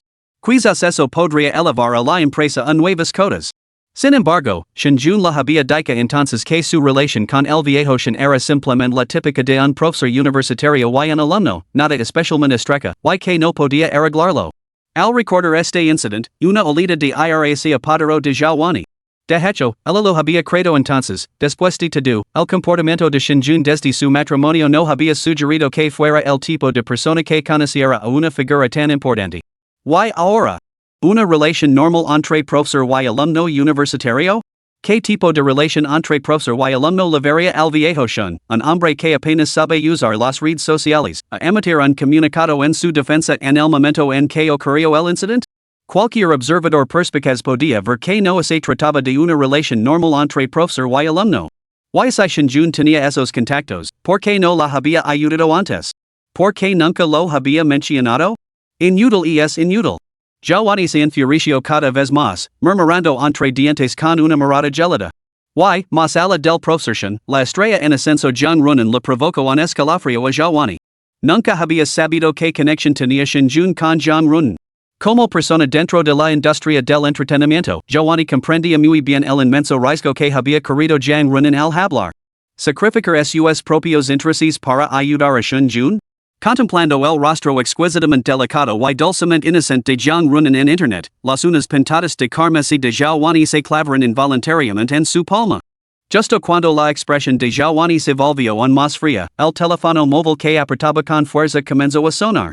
Sun Yaoan llamó para decir que había llegado abajo. Xiaowani terminó la llamada, respiró hondo y reprimió la agitación que se agitaba en su interior. Antes de bajar las escaleras, recuperó su lápiz labial para retocarse el maquillaje. Contemplando el rostro vibrante y radiante que se reflejaba en el espejo, su expresión recuperó gradualmente la compostura. Por mucho que Shinjun lucara, seguía siendo un tanto inútil. La brecha entre él y ella era tan grande como el cielo y la tierra. Xiaowani clavó los labios en una leve mueca de desprecio, luego ecogeía tras su melena ondulada con un gesto elegante antes de bajar las escaleras con un air de gracia natural. Un Maybach estaba aparcado abajo. Sun Yaoan, impecablemente vestido con un traje a medida, se apoyaba contra el vehículo. Al ver aparecer a la radiante Xiaowani, inmediatamente sacó un ramo de flores de detrás de su espalda y se acercó. Wani, has trabajado mucho hoy. Debajo del edificio de oficinas, los empleados y transuntes iban y venían. Muchos de los que presenciaron esta escena no pudieron evitar intercambiar miradas envidiosas y murmullos de admiración. La irritación en el corazón de Xiaowani se disipó al instante, sustituida por una sonrisa radiante. Esta era la vida que deseaba. Xiaowani aceptó las rosas con una sonrisa radiante. Sun Yaoan lu abrió la puerta del coche con delicadeza y ella entró con el ramo en la mano. El opulento Maybach se alejó a toda velocidad hacia las luces de neón de Shanghai. Justo cuando Xiaowani se acomodaba en el Maybach de Sun Yaoan, un estruendoso trueno repentino rasgó el cielo nocturno sobre la ciudad de Lingnan. En medio de la noche, los relámpagos destellaban y los truenos retumbaban, y sus ecos atronadores sobresaltaron a todos los invitados que grababan programas en la antigua aldea de Shabu. Esto lo siguieron los lantos de los niños, algunos llorando desconsoladamente, otros gimiendo por sus madres. Dentro de la habitación, Shinjun suspiró suavemente. Acababa de conseguir que en ese dormira y se disponía a terminar la retransmisión en directo. Antes de que pudiera informar al equipo, el repentino trueno rasgó los cielos, seguido de un torrencial aguacero. Entonces, en ese despertó sobresaltada. Capítulo 27, el insecto volador. Aninla tenía miedo a los truenos desde pequeña. Cada vez que tronaba, daba vueltas en la cama sin poder dormir, y necesitaba que alguien se quedara despierto a su lado toda la noche. Sobre todo cuando se despertaba asustada, lloraba sin parar si no encontraba a su papá. Efectivamente, después del trueno, Shinjun vio que la pequeña en sus brazos se movía. Primero, frunció su carita y luego pateó con sus piernecitas. Sus grandes ojos se abrieron de par en par. A diferencia de su adorable aspecto habitual, los ojos de en ahora estaban llenos de puro terror. El corazón de Shinjun se encogió al verlo. Inmediatamente la abrazó, acariciando suavemente la espalda mientras la tranquilizaba con voz suave. No tengas miedo. Papa está aquí. En ese había despertado sobresaltada por el trueno. Afortunadamente, en cuanto abrió los ojos, vio a Shinjun el terror de sus grandes ojos disminuyó un poco, aunque seguía asustada. Todo su cuerpo temblaba mientras se acercaba en los brazos de Shinjun, llorando angustiada. Papa, tengo miedo. En ese momento, la retransmisión en directo on tenía bastantes espectadores. Aunque se acercaba a su fin, todos estaban completamente enganchados a la historia que Shinjun acababa de contar.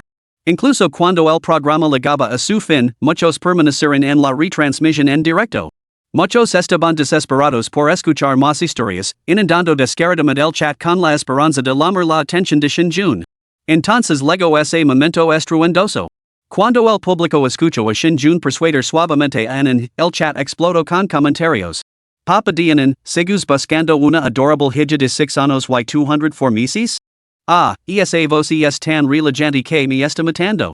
Anan, cede tu lugar a tu hermana para que así cuesta un rato. Solo un ratito. Luego, cuando todos oyeron Anan decir tengo miedo con un tono tan lastimero, así les dirigió el corazón al instante. Sobre todo porque la retransmisión en directo del programa contaba con múltiples ángulos de cámara, uno de los cuales era un primer plano del rostro de Anan al ver esa carita asustada, toda una serie de mamás fans en el chat exclamaron inmediatamente con preocupación. No tengas miedo, Anan, mamá está aquí contigo. Ay, pobrecita. No tengas miedo, no tengas miedo. Anan, no tengas miedo. Guarda un sitio para mamá, y mamá y papa te protegerán juntos. El abaco de arriba? Luego alto y claro desde aquí arriba, en el norte. Las otras familias invitadas se encontraban en una situación muy similar a la de Anan. Todos se estaban preparando para terminar la retransmisión en directo y acostar a sus hijos. Pero entonces, como un rayo cayó del cielo, los niños a los que habían acostado con tanto esfuerzo se despertaron todos. Las otras familias invitadas, que rara vez cuidaban niños y en su mayoría tenían varones, encontraron que la rutina de acostarlos casi los mata. Los niños finalmente se durmieron, pero antes de que pudieran dar un suspiro de alivio, todos se despertaron de nuevo. El chat en directo estalló en carcajadas. Zhang Shui parecía completamente destrozado. Después de conseguir por fin que ese pequeño demonio de Guangzai se durmiera, todos eco a perder. En el momento en que Guangzai se despertó sobresaltado, el rostro de Zhang Shui se contorsionó instintivamente en una rica expresión de desesperación, como si hubiera visto un fantasma. Y todas y cada una de esas expresiones fueron captadas por los espectadores. Algunos espectadores incluso mezclaron las expresiones de Zhang Shui y Guangzai en memes, apodándolos el padre y el hijo sorprendidos. Esto provocó el delirio en el chat en directo y el número de espectadores volvió a dispararse. Al ver a todas las familias invitadas luchando por calmar a sus hijos, ahora despiertos, Lin ya aprovechó el momento. Con un gesto amplio, declaró: volvimos a estar en directo. El momento perfecto para compensar el tiempo perdido por la tarde. El equipo volvió a la acción, impulsando el tráfico y devolviendo el programa a los listas de tendencias justo cuando el interés empezaba a decaer. Cada vez más espectadores inundaban la retransmisión en directo. Entonces llegó el espectáculo de 5 padres tratando frenéticamente de calmar a sus hijos. Afuera, los truenos retumbaban sin cesar, apenas con pausas, mientras que una lluvia torrencial. Crack. Boom, en medio de la lluvia nocturna se oyen los salidos y gritos de bestias y aves no identificadas. A diferencia de la ciudad iluminada por neons, la antigua aldea solo ofrecía las sombras oscilantes de los árboles fuera de las ventanas, con sus ramas extendiéndose amenazadoramente. Los espectadores del chat de la retransmisión en directo exclamaron que era francamente aterrador, por no hablar de los niños, que se despertaron sobresaltados y lloraban desconsoladamente. Shinjun incluso podía oír los llantos de Guangzai desde la habitación contigua. En no lo iba mucho mejor. Aunque normalmente se comportaba bien y era obediente, no podía controlarse ante un terror tan primitivo. Y a diferencia de su casa, donde correr las cortinas y el aislamiento acústico marcaban una gran diferencia, la antigua aldea no ofrecía ese refugio. En lavaba un rato llorando en los brazos de Shinjun. Su adorable carita estaba manchada de lágrimas y mocos, y había empezado a usar el pijama de Shinjun como pañuelo improvisado. Los espectadores del chat en directo estaban divididos entre la risa y la angustia. Shinjun se sentó y tranquilizó suavemente a Anan. Tenía la voz ronca por los llantos anteriores y ahora se alzaba en silencio, con los ojos grandes rojos y hinchados, lo que le dolía a Shinjun. Cualquier pequeño ruido fuera de la ventana hacía que la pequeña temblara en sus brazos, con todo su ser tenso y nervioso. Esto no podía seguir así. Shinjun la persuadió: ¿te cuenta papa otro cuento, Anan? Intentó arreglar Anan para que se volviera a dormir o, al menos, para calmar sus nervios, pero él negó con la cabeza, con los ojos enrojecidos. En ese momento, otro trueno retumbo fuera. Shinjun intento volver a dormir en no, al menos, aliviar su tensión, pero la niña negó con la cabeza, con los ojos enrojecidos. En ese momento, otro trueno retumbo fuera. En ese asusto y volvió a llorar, salazando durante un buen rato antes de que Shinjun pudiera finalmente calmarla. Tenía la voz ronca y los ojos hinchados. Shinjun sintió una punzada de dolor en el corazón. Los espectadores que veían la retransmisión en directo se sintieron igualmente angustiados. Estaba claro que Shinjun y no habían hecho nada malo, y ni siquiera habían prestado atención a la cámara. Sin embargo, el número de personas en la retransmisión en directo seguía creciendo. Ya no había bromas ni chistes en el chat todo el mundo sentia pena por no intentaba pensar en ideas para ayudar al papachón. Shinjun volvió a hablar. ¿Te gustaría escuchar una canción, en? Tenía que encontrar una forma de ayudarla a relajarse. Afortunadamente, esta vez, bajo la mirada ansiosa de Shinjun, en sintió entre celosos, con la voz ronca, y murmuró. Papa, canción. La expresión de Shinjun se iluminó al instante. ¿Quieres que papa te cante una canción, en? En sintió con los ojos enrojecidos. Shinjun se incorporó a medias, accionando en directamente en sus brazos. Esto le dio en una mayor sensación de seguridad y le facilitó canta. Justo cuando Shinjun estaba ajustando su posición, muchos espectadores en el chat de la transmisión en vivo exclamaron. ¿El papa de en sabe canta? Via, que papa tan perfecto tienen. Puede hacer todas las tareas domésticas, cantar historias y también canta. El marido perfecto. Otro día en el que desearía ser la madre de en. Estaba a punto de acostarme. Gracias en, ahora alguien me está cantando para dormir. Sonrisa. Hoy, ¿no te he temido que el padre de en te asust con su voz? On confío en papa en, canta no es como cantar cuentos o hacer las tareas domésticas, depende mucho del talento. Además, no hay pista de acompañamiento, a capella es demasiado difícil. Papa en es solo un aficionado, nunca ha recibido formación profesional, no tengas demasiadas expectativas.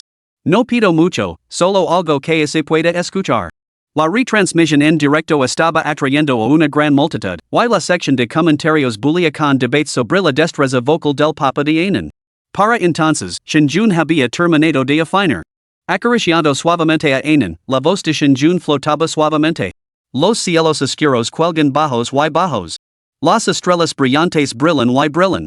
Los pequeños insectos vuelan, los pequeños insectos vuelan. ¿En quién estás pensando? Capítulo 28, La novia muda. Afuera, la lluvia continuaba con su ritmo constante, proyectando sombras danzantes a través de los árboles. Dentro de la habitación tenuemente iluminada, la voz suave y relajante de Shinjun llenaba el aire. En el momento en que comenzó a cantar, el chat en vivo, que antes estaba muy animado, se quedó en silencio al instante. El flujo incesante de comentarios cesó abruptamente. Todo parecía haberse detenido. Shinjun permaneció completamente ajeno al revuelo de la retransmisión en directo, totalmente absorto en su actuación. Esta canción, Los insectos voladores, ocupaba un lugar especial en su corazón. Había crecido escuchándola de niño y, ya de adulto, le servía como un conmovedor recuerdo de su juventud. En esencia, se había introducido en el tejido de su vida. En su vida anterior, Los insectos voladores había sido una canción popular inmensamente popular. Su melodía sencilla y relajante y su letra conmovedora la habían convertido prácticamente en una canción familiar. Casi todos los niños la habían escuchado. Después de la llegada de Anan, Shinjun a veces cantaba canciones populares para arreglarla y que se dormira. Los insectos voladores era su favorita. Mientras Shinjun cantaba, le venían a la mente escenas de su vida con en recuerdo una noche en la que se sentaron en el balcón, contemplando las estrellas más allá de la ventana. Shinjun abrazó a y, juntos, grandes y pequeños, terrorían los insectos voladores. La luz de la luna se derramaba, las estrellas titilaban en el cielo y Anan, con los ojos arrogados por la risa, gritaba, Papa, Papa. En ese momento, Shinjun sintió que la vida era absolutamente maravillosa. Al pensar en ello, una tierna expresión suavizó el rostro de Shinjun y una sonrisa de felicidad floreció en su corazón. Su canto se volvió más suave y profundo, lleno de una emoción más intensa. Las estrellas del cielo derraman lágrimas. Las rosas del suelo se marchitan. Sopla el viento frío, sopla el viento frío. Mientras estés a mi lado. En esta vida, mientras en esta vida a su lado, se siente feliz. Perdido en sus emociones, Shinjun permaneció completamente ajeno a que, mientras su voz flotaba suavemente, el chat en directo del programa había estalado en un frenesí. Cuando Shinjun comenzó a cantar, el chat se quedó en silencio por un momento. Pero pronto, el espacio tranquilo explotó con un torrente de comentarios, inundando la pantalla en rápida sucesión. El padre de en encanta maravillosamente. Esta canción, esta voz. Absolutamente brillante. Voy a decirme elogios hacia papa en, mi lego al corazón en cuanto abrió la boca. Se acabó, estoy completamente enamorada de papa en. Que bonito. Suena tan sencillo, pero ¿por qué su canto es tan conmovedor? Me transporta instantáneamente a la infancia, noches de luna llena, campos de arroz ondulantes, de el pueblo reunido bajo las farolas charlando y llegando a las cartas. De repente, desearía volver a ser niño. La canción es preciosa, pero ¿por qué me produce una pizca de tristeza? Creer no es de du diversion y juegos. No sé por qué, pero de repente echo de menos a mi abuelo. Me pregunto como lo iré en el cielo. También echo de menos a mi abuela. Cuando era pequeña, me cantaba con su abanico de hoja de palma para dormir. Que triste, me dan ganas de llorar. Solo quería ver un programa de variedades antes de acostarme, ¿por qué me hacen llorar? ¿Alguien puede decirme qué canción de cuna es esta? Ah, ¿por qué es tan bonita? Por favor, dejad de canta.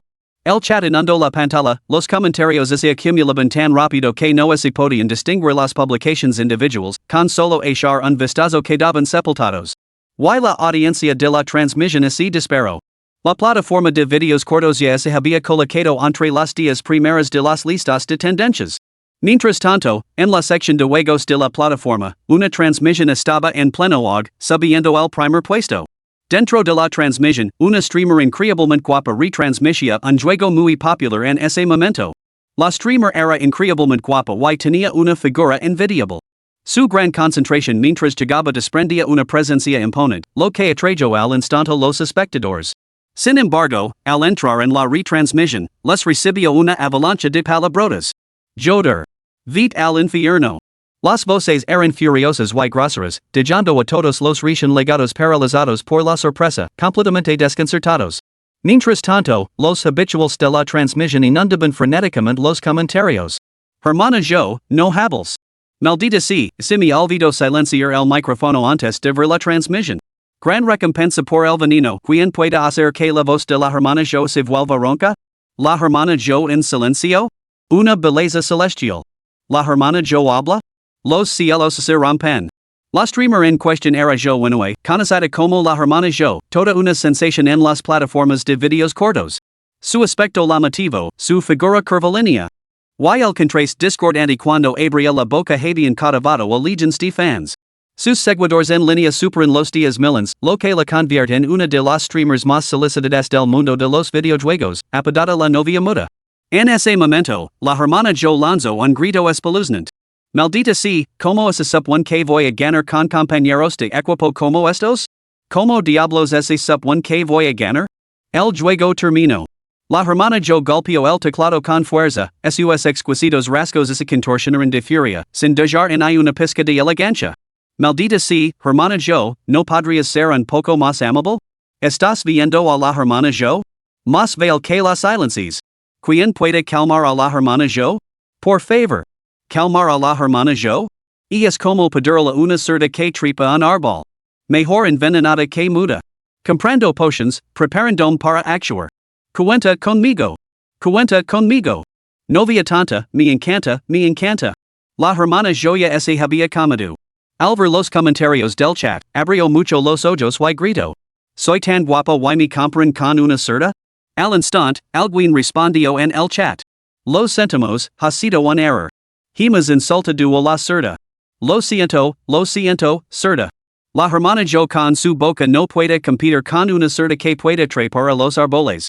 Los comentarios del chat enfurecieron a la hermana Jo. Abriendo las fosas nasales, apretó los dientes y declaró. Está bien. Está bien. Dicen que soy peor que una cerda? Entonces se cancela el cosplay de mañana. Vayan a ver a sus cerdas. Los fans en el chat respondieron. Cancelalo, cancelalo. Solo recuerda actualizar las fotos. ¿No son las fotos más satisfactorias que los videos? Te queremos aún más. La hermana yo estaba muy acostumbrada a este tipo de bromas en sus transmisiones en directo, era parte de su marca. Después de discutir con los fans durante un rato y cansarse de los insultos, declaró. Muy bien, chicos, la hermana yo os llevará a inspeccionar la habitación. No culpen a la hermana yo por no darles de comer, los voy a llevar a todos conmigo. Salió de la interfaz del juego y abrió la sección de transmisiones en vivo de videos cortos. Por costumbre, eco un vistazo a los temas de actualidad para ver si había surgido algún chisme nuevo ese día. Justo cuando estaba a punto de llevar a sus amigos a ver bailar a algunas chicas, una frase de tendencia llamó de repente la atención de la hermana yo. Hoy descubierto lo que es realmente un marido perfecto. La hermana yo se quedó paralizada y su mano tocó instintivamente la entrada. Los fans de la sala de retransmisión en directo fueron testigos de su reacción y estallaron encarcajadas. La sección de comentarios es el lleno de comentarios bullens. ¿Qué ha pasado con lo de invita a los chicos a una buena comida? ¿Resulta que a la hermana yo lo apetece comer a escondidas? ¿El marido perfecto? ¿Se ha enamorado la hermana yo? Olvidolo, hermana yo. A menos que te envenines para calarte, nunca encontrarás marido. Los ojos de la hermana yo están llenos de maridos. La hermana yo reaccionó rápidamente, fingiendo timidez mientras se daba una palmada juguetona en la mano que sostenía el ratón antes de exclamar con fingida frustración. Ay, Dios mío, todo es culpa de esta mano. No quería hacer clic, pero se abrió sola. Capítulo 29, Calando a la hermana yo. La página de la transmisión en vivo se cargó brevemente antes de que se abriera el hilo del tema. La hermana yo vio al instante el título correspondiente. Papa, ¿a dónde vamos? En y papa. También se fijó en la imagen de portada de la transmisión en vivo, un joven, más guapo que cualquier famoso, akinando a una adorable niña con tierno afecto. Al ver el rostro del joven, la hermana yo se quedó paralizada. Este momento también fue notado por sus seguidores de la transmisión en vivo, quienes comenzaron a burlarse de ella en la sección de comentarios una vez más. Ay, el corazón de la hermana yo definitivamente está palpitando. Caramba, este papa es solo un poco más guapo que yo. Que vergüenza, arriba, este papa es tan guapo como yo. La hermana yo volvió a la realidad, con las mejillas ligeramente sonrojadas por haber sido descubierta. Se aclaró la garganta para disimular. ¿No es este el programa del que todo el mundo ha estado hablando hoy? Este tipo debe de ser ese aficionado del que se rumorea, ¿verdad? Es bastante guapo, ¿no? Solo estaba distraída porque record ese incident, nada más. Chicos, dejad de hacer conjeturas descabelladas. El chat en directo explotó con comentarios. Sí, ¿himas dica algo? Hermana yo, te estás metiendo en un lío. Si no estabas pensando en nada, ¿por qué te has sonrojado? Al ver este comentario, la hermana yo se tocó instintivamente la cara. Esto solo avivó en más las burlas de los fans, lo que llevó a la hermana yo a tirar la precaución por la ventana. Y que así me encanta ver a chicos guapos. Esta es la recompensa por haber sido una trabajadora incansable en mi vida pasada. El marido perfecto? Que me parta un rayos y no vio por qué tanto alboroto. Dejadme que lo evalúe primero para las hermanas. Con eso, la hermana yo hizo clic directamente en la transmisión en vivo de y Shinjun. Para entonces, Shinjun ya había terminado de cantar el insecto volador una vez. En lu encantaba esta melodia, y el mito en su carita había disminuido visiblemente, sus ojos ya no estaban tan enrojecidos. Shinjun no se detuvo, acariciando suavemente en mientras comenzaba de nuevo. El cielo oscuro cuelga bajo. Las estrellas brillantes nos acompañan. Los pequeños insectos vuelan. La cuenta de la hermana yo tenía un rango alto, y este tipo de cuentas activaban notifications del sistema al entrar en una transmisión, alertando al presentador de la llegada de un VIP. Normalmente, cuando la hermana yo entraba en una transmisión, el presentador se detenía sorprendido antes de exclamar encantado. Gracias por tu apoyo, hermana yo. Nos encantaría volver a verte. Aunque las deliciosas interacciones de la hermana yo con los fans podían parecer poco refinadas, su audiencia de miles de personas era formidable para la mayoría de los streamers. Una figura a la que admirar. Sin embargo, esta vez, su llegada no causó ninguna repercusión. El apuesto hombre que acunaba a un niño en el encuadre ni siquiera levantó la cabeza. Ante la indiferencia del apuesto joven, la hermana yo se sintió naturalmente un poco desanimada. Pero al segundo siguiente, su atención se centró en otra cosa. Miró fijamente el número de espectadores que se disparaba, y la abrumadora avalancha de comentarios que llenaban el chat. La hermana yo abrió los ojos con incredulidad y incluso balbució inconscientemente. Estoy viendo cosas? Se frotó los ojos y volvió a mirar la transmisión. El número de espectadores seguía siendo astronómico, con más de 1,000,000 de espectadores simultáneos. La sección de comentarios era completamente ilegible. La hermana yo contuvo el aliento. Había visto muchos eventos importantes, pero este momento la dejó completamente atonida. No era de extrañar que nadie le prestara atención, su cuenta era solo un actor secundario en este ámbito.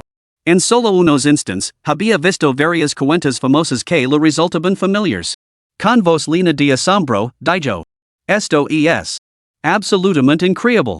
Los fans que vean la retransmisión de la hermana yo también se percataron de la situación en las retransmisiones en directo de en June, y compartieron la misma oleada de asombro. Entonces, alguien comentó: Hermana yo, parece que este chico no es para ti. Dios mío, no se entiende ni un solo comentario en esa sección. Con solo echarle un vistazo, querías ser su madre. Estaba viendo el programa esta noche, el tráfico de la retransmisión era alto, entonces nunca imaginé que se dispararía aún más. La hermana yo volvió a prestar atención y murmuró con asombro: Caramba, chicos, esto es increíble. Sigo viendo la transmisión, que me parta un rayo si no veo de que había todo este alboroto. Nada más decirlo, una voz masculina suave y clara comenzó a tararear una melodía que llegaba directamente al corazón. La hermana yo se quedó paralizada. Los fans que la acompañaban estaban igualmente atonidos. La sección de comentarios, antes llena de bromas y chistes, se quedó visiblemente en silencio. La hermana yo siguió la melodía hasta la retransmisión en directo. Ali estaba un hombre guapo acunando a una niña pequeña en una cama antigua. Su expresión era tierna y su rostro irradiaba calidez. La habitación estaba bañada por una cálida luz amarillenta, que recordaba a los hogares de la infancia. Afuera, las sombras de los árboles se balanceaban suavemente y se oía el débil sonido de la lluvia y el viento. A través de los viejos cristales de las ventanas se vislumbraba la noche exterior.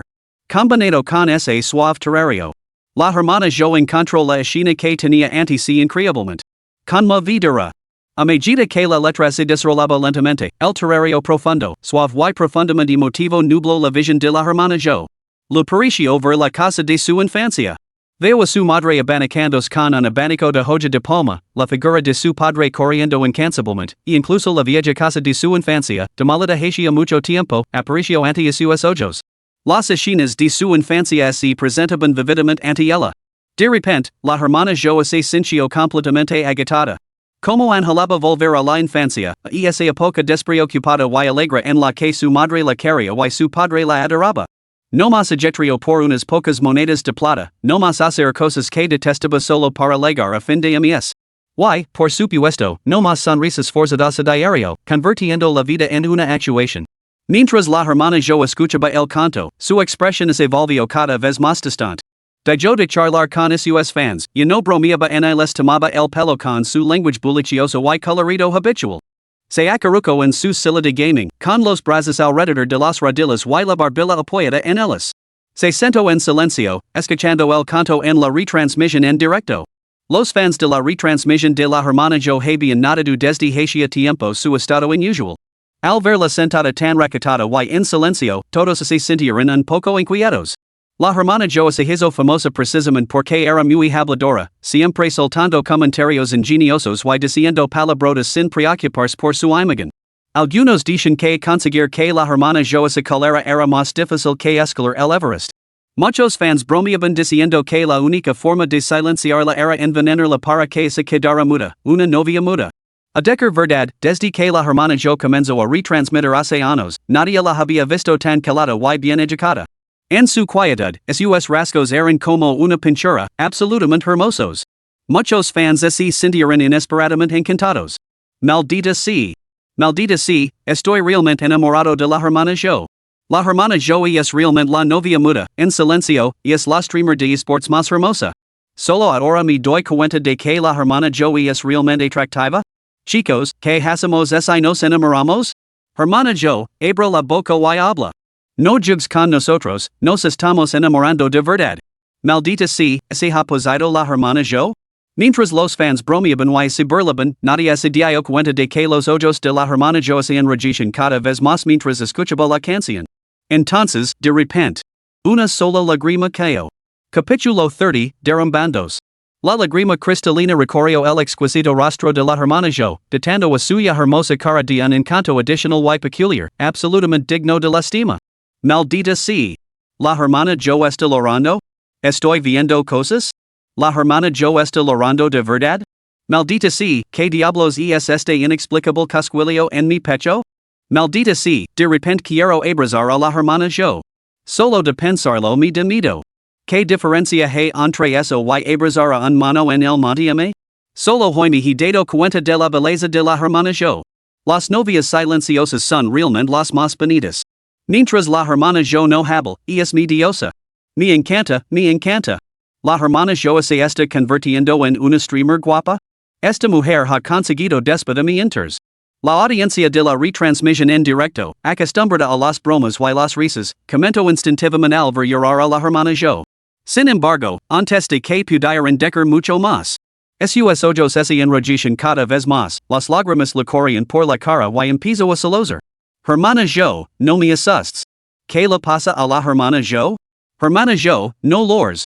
Se me están soltando las lágrimas. ¿Qué pasa?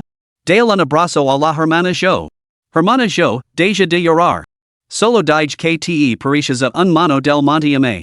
No puedo simplemente disculparme? De repente siento un poco de pena por la hermana Jo. ¿Qué está pasando?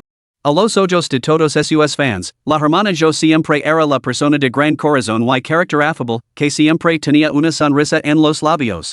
Incluso cuando se enfrentaba a situaciones desagradables o frustrantes, solo soltaba un par de palabrotas.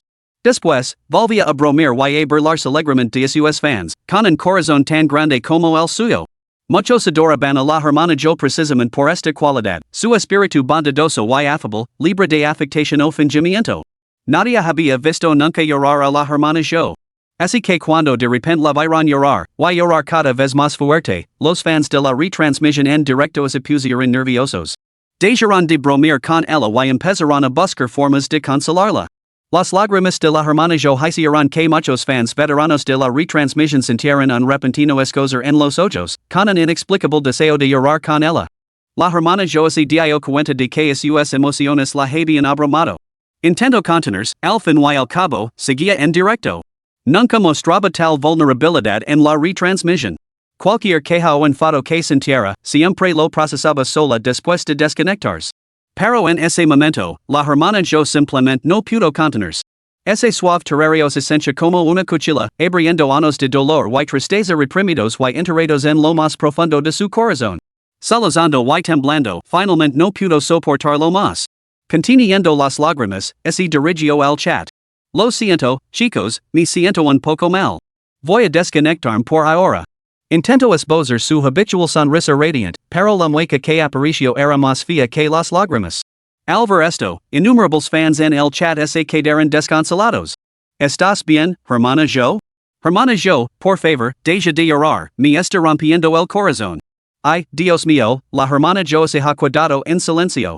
No estoy acostumbrado a esto. ¿Quién entiende esta sensación de desolación? La hermana Jo es mi ídolo absoluto. ¿Está bien la hermana Jo? Normalmente es ella la que me ayuda a procesar mi negatividad. Verla tan destrozada por primera vez es desgarrador. Abrazos. Antes de que los fans pudieran decir mucho más, la hermana Jo terminó rápidamente la transmisión. En el repentino silencio, sus solozos se hicieron más fuertes. Mientras tanto, en la transmisión en vivo de Shinjun, muchos espectadores compartieron la angustia de la hermana Jo, admitiendo que era insoportablemente doloroso escucharla. Muchos otros se emocionaron hasta las lágrimas. ¿Quién lo entiende? Solo quería ver un poco de entretenimiento antes de acostarme y ahora estoy llorando a lágrima viva bajo el edredón. Eco tanto de menos a mi abuelo, sniff, sniff. Mi compañero de piso me preguntó por qué lloraba tanto, y siquiera pude admitir que era por ver un programa de televisión. Papa Anan, me estás matando. Deja de canta. No puedo contenerme. Más allá de esto, muchos padres comentaron que Shinjun cantaba maravillosamente, arreglando a sus hijos mientras veían el programa juntos. Un espectador incluso comentó: Loti decadido, a partir de ahora, ver este programa de variedades antes de acostarme y dejaré que Papa Anan me duerma. Este comentario obtuvo innumerables apoyos, y que muchos lo consideraban una solución realmente viable, crean sinceramente que Shinjun era un maestro a la hora de arrolar a los niños. Las cuentas de marketing online incluso habían comenzado a publicar guías tituladas Aprende el método de tres pasos de Shinjun para arrolar a los niños. En ese momento, Shinjun ya había cantado los insectos voladores varias veces. En que al principio se había asustado por los truenos, finalmente se había comido y su cuerpo ya no temblaba. La hinchazón que tenía alrededor de los ojos también había desaparecido. Ahora, acaricada en los brazos de Shinjun, el sueño volvía a apoderarse de ella. Sus grandes ojos comenzaron a parpadear débilmente. Shinjun le susurró suavemente el oído en. Duerme ahora, en papá está aquí contigo. En ya se estaba quedando dormida, murmurando indistintamente con su boquita. Papá. Su pequeño cuerpo se retorció en los brazos de Shinjun, acomodándose en la posición más cómoda antes de cerrar lentamente los ojos. Shinjun comenzó a terrorir los insectos voladores una vez más. Las canciones de cuna no tienen por qué ser elaboradas y complejas, la simplicidad es la clave. Un ritmo sencillo y repetitivo resultó ser lo más eficaz. Efectivamente, en cuestión de minutos, en ese había quedado completamente dormida, incluso emitiendo suaves ronquidos. Shinjun miró con ternura al pequeño tesoro que tenía en brazos antes de acostar con cuidado en la cama y acariciarla suavemente durante un rato más. Solo después de confirmar que la niña había entrado en un sueño profundo, Shinjun se levantó, dando un suspiro de alivio. Tranquilizar a un niño parece sencillo, pero en realidad es increíblemente exigente, no solo mentalmente agotador, sino también físicamente agotador. ¿Quién podría aguantar sentado sin moverse durante media hora? Al ver que Shinjun finalmente había conseguido que en ese dormira, los espectadores de la retransmisión en directo también dieron un suspiro de alivio colectivo y inundaron los comentarios con mensajes como: El papa de en ha trabajado muy duro. Debe de haber sido agotador. Cuidar de un niño no es tarea fácil. Con lo mucho que ha trabajado el papa de en, debería encontrar una mamá pronto. Mientras legaban los comentarios, Shinjun volvió a aparecer en pantalla. Lin Jia había notificado a cada grupo de invitados que podían terminar sus transmisiones cuando lo consideraran oportuno. Después de estar ocupado hasta ese momento, Shinjun finalmente se preparó para despedirse tras conseguir que en ese dormira. Se dirigió a la cámara por última vez. Gracias a todos por acompañarnos. Descansen un poco.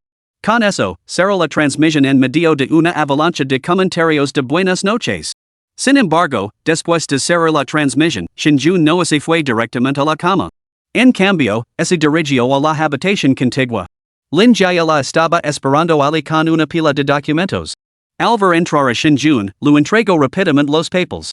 Estos son los últimos movimientos de todos los artistas de Hanlian Music. Los he restrido todos para ti. Lin Jia había estado trabajando en la tarea que Shinjun lo había asignado desde la tarde y finalmente había terminado todo. Shinjun aceptó los documentos con una mirada de sincero agradecimiento. Gracias, amigo. No hay necesidad de dar las gracias entre nosotros, muchachos. Capítulo 31, ¿Sientes el calor? Jun, ¿cuál es tu plan? En la sala contigua, Lin Jia observó a Shinjun estudiando los documentos y le preguntó con un toque de confusión. Tenía una idea bastante clara de las intenciones de Shinjun, sabía que Shinjun quería provocar la influencia de Hanshur Music para contraatacar a Song Xiu. Aunque Song Xiu era considerado una estrella de primer nivel. No era rival para un gigante como Hanshur Music. Si Hanshur Music aceptaba actuar en nombre de Shinjun, ya fuera para acalar por completo los rumores o para dar una lección a Song Xiu. Ninguna de las dos cosas sería particularmente difícil. Pero, ¿cómo conseguir que Hanshur Music les ayudara? Esa era la gran pregunta. Aunque Shinjun contaba con el respaldo del viejo Shun, Lin Jia entendía que un gigante como Hanlian Music nunca se arriesgaría a agravar la situación solo por Shinjun. Shinjun simplemente no tenía ese tipo de influencia. Mientras recopilaba información esa tarde, Lin Jia había reflexionado sobre cómo Shinjun podría persuadir a Hanlian, pero tras mucho deliberar no se le había ocurrido ninguna solución viable. Para entonces, Shinjun casi había terminado su revisión. Al escuchar las palabras de Lin Jia, Shinjun no se apresuró a responder. En cambio, volvió a examinar los materiales seleccionados antes de extraer un documento en particular. Colocándolo sobre la mesa, Shinjun señaló una línea específica del texto. Lin Jia, intrigada, tomó la hoja. NLSE de Taliban las actividades y proyectos de hacer music para el mes en caso. No contenía nada especialmente importante, por lo que Linja lo había resumido todo en una sola hoja.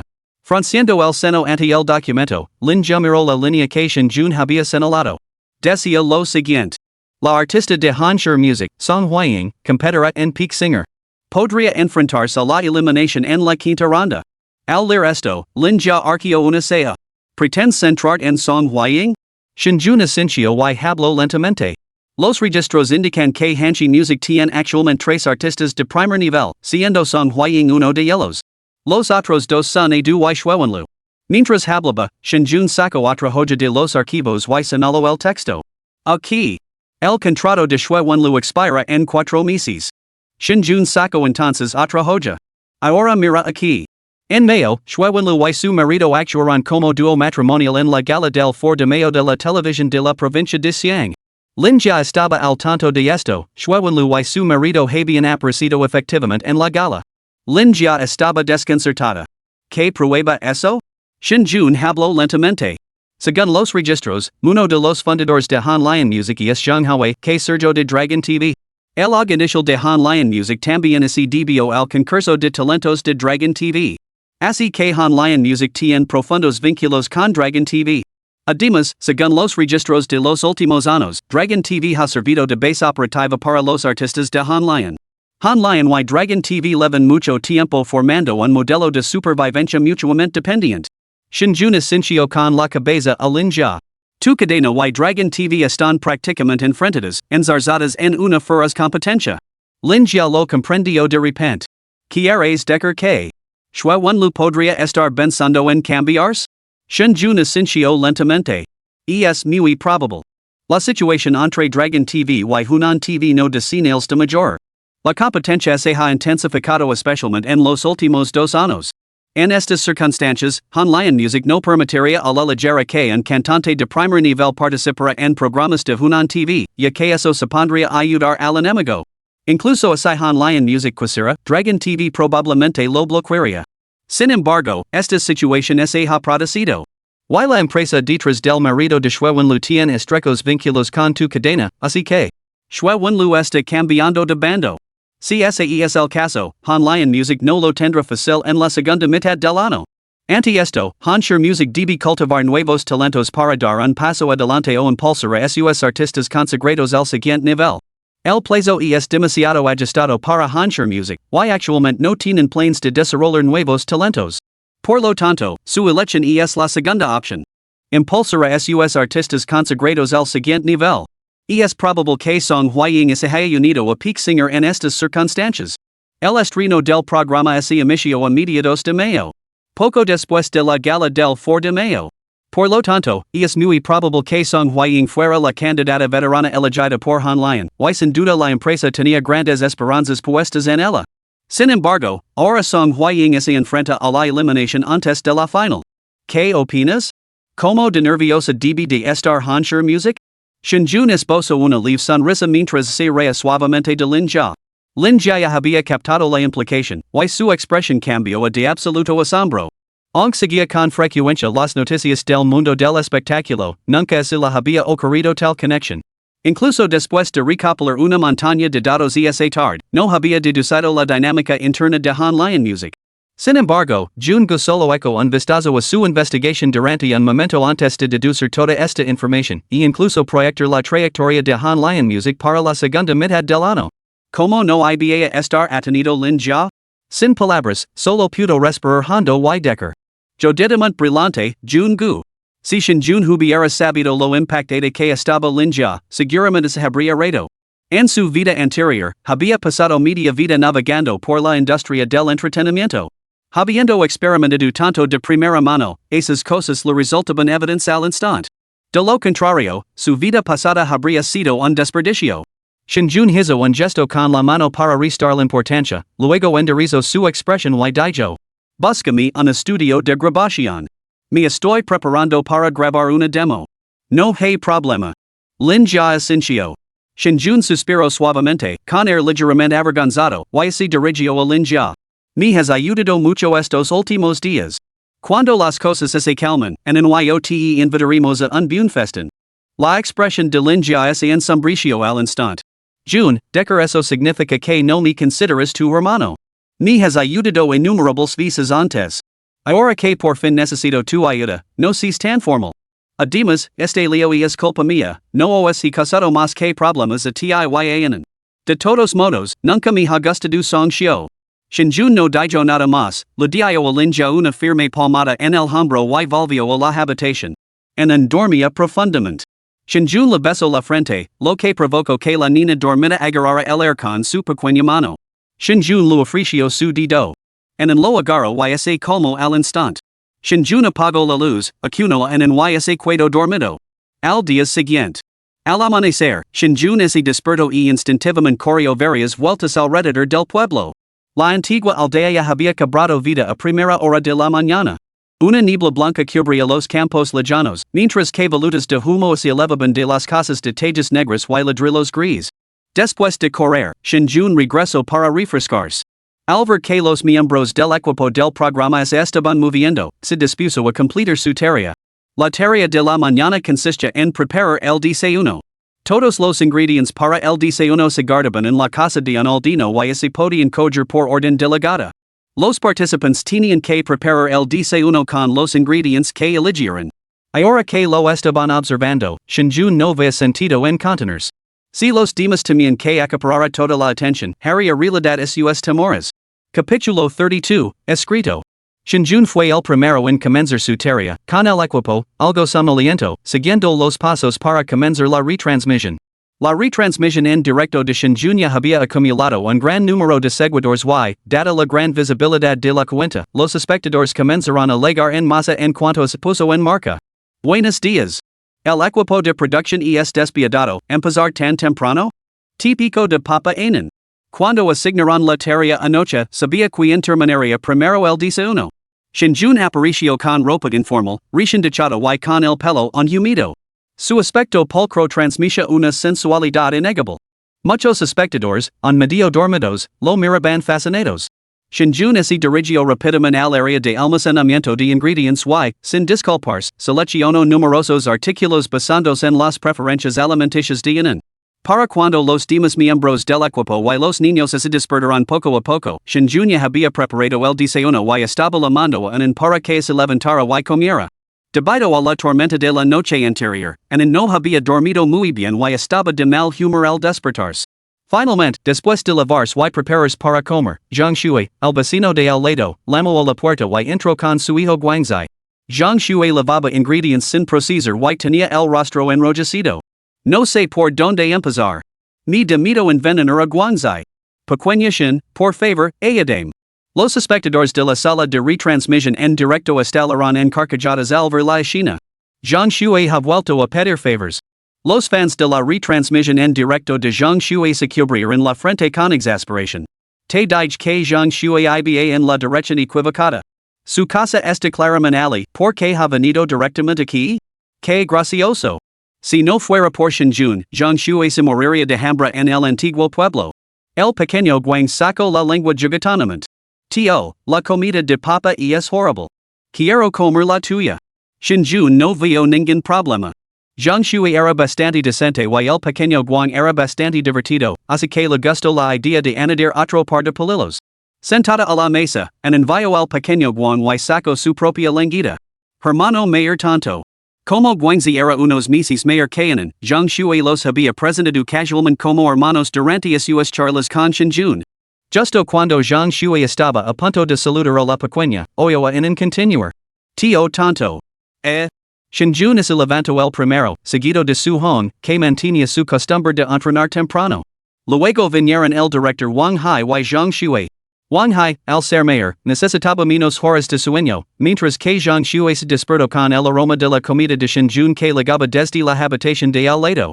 Así, el actor Song Xiu y su hijo fueron los últimos en despertarse y, por consiguiente, los últimos en recoger los ingredientes.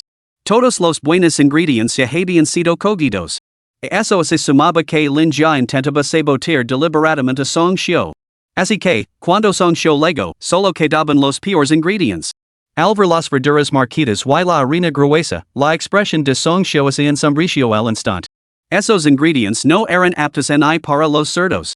Song show intento negociar con el equipo, pero le dijeron que esa era la penalización por legartard. Y eso fue todo. Song show parecía completamente destrozado. Habiendo participado en innumerables programas, sabía muy bien que las reglas eran solo para beneficio de la audiencia. Nunca se había encontrado con un equipo de producción tan estricto. Intento encontrar a la directora, pero le dijeron que la directora Lin ya estaba fuera por negocios y que debía esperar a su regreso si tenía algún problema. Excepto que la directora probablemente no volvería hasta el mediodía. Song show finalmente lo entendió, la directora lo estaba atacando deliberadamente. Abrumado por la furia, no pudo contener y pateó la mesa a su lado con todas sus fuerzas. El equipo no lo había mentido a Song show, Lin ya había salido para buscar un estudio de grabación para Shinjun. Todo se solucionó rápidamente. Cuando regresó, varios grupos invitados ya habían terminado de desayunar. Cuando terminó la emisión matutina, Lin ya llegó a Shinjun y en directamente al estudio. En el coche, Lin ya preguntó con cierta sorpresa. ¿Jungu, lo has escrito tú? Lin ya sabía que Shinjun tenía la intención de componer una canción para Song Huaying como moneda de cambio para iniciar las negociaciones. El estudio de grabación se había reservado precisamente para ese fin. Lin ya había supuesto que Shinjun necesitaría varios días para escribirla, por lo que había reservado el estudio para fechas posteriores. Tenía pensado ocuparse de ella una vez concluido el programa. Sin embargo, esa mañana, al regresar, Shinjun había declarado inmediatamente que iban a grabar ahora mismo. No es que subestimar al hermano Jun. Componer canciones es intrínsecamente difícil, y más un para un sello discográfico tan importante y con tanto talento como Hanlian Music. Y Shinjun había elegido a Song Huaying como objetivo. Una artista de primer nivel.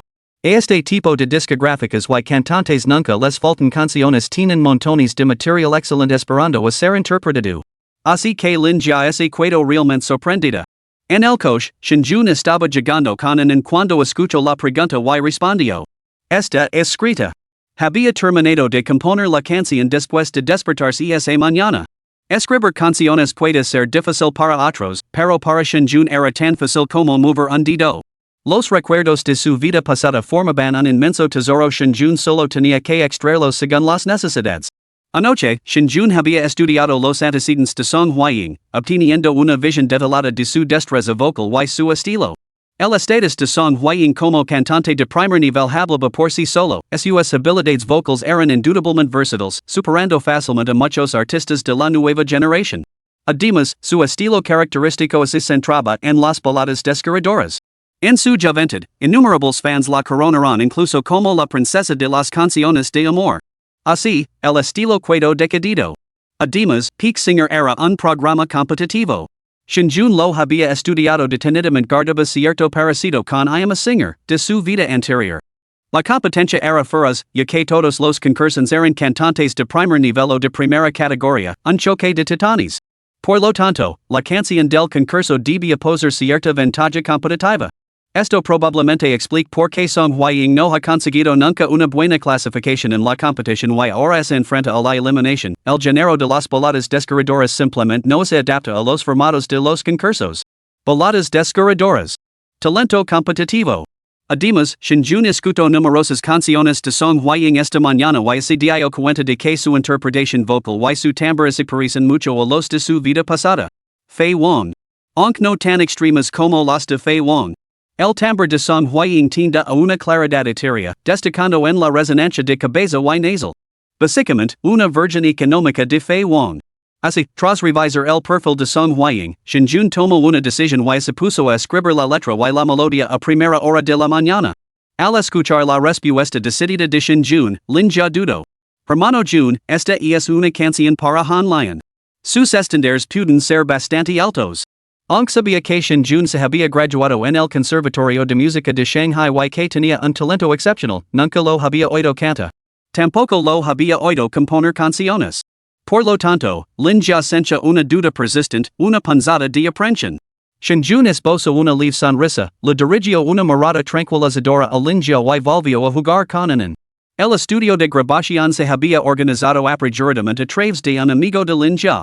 Lingnan era solo una ciudad de montaña de cuarto nivel, y las instalaciones del estudio no eran particularmente impresionantes. Aun así, Shinjun solo necesitaba grabar una demo, una tarea sencilla. Tardó poco más de 2 horas en completarla, aunque esto se debió en parte que Shinjun estaba oxidado y no estaba familiarizado con el equipo de lo contrario, habría sido más rápido. Después de escuchar la demo de Shinjun, Lin ya se quedó completamente en silencio. Sus preocupaciones se habían desvanecido sin dejar rastro. De hecho, en el camino de vuelta, estuvo completamente boquiabierta durante todo el trayecto. Mientras Shinjun y Lin ya grababan la demo, EMI Records de Shanghai lo tenía todo listo. Giovanni se había puesto deliberadamente un vestido rojo brillante para ir a trabajar ese día, con la esperanza de que el nuevo álbum de Lu Yao y la compañía prosperaran de forma brillante. A las 9 de la mañana, el nuevo álbum de Lu Yao, Love 365, se lanzó en todas las plataformas online. Capítulo 33, Otro Asunto. Paralelamente al lanzamiento del álbum, el departamento de publicidad se puso rápidamente en marcha, invirtiendo enormes recursos en una campaña promocional a gran escala. Esta vez, EMI estaba decidida a impulsar a Lu Yao a lo más alto. En el mismo momento en que EMI lanzó el álbum, el nuevo lanzamiento de Tanyu Media se puso a la venta simultáneamente en todas las plataformas. Hoy, Tanyu Media no ocultó sus intentions, estaban dispuestos a pisotear a EMI Records para alcanzar la fama, permitiendo a su ching arrebatar el puesto a Lu Yao. La promoción de Tanyu Media fue igualmente frenética. Movilizaron todos los recursos disponibles, incluso reclutaron al artista Song Xiu para que promocionara el álbum durante su programa matutino en directo. Song Xiu también había firmado con Tanyu Media. Sin embargo, el y su cheng pertenecen a divisions diferentes, uno al departamento de cine y televisión, y el otro al departamento de música. Además, numerosos artistas de Tanyu han estado compartiendo y apoyando activamente la promoción, creando una presencia mediática abrumadora en la que los anuncios de Tanyu son prácticamente omnipresentes. Mientras tanto, EMI Records no se queda atrás y emplea todas las tácticas posibles, desde promotions en programas de variedades y apariciones en plataformas musicales hasta entrevistas televisivas y patrocinios de influencers, lanzando una campaña tras otra. La tensión y la rivalidad entre las dos empresas es evidente para todos. Ambos álbumes nuevos subieron rápidamente en las listas de éxitos de las principales plataformas musicales, dominando las listas como ningún otro. Ese día, la atención de casi todo el mundo se centró en los movimientos de estas dos empresas, lo que atrajo cada vez más la atención hacia los álbumes. Dentro de la industria, algunos incluso comenzaron a apostar por cuál de las dos empresas saldría victoriosa. Sin embargo, nadie se dio cuenta de que, mientras todas las miradas estaban fijas en las dos empresas, un video en plataformas de formato corto comenzaba a ganar popularidad de forma constante. Los espectadores habituales de las retransmisiones de deportes electrónicos reconocerían a la figura del video como nada menos que Jogia, la famosa streamer de internet de la sección de videojuegos. El título del video decía: El hombre que hizo llorar a Jogia. La miniatura que lo acompañaba mostraba a Jogia con lágrimas brillando en el rabillo de los ojos, una imagen lamentable pero seductoramente sensual. Además, en la plataforma Huayue Music se había subido una grabación musical bastante tosca y producida con prisas. Huayue Music, la plataforma musical más popular de Huaxia. Los álbumes de Bata Records y Tanyu Music se lanzaron en exclusiva en Huayue, y todas las batallas posteriores se celebraron en su plataforma. Todos tenían un único objetivo, el primer puesto en la lista de canciones más populares de Huayue. Si una canción lograba alcanzar esa posición, demostraría su valía y el estatus de su cantante. En ese momento, tanto EMI como Tanyu luchaban por las posiciones en la lista. La competencia era feroz.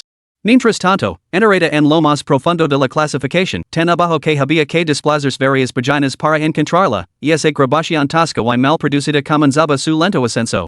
Esta pieza musical tosca y chapucera lavaba por título, en Anne's Lullaby. Mientras tanto, Lin Jiao y Shinjun regresaban en coche. Durante el trayecto, Shinjun llamó a Chinman. Han Lion Music era líder del sector y llevaba mucho tiempo cotizando en bolsa.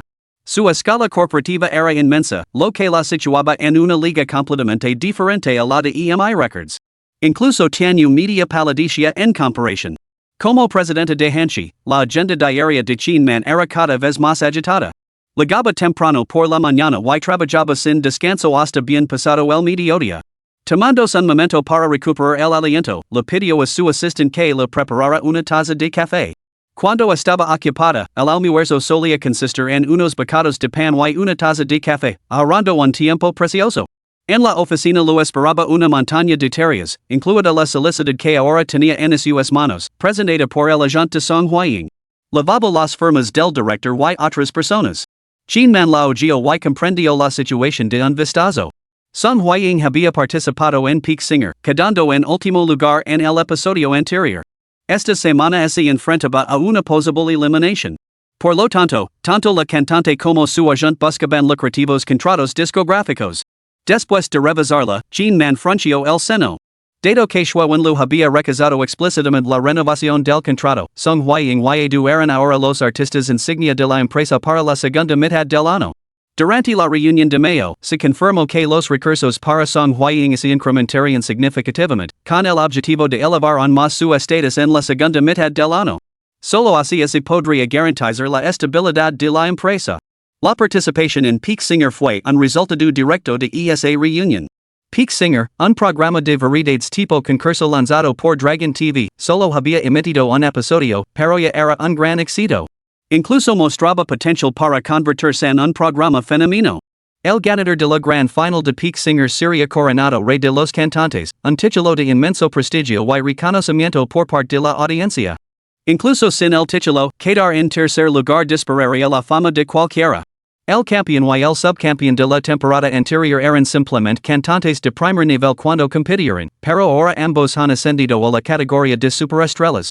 Su popularidad ha superado incluso a la de superestrellas consagradas como Song Huaying.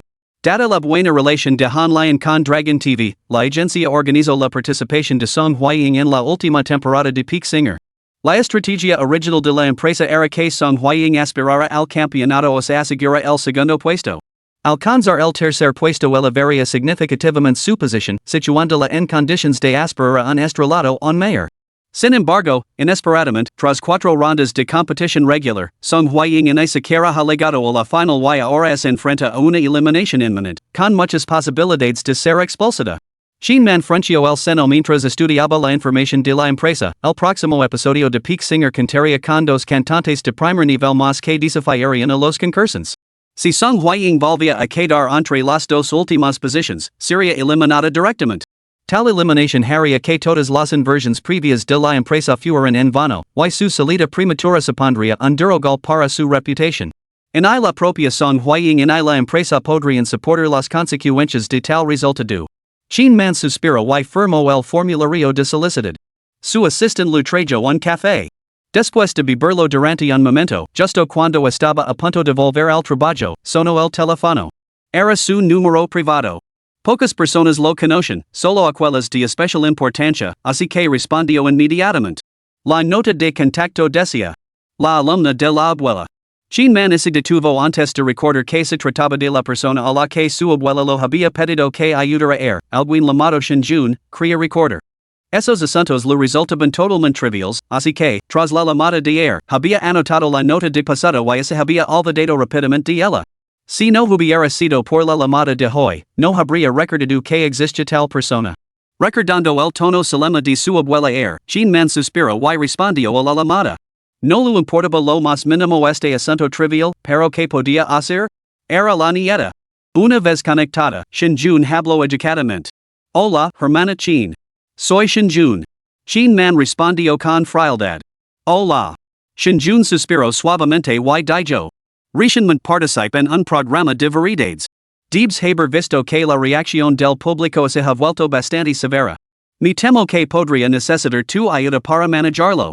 En particular, los rumores sobre mi hija. Espero que puedas ayudar a gestionarlos. Aunque la opinión pública había cambiado y la reputación de Shinjun había mejorado considerablemente, los fans de Song Xiao seguían causando problemas en internet, incluso arrastrando un anhelo. Muy bien. Chin man asintió. Habiendo prometido a la abuela que se encargaría de esto, naturalmente le echaría una mano. Gestionar la opinión pública en internet no era ningún reto. Tras aceptar, Chin man se dispuso a terminar la llamada, pero la voz al otro lado añadió. Hey otro asunto en el que necesito tu ayuda, hermana Chin. Capítulo 34, El sonido de la iluminación. Al arresto, Chin man frunció el seno instintivamente, y su opinión sobre Shinjun empeoró aún más. Como así atrevían a tentar a la suerte. Una mirada de enfado cruzó los ojos de Chinman, pero Shinjun insistió al otro lado de la línea. Necesito que la hermana Chin me ayude a expulsar a Song Xiu del programa. Song Xiu. La estrella idol de primer nivel. ¿Retirar a Song Xiu del programa? Han Lion podría hacerlo, pero a un costo enorme. Esto era incomparable con el precio pagado para calmar la opinión pública. Han Lion nunca incurriría en un gasto tan grande por alguien totalmente insignificant. En pocas palabras, Shinjun no lo valía. Ni siquiera siendo alumno de la abuela. Y como había llamado la atención de la abuela un individuo tan insolente y insaciable. Una ráfaga de pensamientos atravesó la mente de Chinman, y el frío de sus ojos se intensificó varios grados. Sin embargo, Shinjun insistió, a Genoa to do, con audacia. Sé que no será fácil. He oído que la empresa de la hermana Chin anda escasa de canciones últimamente, así que he compuesto una que podría ser de ayuda. Si su empresa necesita más apoyo en el futuro. Presuntuoso. Despistado. La consideración de Chinman por Shinjun cayó en pecado hasta su nivel más bajo. Con un bufado destinoso, lo interrumpió. Gracias, pero no es necesario. Y con eso, colgó el teléfono. Tras terminar la llamada, Chinman suspiró exasperado y apresionó las scenes con los dedos. La empresa Han Shuria contaba con más de una docena de compositores y colaboraba con muchos de los mejores talentos del sector. Cuando iba a necesitar un novato para escribir canciones? Shinjun, estrictamente hablando, ni siquiera era un novato, como mucho, solo tenía un nivel universitario. ¿De dónde sacaba tanta confianza? Chinman negó con la cabeza, dejó el teléfono a un lado y volvió a sus papers. Al otro lado de la línea, Shinjun se quedó desconcertado por la brusquedad con la que había terminado la llamada. Esperaba poder decir unas palabras más por el bien del viejo Shin. Y cuando se cortó la línea, le pareció oír un suave resoplido. Shinjun frunció el seno, pero aún así envió la demo musical a Chinman había añadido a sus datos de contacto después de su llamada del día anterior. Sin embargo, la demo quedó sin respuesta. La esperanza se desplomó en el corazón de Shinjun. A juzgar por esto, Hanshur probablemente estaba fuera de discusión. Tendría que resolver las cosas por sí mismo. Al regresar a la antigua aldea de Xiaobu al mediodía para continuar con el rodaje, era hora de volver a cocinar. Armados con la experiencia del día anterior y el deseo del equipo de producción de crear drama, esta vez la regla era estricta, cada pareja tenía que cocinar su propia comida. Y el recipiente para cocinar. Una olla tradicional para cocinar en la estufa. El efecto del programa se maximizó. Aparte de la serena pareja formada por Shinjun y el resto de grupos se sumieron en un chaos total. Cuando Zhang Shui y Guanzai cocinaron, casi volaron la estufa en pedazos. El humo espeso se extendió por todas partes. Cuando salieron de la neblina, tanto el padre como el hijo estaban cubiertos de halán y tenían la cara llena de manchas negras. Los espectadores del chat en directo sacaron a reír a carcajadas, y la pareja se ganó otra ronda de expresiones dignas de memes. Después del almuerzo, los invitados tuvieron un breve descanso, crucial para que los niños recargaran energías, antes de que la emisión se reanudara a las 2 de la tarde. Para la parte de la tarde, el equipo de producción asignó a cada grupo una nueva tarea. Pastorio de ganado. La ciudad de Lingnani es famosa en la provincia de Hunan por ser un centro de cría y reproducción de búfalos de agua. Por ello, el equipo proporcionó 10 búfalos de agua y los distribuyó entre los grupos. A continuación, se encargó a los invitados que llevaran a los búfalos a patar a las colinas cercanas. La tarea consiste en alimentar a los búfalos hasta saciarlos y asegurarse de que regresaran dentro del plazo estipulado.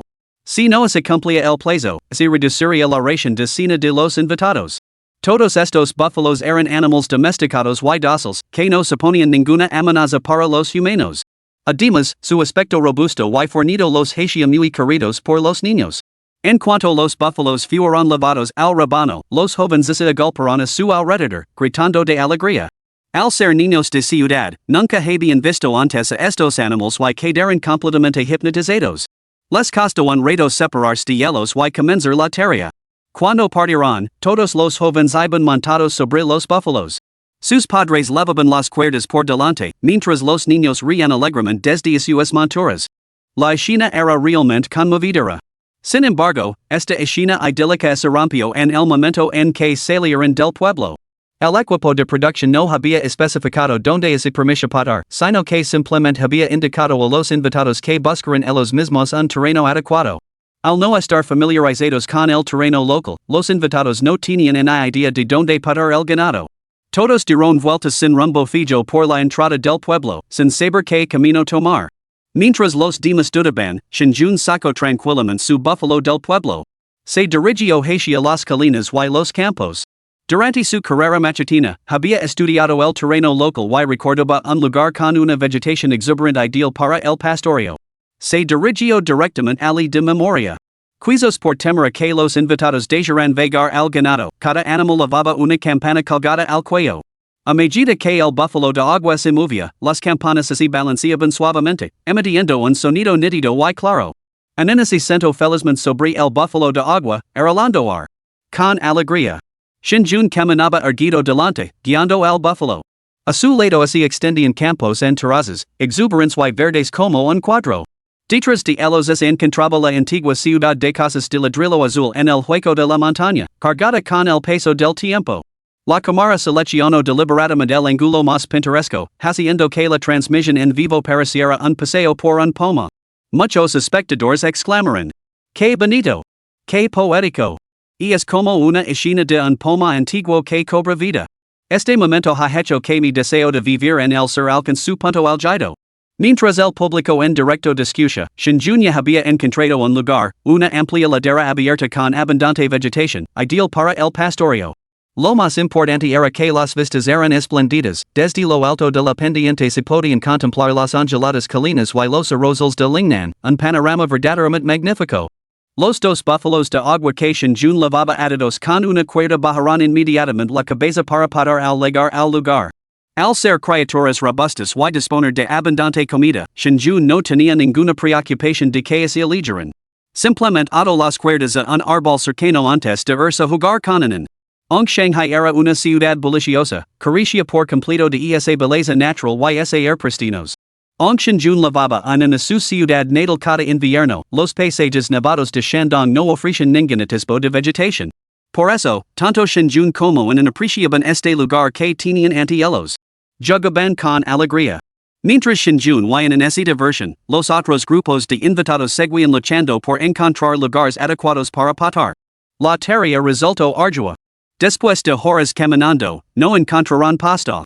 O cuando un invitado quería trasladarse a otro lugar, el búfalo bajaba la cabeza para patar y se negaba a moverse, turco como una mula. Tomamos como ejemplo a Song Xiu. Tenía la intención de llevar a Shirtu a otro lugar, pero el búfalo vio un trozo de maleza al borde de la carretera, bajo la cabeza y se negó a moverse. Por mucho que Song Xiu tirara, no se movía. El hombre y el búfalo permanecieron en un punto muerto durante bastante tiempo. Luego estaba el grupo de la directora Wan Hai. Mientras pastoreaban, accidentalmente levaron al búfalo directamente al huerto de Alguin, provocando un caos absoluto. El grupo de Zhang Shui demostró ser más inteligente.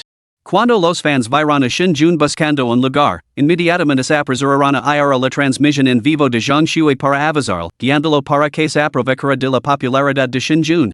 Ahora los fans de Zhang Shui se han acostumbrado a ello, esta temporada, el hermano Shui está aquí únicamente para aprovecharse de la popularidad de los demás. Zhang Shui estaba bastante contento con este arreglo, pero, inesperadamente, las indicaciones de los fans se volvieron cada vez más erróneas.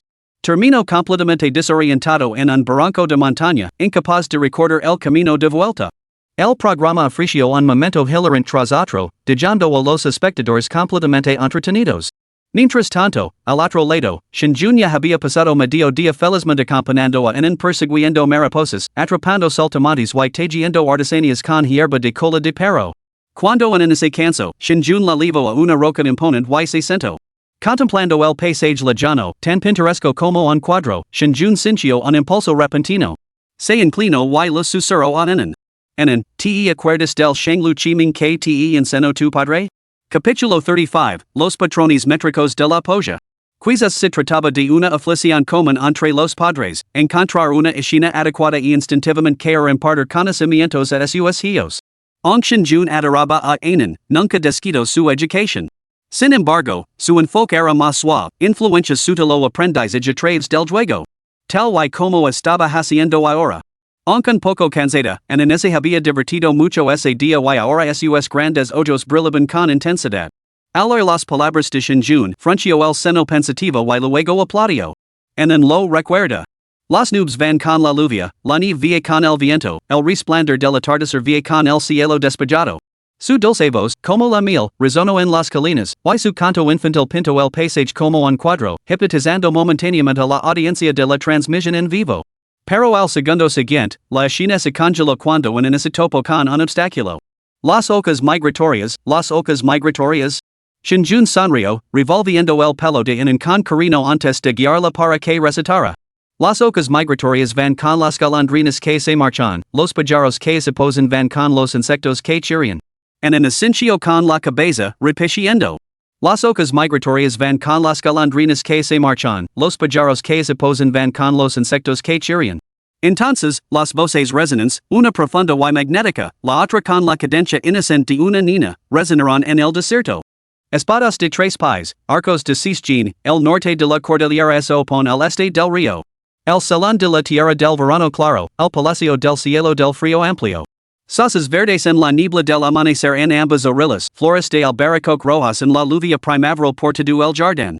Las reglas emparejadas con las reformas, las diferencias emparejadas con las similitudes, los ancianos emparejados con los jóvenes. Los vientos del río emparejados con las nieblas del mar, los pastores emparejados con los pescadores. Cuando Shinjun guió en la recitación de Xingyu Chimun, la audiencia de la transmisión en vivo no detectó nada inusual, asumiendo que se trataba simplemente de un libro de texto infantil estándar. Como mucho, comentaron su contenido poético y su ritmo melodioso, y lo encontraron bastante agradable. Algunos pensaron en comprar un ejemplar para sus propios hijos como recurso educativo. Sin embargo, mientras el público en general permanecía ajeno a todo, algunos espectadores especializados de la retransmisión en directo se mostraban cada vez más perplejos, y sus expresiones se volvían cada vez más serias. Xu Qingwan, una estudiante de tercer año de lengua y literatura china en la Universidad de Yenjing, estaba trabajando en un trabajo en su dormitorio. Durante su tercer año, habían cursado una asignatura optativa titulada La estética del ritmo de la poesía antigua, impartida por un renombrado erudito de la literatura y la poesía clásica de las dinastías Han y Tang en la Universidad de Yenjing. Tang Shui. El trabajo en el que Xu Qingwan estaba trabajando había sido propuesto por Tang Shui. Consiste en componer coplas poéticas. En pocas palabras, el profesor Tang había repartido un examen que contenía solo la primera mitad de un verso o una sola palabra, y pedía a los alumnos que compusieran la segunda mitad y el término correspondiente. Esta tarea parecía sencilla, pero resultó ser excepcionalmente difícil de completar. Había que tener en cuenta numerosas consideraciones, como el paralelismo perfecto, la armonía de la rima y el ritmo, así la estructura de la rima era adecuada y así las imágenes encajaban con la estructura paralela. En resumen, era una tarea excepcionalmente difícil. Incluso para Xu Qingwan, la mejor estudiante del programa de lengua y literatura china de este año, resultaba extremadamente difícil. Pero, fuera difícil o no, tenía que hacerlo, al fin y al cabo, era la representante de la asignatura. Así que, como no tenía clases esa tarde, se puso a trabajar en la tarea en su dormitorio. Sin embargo, no era el tipo de tarea que se podía hacer sin más, exigía un gran esfuerzo intelectual. Y también requería una investigación exhaustiva. Después de trabajar un rato esa tarde, Xu Qingwan sintió que su mente se nublaba cada vez más, hasta el punto de que las palabras de la página parecían difuminarse en formas indistintas. Decidió ver algo para dar un descanso a su cerebro. En cuanto se conectó a Internet, se topó con la retransmisión en directo del programa Where Are We Going, Dad, concretamente con la retransmisión en directo en la que aparecen Shinjun Yanan. Absorta en sus estudios, no tenía ni idea del debate público anterior. Simplemente lo pareció que las imágenes de la retransmisión en directo eran especialmente poéticas. Como estudiante de humanidades, le gustaba ese tipo de ambiente. Además, la retransmisión de Shinjun Yanan no era demasiado caótica. Muchos programas de variedades actuales eran excesivamente ruidosos, lo que no era del agrado de Xu Qingwan. La retransmisión de Shinjun Yanan le venía como anillo al dedo. Así que se acomodó para verla. Via el programa mientras pensaba en sus deberes. Justo cuando Shinjun guiaba en la recitación de el déspota del sonido y el ritmo, Xu Qingwan se topó con otro obstáculo en su tarea. Se mordió la una concentrada, con una expresión de frustración en el rostro. Entonces, una voz lego desde la retransmisión en directo. Una profunda y magnética, la otra pura y infantil, la combinación creaba un encanto único. Además, la recitación fluía con una cadencia agradable, con un ritmo relajante y extrañamente familiar. La mente distraída de Xiu Qingwan se congeló de repente. Abrió mucho los ojos mientras miraba la transmisión en vivo en su teléfono. La escena mostraba montañas verdes y nubes flotando. Ahora podía distinguir las palabras recitadas por Shinjuan y Anan. Espadas de tres pies, arcos de Cisjin, la cresta norte frente al río este. El salón de la tierra del verano claro, el palacio del cielo del frío amplio. Sauces verdes en la niebla del amanecer en ambas orillas, flores de albaricoque rojas en la lluvia primaveral por todo el jardín. Cuando terminó la recitación, Xu Qingwan se quedó sin palabras, con la boca abierta, y balbuceó. Esto. ¿No es esto, mi tarea? Xu Qingwan tragó saliva, atonida y desconcertada, con una expresión de incredulidad. El contenido recitado por Shinjun y Anan era, sin lugar a dudas, coplas poéticas. Aunque diferían ligeramente de la tarea asignada por el profesor Tan y eran algo más sencillas en su forma, eran esencialmente lo mismo, coplas poéticas. El punto crucial era. Esta tarea era extremadamente difícil para ella. Incluso se sentía insegura de poder igualar algunos de los versos recitados por esa niña en la transmisión en vivo, y Shinjun y Anan no habían terminado. Cuanto más recitaban, más sorprendentes se volvía. Como estrella académica que se especializaba en lengua y literatura china, e incluso como representante de la clase para los casos optativos, Xu Qingwan había estudiado y investigado las reglas y ritmos poéticos con gran diligencia. El profesor Tang incluso lo había sugerido que considerara la posibilidad de realizar estudios de posgrado. Por lo tanto, Xu Qingwan poseía un amplio conocimiento de la investigación poética nacional. Nunca había oído hablar de versiones de reglas poéticas para niños en edad preescolar.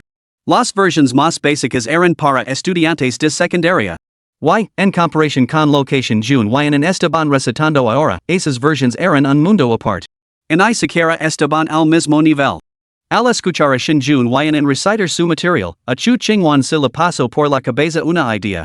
Este contenido métrico podría ser bastante avanzado para alumnos de primaria y secundaria, pero para alguien como ella, una estudiante universitaria. Era perfecto.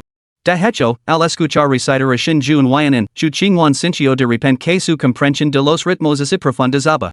Varios problemas que antes lo habían preocupado incluso lo provocaron repentinos destellos de inspiración. Al darse cuenta de esto, Xu Qingwan contuvo el aliento, incapaz de permanecer sentada. Inmediatamente agarró su teléfono y salió corriendo. Aunque ella misma no comprendía del todo estos conceptos, su tutor, el profesor Tang, una de las máximas autoridades en poesía clásica china del país, sin duda los entendería. El profesor Tang sure no tenía clases ese día y estaba tomando té con un amigo en su despacho. El profesor Tang gozaba de un gran prestigio dentro de la Facultad de Letras de la Universidad de Yenjing y era una autoridad destacada en poesía clásica china, de ahí que tuviera su propio despacho dentro de la facultad. Este hacía las visas de su lugar de trabajo diario. Las paredes estaban adornadas con caligrafía fluida y pinturas de poesía, mientras que una estantería que ocupaba la mitad de una pared dominaba la habitación. Los estantes estaban repletos de libros. Y todos estos volúmenes tenían una patina amarillenta o un aspecto antiguo, lo que hacía preguntarse si eran auténticas antigüedades. En ese momento, Tang Shui mantenía una conversación informal con Liu Yaya, vicedecano de la Facultad de Letras de la Universidad de Yenjing y otra eminencia en el campo literario. Capítulo 36, exacto. Tang Shui suspiró suavemente.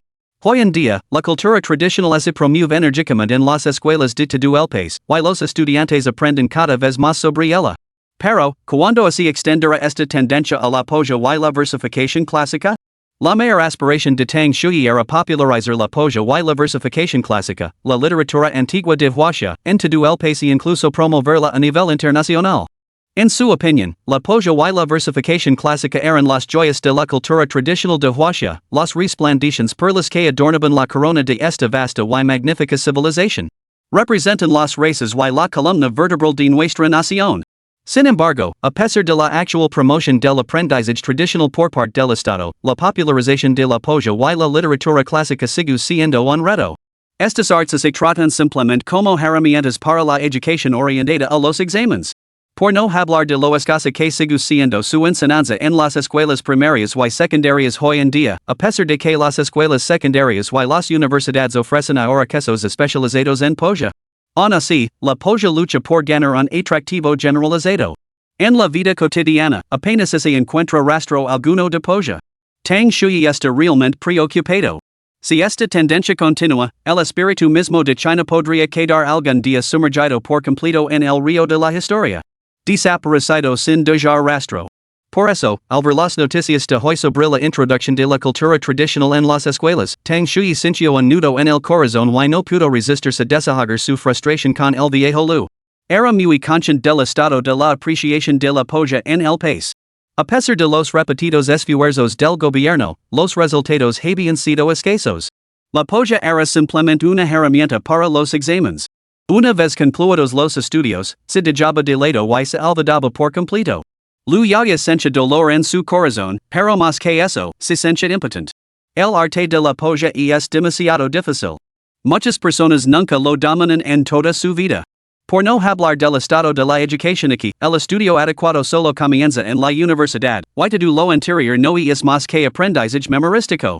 Pero, ¿cuánto se puede aprender realmente en solo 4 años de universidad? Si los niños pudieran empezar a aprender desde pequeños, tal vez.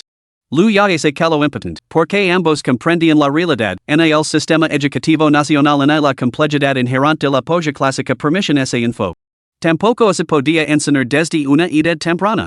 El primer obstáculo al que se enfrentaban todos era la ausencia de materiales didácticos. La cultura de la polla es resplandeciente, pero su estudio es intrincado y complejo. Simplificar esta complejidad, transformar los intrincados versos clásicos en materiales sencillos y accesibles para los jóvenes estudiantes. Este mismo paso desconcertaba a todo el mundo. Después de más de una década enseñando, Tang Shui había pensado constantemente en crear materiales didácticos más accesibles. Sin embargo, incluso ahora, la mitad de sus alumnos seguían teniendo dificultades para comprenderlos. Y eran estudiantes universitarios. Tang Shui se negaba a rendirse, pero sabía que esta tarea podría consumir toda su vida y seguir sin completarse. Solo esperaba que sus esfuerzos sirvieran de trampolín para las generaciones futuras, ofreciéndoles un camino a seguir y un rayo de esperanza. Que esta joya de la polla clásica no se extinga fácilmente.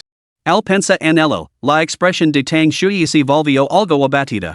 Lu Yao levantó rápidamente su taza de té y dijo: Té. Justo cuando Tang Shui iba a coger su taza, Chu Qingwan irrumpió en la oficina nerviosa. La urgencia del asunto la llevó a abrir la puerta sin lamar. Tanto Tang Shui como Lu Yao se sobresaltaron. Tang Shui frunció el seno a su nerviosa alumno y le preguntó: ¿Qué pasa?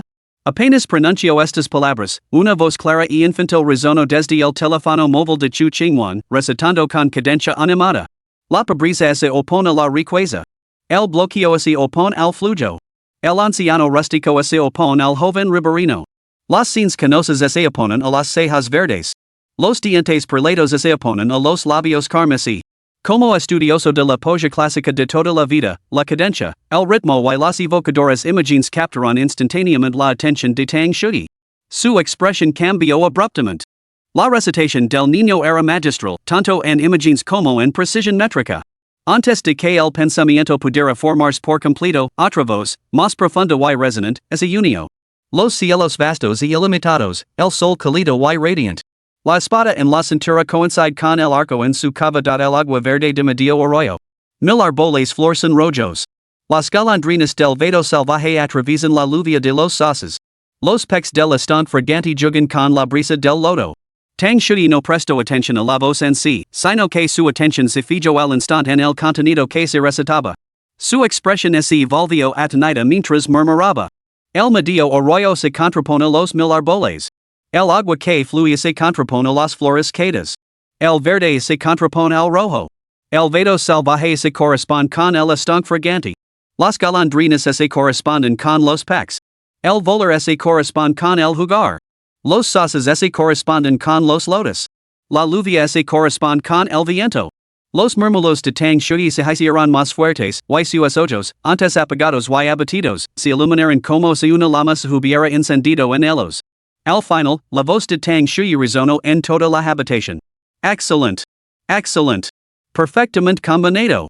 En ese momento, la voz del niño terminó de recitar una línea y una voz grave al otro lado del teléfono continuó lentamente. Las delicadas cejas de una doncella revelan una luna creciente bajo su frente el vigoroso espíritu de un muchacho desata un arco iris de 10,000 brazos de largo desde su pecho. Lu Yaya, en la oficina, también centró gradualmente su atención. El Xinglu Chiming era largo, pero Shenjun, gracias a la formidable memoria que le había otorgado su viaje en el tiempo, podía recordar cada carácter con total claridad. Lo había recitado con en mientras pastoreaban el ganado. Cuando volvió a la realidad, el cielo lejano ya había comenzado a envolverse en un crepúsculo brumoso. Los dos búfalos de agua, después de haber comido hasta sacios, yacen tumbados en el suelo, completamente satisfechos. Esa tarde, con Shenjun encenando en la audiencia de la retransmisión en directo había disminuido considerablemente. Al fin y al cabo, la mayoría de los espectadores preferían programas animados y entretenidos. Las imágenes poéticas iniciales habían atraído a bastantes espectadores, pero al final se habían cansado. Al final de la tarde, la retransmisión en directo de Shenjun y había quedado en picado hasta el último lugar en audiencia, mientras que la de Song Show había subido hasta el primer puesto. Esto sin duda dio a los fans de Song Show algo de lo que presumir. Sin embargo, antes de que los seguidores de Song Show pudieran regodarse en su triunfo durante mucho tiempo, Shenjun volvió a ser tendencia. Esta vez fue gracias a una nana que le cantó en la noche anterior. Subida originalmente como cibo para atraer clics por los fans de la hermana Jo, la canción lavaba por título. El hombre que hizo llorar a la hermana Jo. La base de fans de la hermana Joya era considerable, y la imagen de portada del video, en la que se ve a la hermana Jo llorando desconsoladamente, atrajo a numerosos espectadores ocasionales. En consecuencia, tras su publicación, las visualizaciones del video se dispararon. En 100 días, acumuló un millón de me gusta y alcanzó decenas de millones de visualizaciones. Mientras la popularidad de la hermana Jo aumentaba considerablemente, el otro hombre del video, Shenjun, vio como su fama se disparaba. Shenjun ya era increíblemente guapo. Pocos en la industria del entretenimiento podían rivalizar con su aspecto. Entonces, el video de anoche lo mostró acostando con tanta seriedad, tenura y sincera preocupación que los espectadores declararon que no podían soportarlo. El tiempo tormentoso y el escenario de la casa en ruinas solo alimentaron la imaginación de innumerables fans femeninas, evocando infinitos escenarios melodramáticos. De la noche a la mañana, la base de fans femeninas de Shenjun se disparó. A diferencia de sus seguidores ocasionales anteriores, estas nuevas fans son devotas acérrimas, algunas incluso se enfrentaron directamente con los seguidores de Song Show. Más allá de esto, el aumento de la popularidad de Shenjun también se vio impulsado por la canción de cuna de anoche. Tras el video viral de la hermana Jo, quedó claro que ella no era la única que había quedado completamente devastada por esta canción. De repente, Internet se inundó de innumerables víctimas. Tanto los espectadores que habían visto la retransmisión en directo de la noche anterior como los que se habían topado hoy con el brief clip, todos ellos se sintieron abrumados por la tristeza al escucharla. Capítulo 37, Derechos de Autor. Entre el contenido viral se encontraba un video de un estudiante universitario. Con los ojos enrojecidos, el estudiante denunció las acciones de Shenjun de la noche anterior. Solo pretendía ver algunos videos antes de acostarse, pero se topó con la retransmisión en directo de Shenjun y en primero le cautivó su aspecto, y luego le destrozó por completo la voz de Shenjun. Realmente fue como atraer al perro para luego matarlo. El estudiante confesó que había logrado tan desconsoladamente que sus compañeros de piso se burlaron de él todo el día, y casi llega tarde su clase de las 8 de la mañana. Declaró sin rodeos, otros cantantes cobran por sus canciones, pero las canciones de Shenjun te gustan la vida. Así, la nueva frase las canciones de Shenjun son mortales volvió a entrar directamente en las listas de tendencias.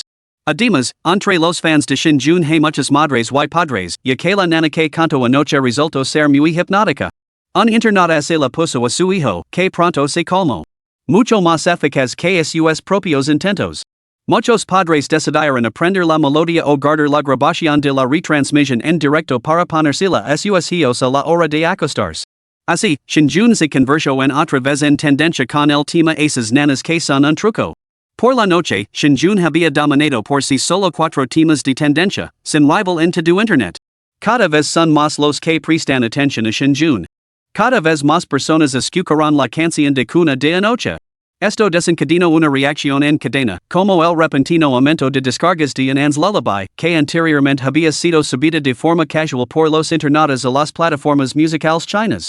Shinjun presto poca atención al revuelo en internet, ya que se encontraba en medio de unas negociaciones. Después de cenar esa noche, Lin Ya lo encontró acompañado de un hombre de mediana edad, de entre 40 y 50 años. El hombre era Wang Lei, que se presentó como el director de la editorial Jojo. Había viajado expresamente desde la capital. Quería hablar con Shinjun sobre la historia que había contado la noche anterior, el cuento conocido como Harry Potter.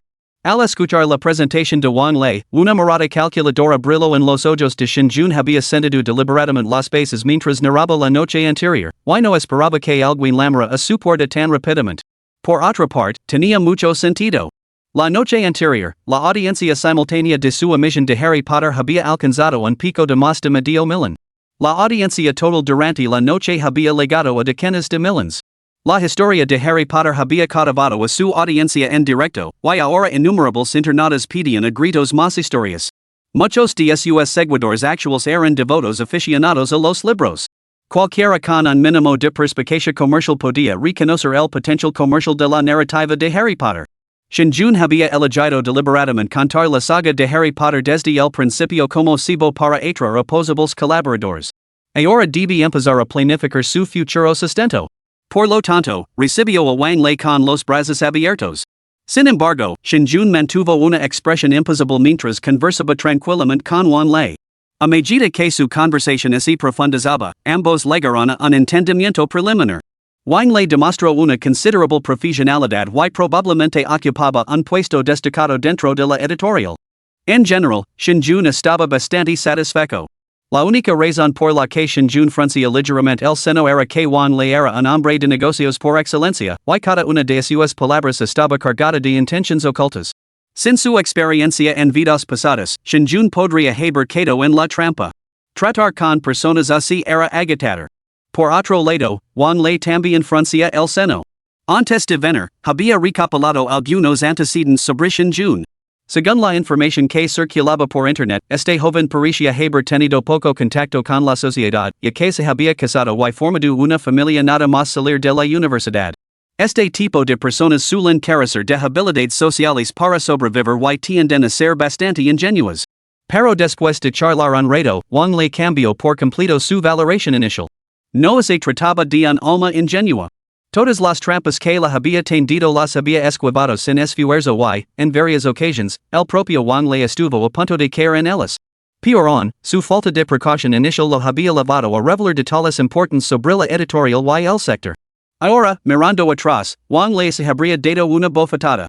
Los dos hombres estaban muy igualados. Señor Shin, aunque reconocimos el potencial del libro, debe admitir que el revuelo de anoche se debió en gran medida al programa, a la publicidad de los medios y a su propio perfil. Hay demasiados factores externos que hacen imposible evaluar el verdadero valor del libro. Además, como recién legado a la escena literaria, los autores novels corren un riesgo enorme. Ya he asumido riesgos considerables. El precio de compra que lo ofrecemos ya es el más alto posible para un recién legado. Después de discutir durante más de media hora, Wang Lei finalmente habló con una mirada de sincera seriedad. Shinjun permaneció completamente imposible ante la seriedad de Wang Lei. Wang Lei tenía razón, el primer libro de un recién legado era realmente arriesgado, y nadie podía predecir el resultado.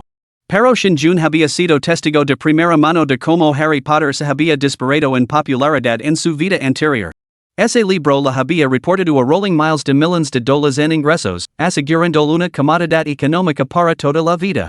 Por lo tanto, por muy persuasivos que fueran los argumentos de Wang Lei o por muchas tácticas que empleara, Shinjun no aceptaría una compra directa. Su elección era única. Derechos de autor. Y todos los demás derechos se negociarían por separado. Wang Lei casi se echó a reír, exasperado. ¿Se daba cuenta ese hombre de lo que estaba proponiendo? El reparto de derechos de autor y la negociación por separado de los derechos eran privilegios reservados a autores consagrados suya valía había sido demostrada una y otra vez. Un novato. Exigir tanto derechos de autor como la negociación por separado de los derechos era nada menos que una extorsión, completamente irrazonable. Wang Lei respiró hondo. Si no hubiera viajado desde la capital, soportando el viaje, y creyendo sinceramente en el potencial de este libro, Juan le habría dado media vuelta y se habría marchado. Al notar la impaciencia de Wang Lei, Xinjun mantuvo la compostura.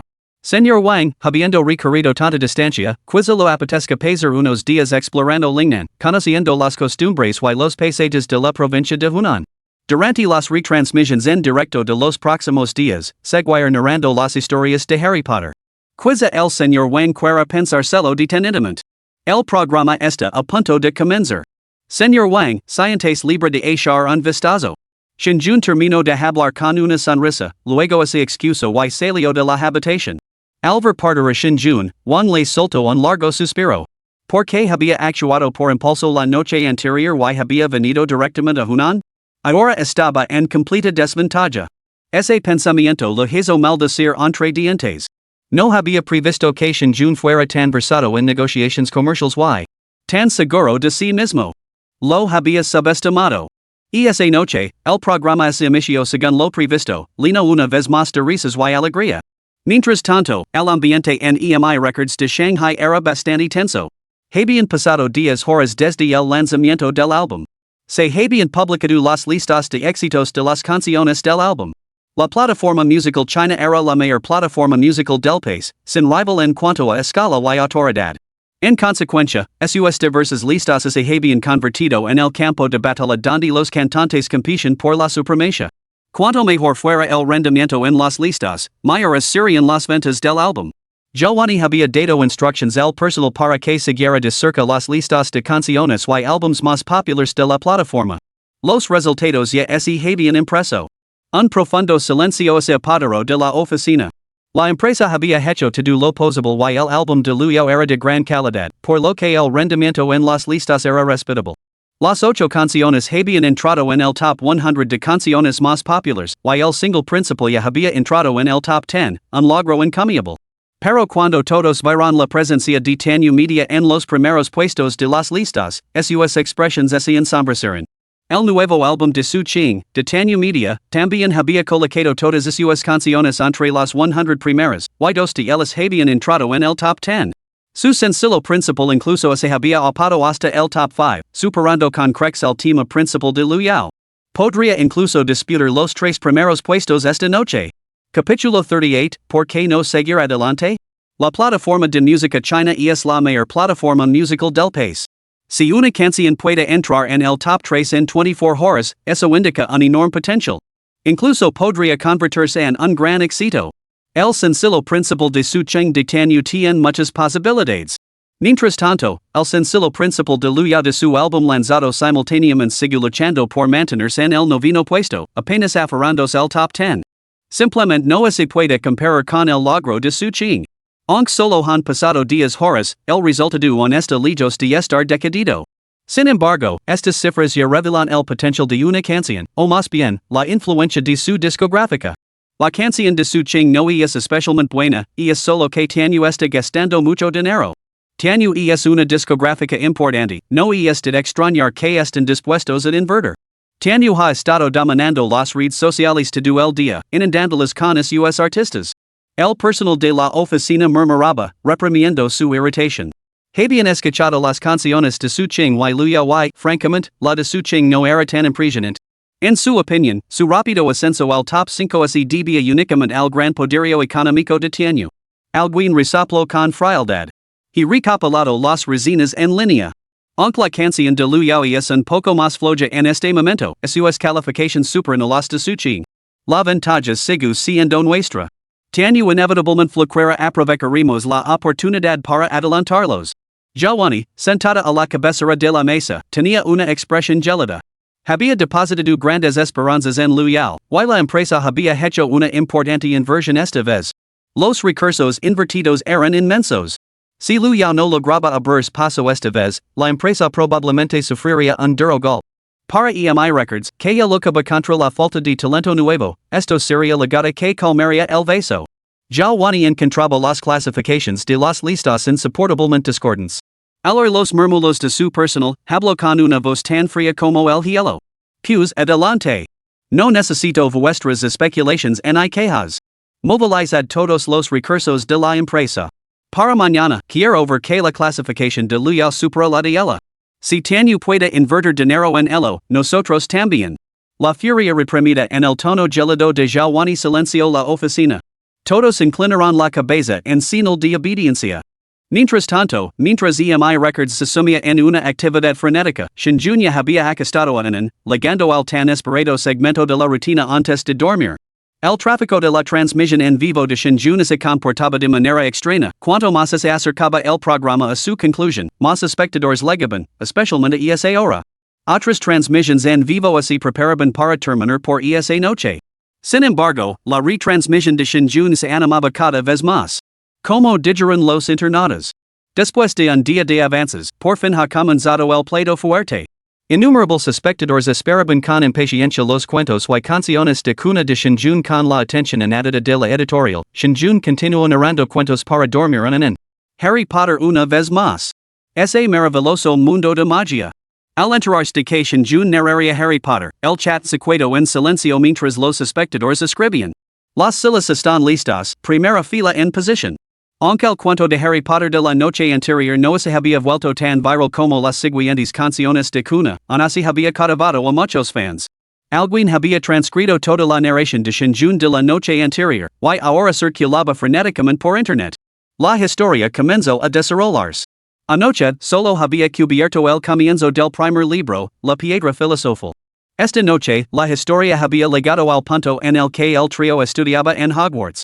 Y estaba a punto de desarrollarse un pequeño clímax. La audiencia de la transmisión en vivo escuchaba con creciente atención. Wang Lei yacía en la destartalada y antigua habitación de la antigua aldea de Xiaobu, suspirando por lo que parecía ser la centésima vez. Tras el fracaso de las negociaciones con Shinjunya esa tarde, había sucumbido inexplicablemente a la persuasión de Shinjunya y se había cuidado a pasar la noche.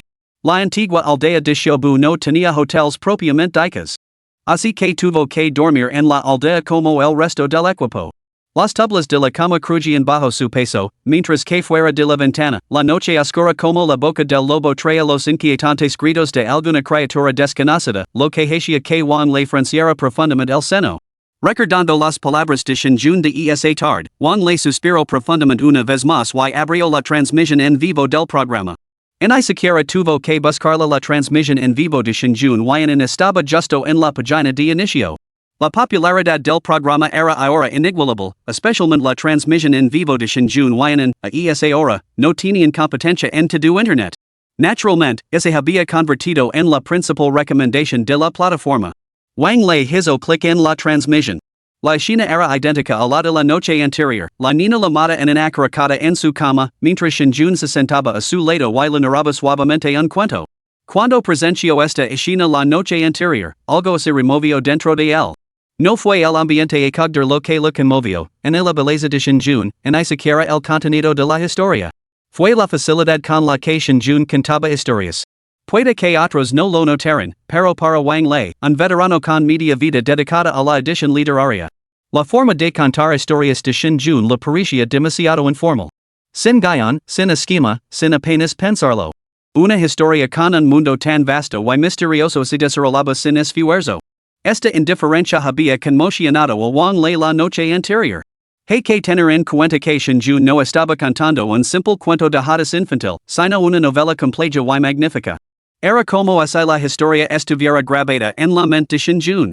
Y fue precisamente esa facilidad lo que llevó a Wang Lei a salir impulsivamente hoy de la capital hacia la provincia de Hunan. Intuyo que Shinjunya podría ser un prodigio literario. ¿Cómo explicar esa no una creación tan fácil? Y las historias de los prodigios literarios siempre se vuelven virales. Por eso Wang Lei actuó por impulso. Por supuesto, había un factor aún más crucial. Wang Lei reconoció el valor potencial de la historia y esperaba que llegar temprano le permitiera conseguir una ganga. El resultado. Entonces déjame ver si tu historia realmente vale la pena compartirla. Recordando la confianza y la determinación de Shinjunya, Wang Lei resopló ligeramente antes de hacer clic en la transmisión en vivo de Shinjunya. En ese momento, Shinjunya había llegado a la parte en la que el gigante aparecía en Wogas. A medida que un escenario fantástico tras otra transformación, potions, arts oscuras, el perro de tres cabezas, gigantes fluía de la boca de Shinjunya. La audiencia sintió que el mundo mágico en sus mentes se volvía cada vez más espléndido, maravilloso y vasto. Se sumergiren cada vez más en el y se sintieron cada vez más atraídos. Cuando oyeron que Hermione había sido atrapada por el gigante, el corazón de todos los espectadores se encogió por el suspense. Al saber que el trío se había unido accidentalmente para dejar inconsciente al gigante, todos dieron un suspiro de alivio. Su afecto por el trío se hizo aún más fuerte. El posterior escenario de Quidditch dejó a la audiencia de la transmisión en vivo con los ojos muy abiertos por la curiosidad. Wang Lei estaba igualmente intrigado y murmuró en voz baja. Muy interesante. ¿Un deporte adaptado del fútbol? Sin embargo, este concepto encajaba perfectamente en el escenario del mundo mágico, y se sentía completamente natural. Wang Lei murmuró en voz baja con admiración. A medida que se desarrollaba la narración de Shinjun, se convenció casi por completo de que ese reino mágico existe de verdad. Y así, la historia de Shinjun para esa noche llegó a su fin abruptamente. Capítulo 39, On no ha terminado. En ella se había quedado dormida en sus brazos. Shinjun miró el reloj y vio que eran las 9. Hizo una pausa en la historia, sonrió y saludó a la audiencia de la transmisión en vivo. Se preparaba para despedirse. Al ver esto, los espectadores en la sala de chat gritaron al unísono, no. Estaban justo en medio de la escena del Quidditch, preguntándose si Harry Potter ganaría. Detenerlo ahora era insoportable. Algunos espectadores incluso comentaron. Unen, no te duermas. Si te duermes, tu hermana tampoco podrá dormir. Unen, no te duermas. Mama solo quiere escuchar 5 minutos más. Wah. Si yo fuera la mamá de Anan, la haría quedarse despierta hasta medianoche. Shinjun no podía ver los lantos y los gritos en la transmisión en vivo, y aunque pudiera, no les habría prestado atención. En su corazón, Anan era lo primero. Ni se lo ocurriría perturbar su sueño. Así que ordenó decididamente al equipo de producción que cerrara la transmisión en vivo. En una habitación cercana, Wang Lei chasqueó la lengua con decepción. Él también tenía curiosidad por saber si Harry Potter ganaría el campeonato, pero el chico había terminado abruptamente la transmisión. Tras unos segundos de decepción, Wang Lei se quedó paralizado por la sorpresa. ¡Caramba! ¿No estaba aquí para criticar y causar problemas? Esto. Wang Lei se quedó momentáneamente sin palabras, asombrado por el atractivo de la historia. Incluso alguien como él, que había venido con segundas intenciones, se había visto atraído. Por no hablar de los demás. Justo cuando Wang Lei no sabía qué decir, su teléfono sonó de repente con una notificación. Echo un vistazo. Alguien estaba chateando en un grupo llamado Grupo de Debate sobre la Industria. Este grupo de debate sobre la industria había sido creado por varios ejecutivos de editoriales durante una conferencia a la que había asistido anteriormente, supuestamente para facilitar los debates sobre el desarrollo de la industria. Y los miembros del grupo ya estaban inmersos en una animada conversación. El tema no era otro que la historia de Shinjun, Harry Potter.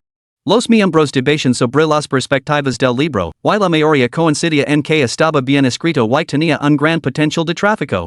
Publicarlo podría convertirlo en un éxito rotundo. Las pupilas de Wang Lei se contrajeron bruscamente al sentir una olida de crisis. En ese momento, alguien del grupo etiquetó a King of Kings, Stone and Stone. Yo lo clasificaría como fantasia. ¿No es este el género que más le gusta a tu editorial Jojo Press? ¿Algún plan? Era el nombre del grupo de Wang Lei. Al ver esto, Wang Lei ya no pudo permanecer en el anonimato. Inmediatamente salió a la luz y respondió. No lo he leído. No estoy seguro. La persona que había etiquetado a Wang Lei habló lentamente. Señor Wang, este no es su estilo habitual. A Jojo lo encanta firmar libros en línea, y este programa es muy popular, como es posible que no haya oído hablar de él. No estarás engañándonos a propósito para quedártelo a escondidas, ¿verdad? Hay que decir que los miembros de este grupo eran unos zorros viejos. Con un solo comentario, adivinaron las intenciones de Wang Lei. Wang Lei se rascó la nariz con torpeza, pero se mantuvo firme. Últimamente he estado ocupado publicando otros libros. No estoy tan ocioso como vosotros. Para evitar más preguntas, Wang Lei añadió. ¿Qué? ¿Os interesa? Bueno, supongo que tendré que echar un vistazo entonces. Tras su pregunta, el grupo que momentos antes había estado animado con una charla animada, de repente se quedó en silencio. Uno por uno, intervinieron. Es solo que el rumor parece bastante candente y parece bastante decente. Pero si hablamos del significado, se queda un poco corto. Nuestra editorial va a sacar varios libros nuevos pronto. Aunque estuviéramos interesados, no pasaría el corte. Los cuentos para dormir como este conllevan demasiado riesgo. A la cama, a la cama. En un instant, el grupo que antes estaba tan animado se quedó en silencio. Wangley no pudo evitar burlarse para sus adentros, no iba a creer en una palabra de lo que dicen esos viejos zorros. Aun así, el episodio de esa noche le sirvió de llamada de atención. Tenía que asegurarse el libro rápidamente. Cuanto más larga es la noche, más problemas trae. Afuera, la noche era negra como la tinta, salpicada por los gritos de las aves silvestres. Wangley se arropó con el edredón y decidió buscar a Shinju a primera hora de la mañana. Se negaba a creer que alguien pudiera ser más rápido que él. Jojo se había hecho con ese libro. Mientras las luces se apagaban en la antigua aldea de Shabu, los rascacielos de Shanghai seguían brillando con intensidad. By Die Records. La misma oficina que antes.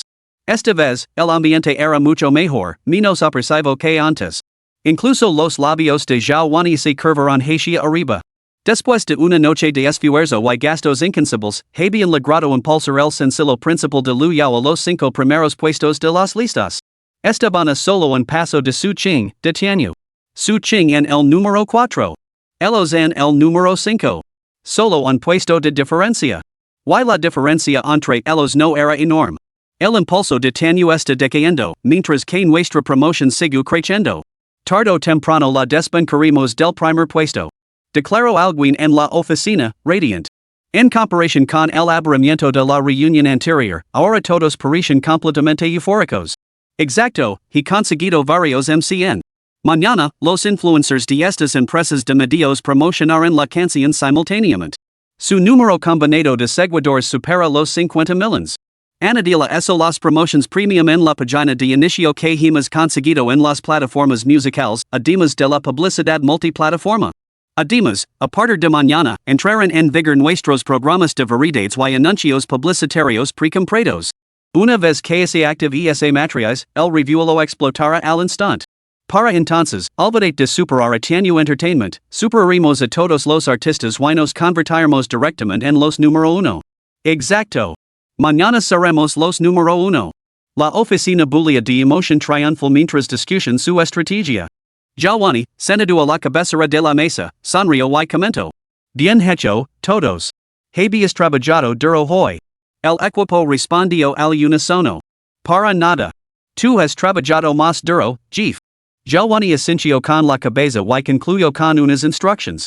El Departamento de Relaciones Públicas debe permanecer alerta hasta el final. Aseguros de que no ocurra ningún percance. El resto podíais retiraros a descansar. Los demás respondieron al unísono. Gracias, señora. Adiós, señora. Una a una, las luces de Bada Records se apagaron a medida que el personal abandonaba el edificio de oficinas. Jalwani bajó las escaleras con los demás. Al llegar abajo, vio a Sun Yawan, que lavaba un rato esperando. Un vestido con su impecable traje, estaba junto a su coche fumando. Al ver salir a Jalwani, rápidamente lanzó el cigarrillo al aire y lo apagó. Cogió el gran ramo de rosas de su coche y se dirigió hacia ella. Los demás empleados que rodeaban a Jalwani comenzaron a vitorear. Esto desconcertó a Jalwani, haciendo que sus mejillas se sonrojaran con tímida vergüenza. Sun Yawan se colocó directamente delante de ella, lo entregó el ramo y declaró. Wani, que tu álbum sea un éxito rotundo. El personal que los rodeaba se volvió un más bullicioso, gritando y vitoreando. Jalwani sonrió mientras aceptaba el ramo de Sun Yawan. En medio de los viters, Sun Yawan rodeó con el brazo la cintura de Jalwani y se subieron al coche. El Maybach desapareció en la noche. Sin embargo, la multitud jubilosa seguía sin darse cuenta.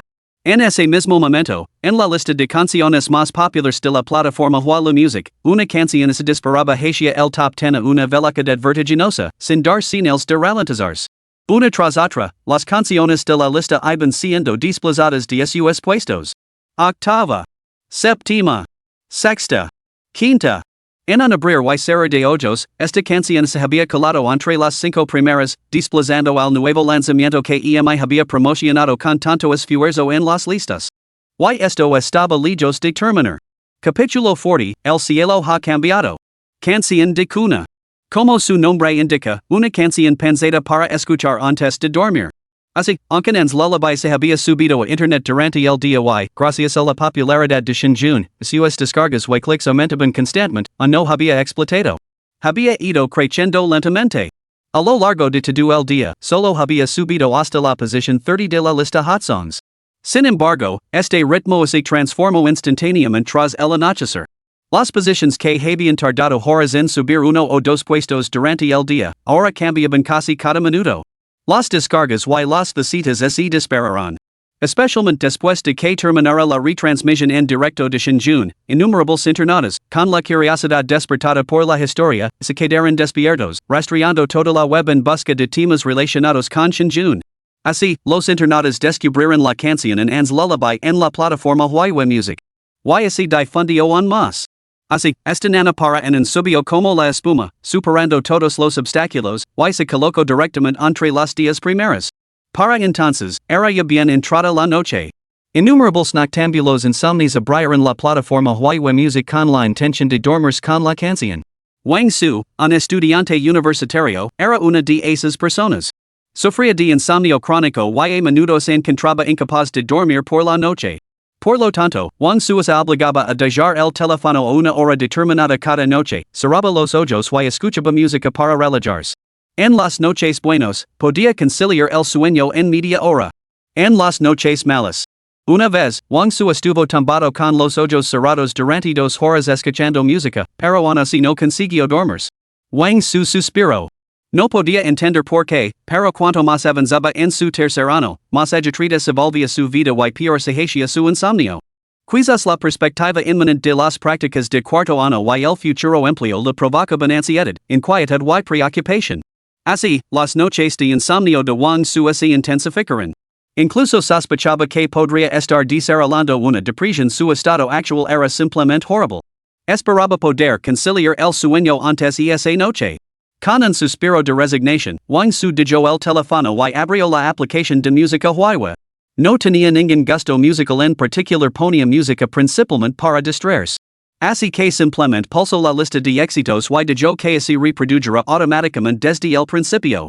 Dejó el teléfono a un lado. La música llenó gradualmente sus oídos. Fuera de la ventana, el aire nocturno era claro y tranquilo, puntuado ocasionalmente por los leaves ronquidos de su compañero de cuarto. Wang Su escuchó una canción tras otra, unas 6 o 7 según sus cálculos, pero el sueño seguía sin llegar. En cambio, su mente se volvía cada vez más activa. Pero Wang Su podía sentir claramente que su cuerpo estaba completamente agotado, profundamente vacío. Necesitaba dormir. Wang Su intentó desesperadamente despejar su mente, concentrándose intensamente en la música, pero por más que lo intentaba, no conseguía relajarse por completo. Sus pensamientos eran un caos total. En un momento pensaba en encontrar trabajo después de graduarse. Al siguiente, se preocupaba por sus padres en casa y por cómo les iba. Luego se obsesionaba con que el aumento vertiginoso de los precios de la vivienda significaba que tal vez no podría permitirse una casa cuando se casara. Wang Su sentía que su cerebro estaba a punto de explotar. Incluso sentía un dolor punzante en la parte posterior del cuero cabelludo. Y entonces, justo en ese momento. Justo cuando Wang Su estaba a punto de quebrarse, diciendo poder aplastarse el cráneo con un martillo. Después de que terminara la canción anterior, la música, que había estado en silencio por un momento, de repente comenzó de nuevo. Una voz profunda y magnética resonó lentamente en la mente de Wang Su. Esta voz profunda transmitía una tranquilidad y serenidad relajantes. Y un toque de melancolía inquietante. Esta sensación tranquila y serena sacudió el corazón de Wang Su. Su mente, que había estado en un caos total y al borde de la explosión, de repente se vació por un instante. En ese momento, Wang Su se sintió completamente relajado. La canción seguía sonando suavemente en sus oídos, su melodía baja y tranquila como la brisa de una noche de verano, calmando al instante las olas en el corazón de Wang Su. El cielo oscuro cuelga bajo. Las estrellas brillantes me acompañan. Los insectos vuelan, los insectos vuelan. ¿En quién piensas? En medio de la tranquila melodía, Wang Su pareció vislumbrar escenas de su infancia, el mismo, su padre y su madre, la familia extendida sobre una estera de paja en el tejado plano de su casa ancestral. En aquella época, nadie llegaba con teléfonos móviles. Sus padres lo llevaban a contar las estrellas del cielo y lo enseñaban a encontrar la os mayor. Avisas, su padre charlaba con su madre sobre asuntos de adultos, mientras él escuchaba atentamente como un pequeño adulto, diciendo crecer rápidamente y entrar en el mundo de los mayores. Una infancia sin preocupaciones. Una ciudad natal alegre. A medida que sonaba la canción, el seno fruncido que había preocupado a Wang Su toda la noche se fue suavizando poco a poco, sustituido por una sonrisa genuina que se dibujó en sus labios. Con esa sonrisa, Wang Su se sumió lentamente en el sueño, volviendo a su infancia perdida. Wang Su no era el único que había tenido esta experiencia en línea. Mientras él se quedaba dormido escuchando la canción, muchos otros se habían quedado somnolientos a mitad de la transmisión, pero aún así se las arreglaron para publicar recomendaciones en línea o en sus redes sociales. Entre ellos se encontraban influencers como Sister Joe, que también había sido tendencia ese día. En sus propias palabras. Por fin me ha legado esta maldita fortuna. Así que esa noche, en lugar de jugar en su livestream, veo la emisión de Shinjun de principio a fin, convirtiéndose por completo en su pequeña y devota fan. Cuando Shinjun terminó, Sister Joe, sin nada más que hacer, echó un vistazo a algunos de sus contenidos en línea, incluida esta en Anne's Lullaby en la plataforma Huawei Music. Los blogueros de resines también comenzaron a recomendarla en masa. Así, cuando la mayoría se había retirado a descansar, la canción de cuna de en lanzó en furazada que el primer puesto de la lista de canciones más populares de Huawei Music. En ese momento, ni EMI Records, ni Tanyu Media, ni ninguna otra compañía discográfica habían prestado atención a los movimientos de la lista. Con las cosas pintando excepcionalmente bien antes del final de la jornada laboral, el personal de EMI y Tanyu se había quedado dormido cenando con alcanzar el top 3 el día siguiente. En última instancia, con alcanzar el número 1. Sin embargo, al déspota, se quedaron atenidos al descubrir que el mundo había cambiado. Como la promoción del álbum contaba con la ayuda de Sun Yawen, Giovanni había compartido unas copas con él la noche anterior y había dormido bastante profundamente. Hasta que una incesante avalancha de llamadas la despertó. Giovanni se despertó sobresaltado y su expresión se volvió gelada, con el rostro marcado por la irritación. Frunciendo el seno, cogió el móvil que estaba en la mesita de noche y miró el identificador de llamadas. Era el director de EMI quien la llamaba. Había marcado directamente su número privado, lo que indicaba claramente que se trataba de un asunto urgente.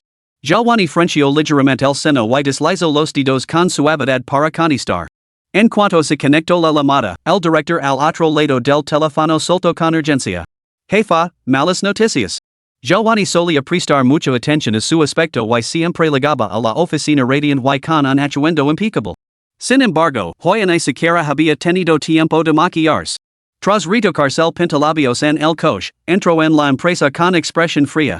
El taconeo de sus zapatos de tacón resonó en la oficina, silenciando a todos los empleados. Todos inclinaron la cabeza al unísono.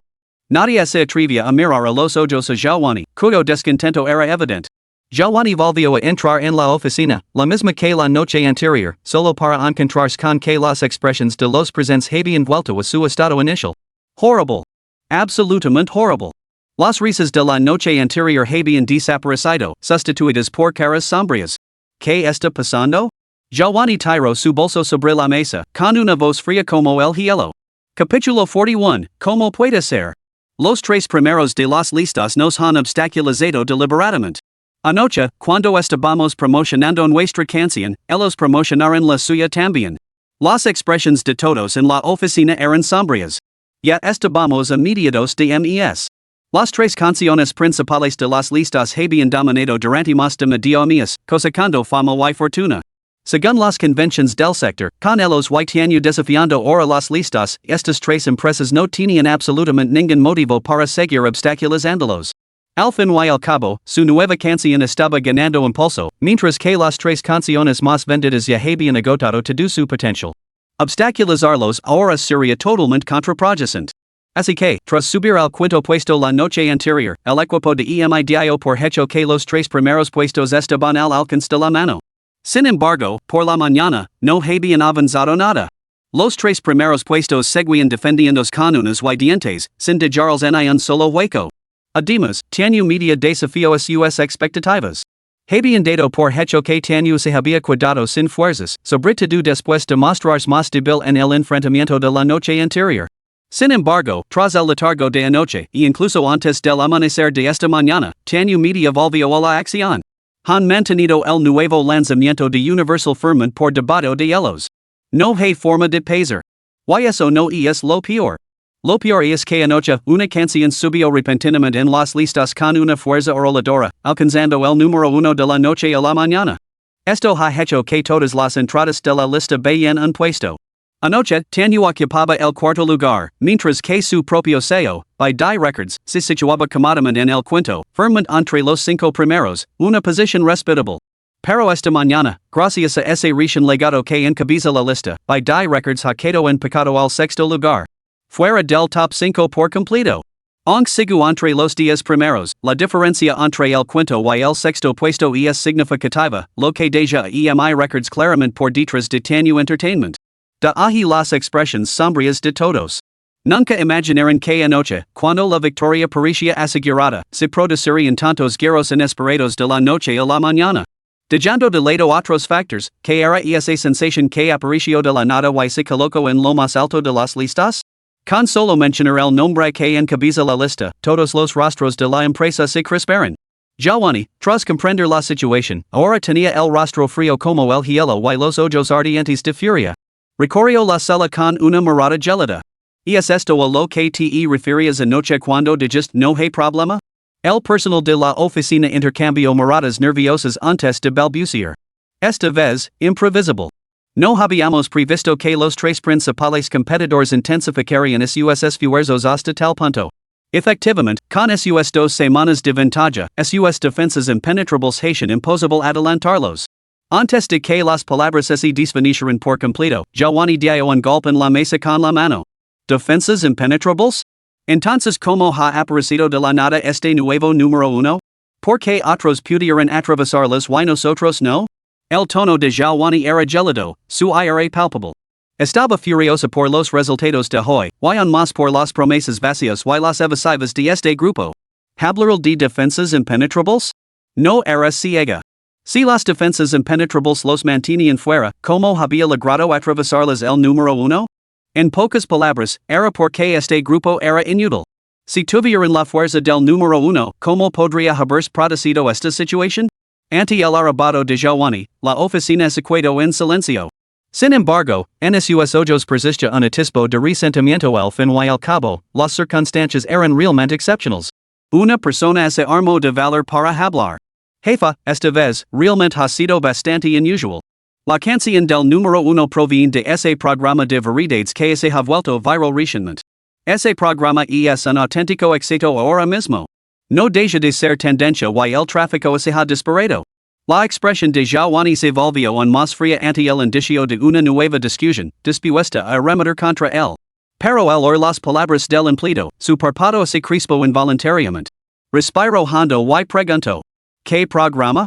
Giovanni no sabía por qué lo preguntaba, solo sintió que su corazón se encogía instintivamente al mencionar el programa. Un empleado respondió rápidamente. ¿El programa a dónde vamos, papá?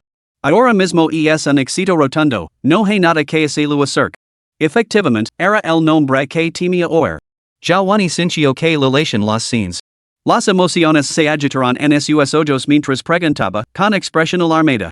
¿La canción que encabeza las listas es de ese programa? El empleado asintió. Sí. ¿Y esta canción es? Bastante distintiva. Giovanni frunció el seno, sintiendo una repentina olida de aprensión, como si lo estuvieran apretando lentamente el corazón. Giovanni sabía muy bien que Shinjun había participado en este programa de variedades con su hija y que tanto el padre como la hija estaban actualmente en tendencia. Aunque intentó no prestar la atención, inevitablemente aparecieron fragmentos en internet.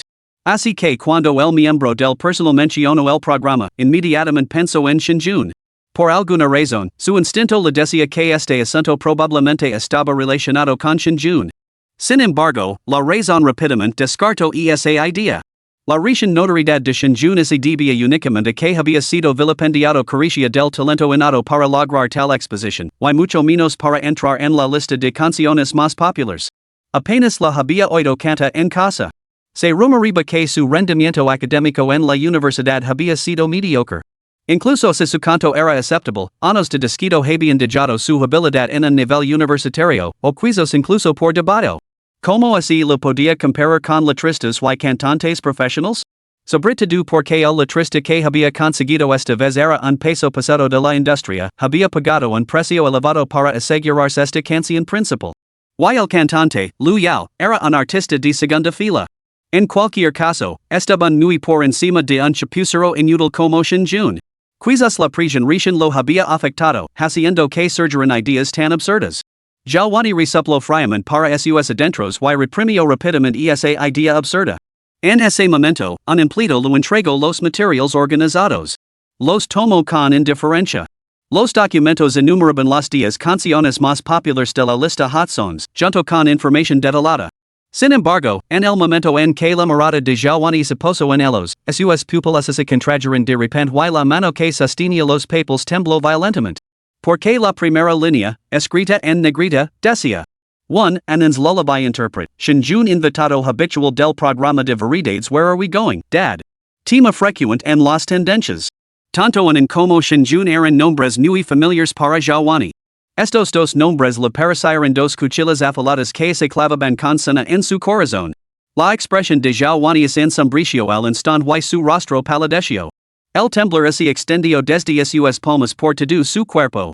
Apenas podía creer lo que veían sus ojos, el objetivo que tanto había anhelado y por el que había luchado tan duro. ¿Acaso ese hombre inútil lo había conseguido? ¿Cómo era posible? Un grito primitivo brotó del pecho de Jalwani, un grito de agonía que parecía como si su corazón hubiera sido apretado con un puño de hierro, ahogando la vida. Obligándose a estabilizar su voz, se dirigió a los demás en la oficina, con palabras roncas por la emoción. Pueden irse ahora. Los demás en la oficina no tenían una idea de lo que había sucedido, solo habían visto como el rostro de su jefe se ponía pálido en el instante en que recuperó los documentos. Parecía temblar por todo el cuerpo. Intercambiando miradas, se sintieron aliviados de haber escapado de la situación inmediata. Sin embargo, el estado del jefe era tan peculiar que uno de ellos preguntó con preocupación: ¿Jefe, está bien? Jalwani levantó la vista, con expresión gelada, y espidó: fuera. Los empleados que en permanecen ali cruzaron la mirada con el jefe y sintieron un escalofrío recorrerles el cuerpo, como si se hubieran sumergido en una cueva de hielo. Inmediatamente huyeron de la oficina como si estuvieran escapando. Capítulo 42, Canción de Cuna. Después de salir de la oficina, los empleados dieron un suspiro de alivio. La mirada de la jefa había sido aterradora, provocando escalofríos. En todos los años que llevaban trabajando con ella, nunca la habían visto tan furiosa. Uno preguntó, todavía conmocionado: ¿Qué le pasa a la jefa? Es aterradora. No podía ni respirar hace un momento. Es la primera vez que la vio perder los nervios así. Estamos perdidos. En medio de los murmullos, alguien dijo de repente: he oído que el marido de nuestro jefe es ese tipo aficionado del programa de variedades. Otro, momentáneamente confundido, espido. ¿Aficionado? ¿Qué aficionado? El que había hablado hizo una pausa y, de repente, abrió mucho los ojos y alzó la voz. ¿Te refieres a Shinjun? Esa mañana habían visto innumerables veces la canción que encabezaba las listas de éxitos y es su cantante, por lo que todos conocen el nombre de Shinjun. Por no mencionar que el nombre había sido tendencia en Internet recientemente, apareciendo por todas partes. Así que lo entendieron al instante, abriendo los ojos con sorpresa y incredulidad. Sin embargo, una voz se alzó con duda. Pero espera, ¿no es el marido de la jefa el Senior Son, de Yawan Pictures? Habían visto el Senior Son en numerosas ocasiones durante el último año, y últimamente con más frecuencia. Anoche lo habían visto entregando flores a la jefa antes de marchar juntos en un coche. Así que la mayoría de la empresa asumía que el Senior Son era el marido de la jefa. Después de todo, parecían hacer muy buena pareja. Sin embargo, alguien murmuró: no. He oído a un empleado veterano que la jefa se casó nada más graduarse. Pero deben de haber roto hace poco. ¿No has visto los rumores en Internet? Hey fotos. Aunque la mujer de las fotos lleva gafas de sol y no se ve muy bien, sin duda es nuestra jefa. Al resto, todos los demás abrieron los ojos con sorpresa. ¿Cómo es que nunca habíamos oído nada de esto? Creía que la jefa nunca se había casado. Alguien negó con la cabeza. Ni idea. La jefa nunca ha hablado de su marido en el trabajo. De repente, a alguien se le ocurrió una idea. Si el marido de la jefa nos hiciera publicidad en el programa, la popularidad de nuestro álbum se dispararía. Los demás pusieron los ojos en blanco al unísono. Están divorciados. El que había hablado se sonrojó ligeramente. Es verdad. Ese Jun es mucho más guapo que el senior son y también parece tener mucho talento. ¿Por qué se separaron? El grupo murmuró entre sí, y sus voces se fueron apagando a medida que se alejaban.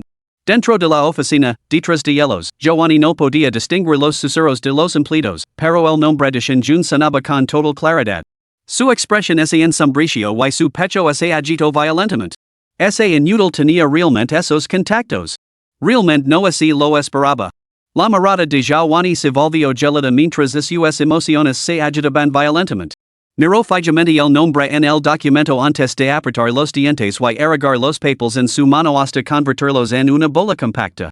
Mientras tanto, las ondas causadas por la lista de éxitos musicales no habían disminuido. En Hanchi Music Company, Shinman llegó a su oficina esa mañana. Su secretaria lo entregó rápidamente un resumen de las últimas novedades del sector para ese día. Como propietaria de Hanlion, Shinman tenía que estar al tanto de los avances de la industria para evaluar las tendencias del mercado y trazar el rumbo adecuado. Por lo tanto, revisaba las últimas novedades a diario. La mayoría de los temas eran viejos conocidos, así que los hojeó rápidamente, pasando 2 páginas antes de que su mirada se posara en la última clasificación de la lista de éxitos musicales de Huawei. Estas listas ayudaban a Shinman a evaluar las tendencias actuales del mercado y a descubrir talentos prometedores. La lista de canciones más populares tenía una importancia especial. Como referencia de la popularidad de la música mandarín, gozaba de una enorme autoridad. Hojeó rápidamente las demás listas para localizar la de canciones más populares y la examinó de abajo arriba. Aparecen varias canciones de su empresa. Entre ellas se encontraban temas lanzados el mes pasado por los artistas de la empresa, junto con la canción que son Huaying interpretó en the Singers Pica finales del mes pasado, que ocupaba varios puestos en la lista. Sin embargo, ninguna de sus clasificaciones era especialmente alta, oscilando entre el 10º y el 20º puesto. El rango del 10 al 20 podría ser aceptable para una empresa pequeña, pero para un sello discográfico importante de la talla de Hanlion, solo podía describirse como apenas aceptable. Shinman suspiró. Esto demostraba claramente que la compañía estaba en declive. En su día, cuando Hanlion estaba en su apogeo, sus 3 superestrellas de primer nivel dominaban simultáneamente, con la mitad de las 10 primeras posiciones de la lista ocupadas por canciones de Hanlion. Que época tan gloriosa. Ahora, las cosas no se parecen en nada a lo que eran antes. Estos pensamientos pasaron por la mente de Shinman antes de que su mirada se posara en las 10 primeras posiciones. Con pocos lanzamientos nuevos este mes, la lista estaba dominada por caras conocidas, y solo 3 entradas eran lanzamientos nuevos. El sexto puesto pertenecía a una nueva canción de Baitai Records. Shinman había oído hablar de este sello. De escala modesta, cultivaba artistas de calidad mediante un enfoque boutique. Varios fichajes de los últimos años habían logrado un éxito considerable. El año pasado, Hanchi había fichado a un cantante de EMI, que desde entonces se había consolidado entre los mejores. Los expertos del sector dicen que el jefe de EMI tenía buen ojo para el talento. Se rumoreaba que el jefe también era una mujer, como ella, y muy guapa. La información sobre EMI pasó por la mente de Shinman antes de que centrara su atención en el número 4. Tianyu Media. La escala de Tianyu es considerable, no mucho menor que la de Hanchi. Sin embargo, Tianyu se centra principalmente en el cine solo han entrado en el ámbito musical en los últimos años. En comparación con Hanchi, son relativamente débiles y suponen una amenaza menor. Al darse cuenta de esto, Shinman recordó de repente algo, ese asunto en el que la antigua alumna de su abuela lo había pedido ayuda. La persona en cuestión, Song Xiu, era una artista de Tianyu Media. Con este pensamiento en mente, Shinman volvió su mirada hacia la canción número 1. Asegurarse el primer puesto en la lista de canciones más populares de la plataforma la music no era tarea fácil, basta con ver la feroz batalla que libraron Tianyu y Baitai por conseguirlo. Si hubiera sido la época dorada de Hanlion, no habría sido difícil alcanzar el primer puesto. Pero el Hanlion actual llevaba más de medio año sin alcanzar el número 1. La empresa había lanzado varias canciones durante ese periodo, pero ninguna había tenido un rendimiento satisfactorio. Para entonces, Shinman ya había encontrado la canción que encabezaba las listas. En cuanto vio el título, se quedó paralizada, convencida de que debía de estar equivocada. Volvió a mirar deliberadamente. Confirmo que sus ojos no la habían enganado, la canción número uno se titulaba efectivamente la canción de cuna de Esto. Una pizca de asombro brilló en los ojos de Chin Man. A juzgar por el título, parecía una canción de cuna para niños, pero como era posible que una canción de cuna alcanzara el primer puesto? La lista de éxitos de la plataforma Hulu Music tenía una enorme autoridad, ya que contaba con una amplia base de usuarios que dominaba casi la mitad del mercado musical. Todas las canciones que llegaban a las listas de éxitos lo hacían gracias a las innumerables descargas y clics de los internautas, o a las enormes sumas de dinero que gastaban las empresas. ¿Una canción de cuna? ¿Cómo era posible que algo así ocupara el primer puesto? Solo entrar en las listas ya era bastante difícil. Capítulo 43, escrito? No está mal. Chin Man frunció el seno. Como nunca había visto el reality show Where Are We Going, Dad, naturalmente no tenía una idea de quién era en. Reflexionó por un momento. Podría tratarse de una canción vanguardista al fin y al cabo, a muchos cantantes experimentales todavía les encantaba inventarse nombres extraños. Absorta en sus pensamientos, Chin Man echó un vistazo a los detalles de la canción. Artista, Shin Jun. Compositor, Shin Jun. Al ver el nombre, Chin Man pensó instintivamente en los artistas vanguardistas de la industria, pero no se le ocurrió ningún nombre parecido a Shin Jun. ¿Podría ser un recién legado? Why? ¿Por qué le resultaba vagamente familiar ese nombre? Después de reflexionar, confirmó que no conoce a ningún cantante llamado Shin Jun. Reprimiendo su curiosidad, abrió la plataforma Hulu Music en su ordenador. Tenía intención de escucharla. Todas las canciones que alcanzaban el número uno merecían ser analizadas. En la plataforma Hulu Music, la lista de canciones más populares era la clasificación principal, y el título de esta canción ocupaba un lugar destacado en la parte superior, imposible de pasar por alto. Chin Man se puso los auriculares y, mientras hacía clic en reproducir, se puso a leer los comentarios. La sección de comentarios era extensa, superando incluso las expectativas de Chin Man al abrirla, no encontró más que elogios entusiastas. Sin embargo, al echar un vistazo al contenido, se dio cuenta de que todos giraban en torno al sueño y la infancia. Chin Man frunció el seno. ¿Podría ser realmente una canción de cuna? Antes de que pudiera reflexionar más, la música irrumpió en sus auriculares, sin preludio, sin una elaborada introducción. Simplemente comenzó. Una voz profunda y magnética llenó lentamente los oídos de Chin Man. En el instante en que la oyó, la expresión de Chin Man cambió por la sorpresa. A capella. ¿Esta canción se interpretaba a capella? ¿Qué increíble confianza debía tener este cantante para entrar en las listas con una canción a capella? ¿Y además conseguir el número uno? Innumerables salidas de asombro inundaron a Chin Man, mientras la canción en su oído la atraía gradualmente, acompañada por la voz profunda y pesada. De repente, Chin Man sintió que su mente se tranquilizaba. Debido a su implacable y exigente horario de trabajo, cada día en la oficina era como una batalla, con los nervios constantemente tensos. Como consecuencia, volvía a casa completamente agotada todas las noches, y a menudo se sentía agotada incluso durante el horario de oficina. En el trabajo, consumía café como si fuera agua. Sin él, simplemente no podía seguir adelante. Chin Man había considerado tomarse las cosas con más calma.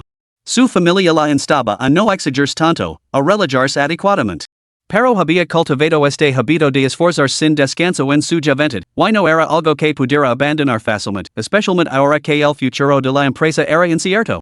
Toda la empresa dependía de ella para pagar sus salarios, por lo que el peso sobre los hombres de Chin Man se hacía cada día más pesado. Tan pesada que no se atrevía a relajarse en absoluto. A veces se sentía completamente agotada, físicamente agotada, pero su corazón le dolía aún más. Chin Man había intentado relajarse, sacando momentos para recuperar el aliento entre tarea y tarea. Sin embargo, en cuanto hacía una pausa, una avalancha de pensamientos inundaba su mente. Una inquietante sensación de aprensión se apoderaba de ella. Esto hacía imposible relajarse de verdad, y este estado incluso había comenzado a perturbar gravemente su sueño. El insomnio había sido durante mucho tiempo la afección crónica de Chin Man. Pero ahora, mientras la tranquila melodía llegaba suavemente a sus oídos, una atmósfera serena y pesada inundó de repente su mente. Inexplicablemente, Chin Man sintió que todo su cuerpo se relajaba. Su seno, perpetuamente fruncido, se suavizó sin darse cuenta. Sus dedos, que habían estado ordenando documentos en el escritorio, se detuvieron. Chinman sincio de repente una rara sensación de paz y comodidad, tanto que no pudo evitar cerrar los ojos y recostarse en la silla de su oficina. La oficina quedó en silencio por un momento. La canción no era larga, quizás incluso un poco corta. Solo después de que terminó, Chinman abrió los ojos y exhaló un largo y profundo suspiro. Lo había confirmado, se trataba efectivamente de una canción infantil. Además, Chinman parecía entender por qué una canción infantil podía llegar a lo más alto de las listas de éxitos. Al volver a mirar la canción, los ojos de Chinman se llenaron de asombro. Fiel a su título, parecía ser una nana escrita para un niño pequeño llamado Anan. Era sencilla. Melodía sencilla, letra sencilla, interpretación sencilla. Sin embargo, esta canción aparentemente modesta poseía una cualidad mágica que atraía a los oyentes en cuanto sonaba. En el instante en que la melodía llegó a sus oídos, la dulzura de la infancia y las vívidas escenas de la juventud volvieron a inundarla. Esta canción era como un interruptor. Al pulsarlo, te transportaba de vuelta a la infancia, olvidando momentáneamente los problemas, el ajetrio, olvidando lo todo. Y no era solo Chinman quien se sentía así. Echo un vistazo a la sección de comentarios, llena de sentimientos similares, todos dicen que esta canción les hacía pensar en su infancia. Algunos incluso comentaban que les hacía llorar, echando de menos a sus padres. Al leer los comentarios, los ojos de Chinman brillaron. La composición de esta canción es realmente notable. Una melodía tan simple consigue evocar toda la atmósfera de la nostalgia. La letra es sencilla, utiliza las imágenes más comunes, pero cuando se canta, posee una calidad poética y romántica que suena absolutamente hermosa. Y el cantante también tiene verdadero talento. Aunque la canción suena sencilla, como conocedora de la industria, Chinman podía discernir naturalmente su singularidad. La canción es simple. Sin embargo, la interpretación no lo es en absoluto. Otro cantante no podría transmitir este nivel de inmersión, y mucho menos la emoción pura de la voz. Evocar una resonancia y una empatia tan asombrosas en la sección de comentarios dice mucho del calibre del cantante. Simplificando lo complejo. Esta persona es extraordinaria. La mirada de Chinman es puso en el nombre de Shinjun Cantador, era un artista que escribía su propio material. Una chispa de interés se despertó en Chinman. Han Lion necesitaba desesperadamente talento en ese momento, especialmente cantadores como este. Aunque solo existía una canción, era suficiente para demostrar que esta persona poseía una chispa de talento extraordinaria. Y el hecho de no haberlo visto antes significaba que era un recién legado. Era mucho más fácil fichar en nuevos talentos. Una luz brillante brilló en los ojos de Chinman inmediatamente agarró su teléfono, lista para que alguien investigara los antecedentes de Shinjun y ver si podían ficharlo. Pero justo cuando Chinman comenzó a escribir el nombre de Shinjun, de repente pensó en algo y se detuvo. Su seno se frunció aún más. Saliendo rápidamente de la ventana de chat, Chinman escribió Shinjun en la barra de búsqueda de WeChat. Hizo clic en buscar. Casi al instante, apareció una tarjeta de contacto. Shinjun. Ya eran amigos. Los dedos de Chinman se movieron sin pausa, abriendo la página de chat de Shinjun. Dos mensajes le dieron la bienvenida. Uno decía: Hola, hermana Chin, soy Shinjun. El otro: Nueva demo de canción. MP3. Al ver estos mensajes, la expresión de Chinman se congeló. Lo había parecido que el nombre Shinjun le resultaba vagamente familiar, pero no conseguía ubicarlo. Al fin y al cabo, había etiquetado el contacto de Shinjun como alumno de la abuela. No lo había prestado mucha atención a Shinjun, ya que suponía que tendrían poca interacción en el futuro, así que no se había molestado en recordar el nombre. Solo cuando vio a alguien en los comentarios que decía ser un fan acérrimo reclutado por el programa Papa, ¿a dónde vamos? Lo entendió. Solo entonces recordó a esa persona. La expresión de Chinman se volvió compleja. Recordó que su abuela había dicho que se conseguían a Shinjun, la empresa nunca más tendría que preocuparse por las canciones. En ese momento, lo había descartado como una exageración, y incluso ahora no se lo creía. Además, su impresión de Shinjun había sido bastante mala. Pero quien lo hubiera pensado. Este hombre podía escribir canciones. Y eran bastante decentes. Chinman frunció los labios y se quedó mirando el archivo de la demo de la canción en la ventana de chat. Una repentina ola de curiosidad la invadió. Si podía escribir canciones infantiles también. ¿Qué pasaría con las canciones normales? Apenas se le ocurrió la idea, Chinman abrió el archivo con un toque de su dedo,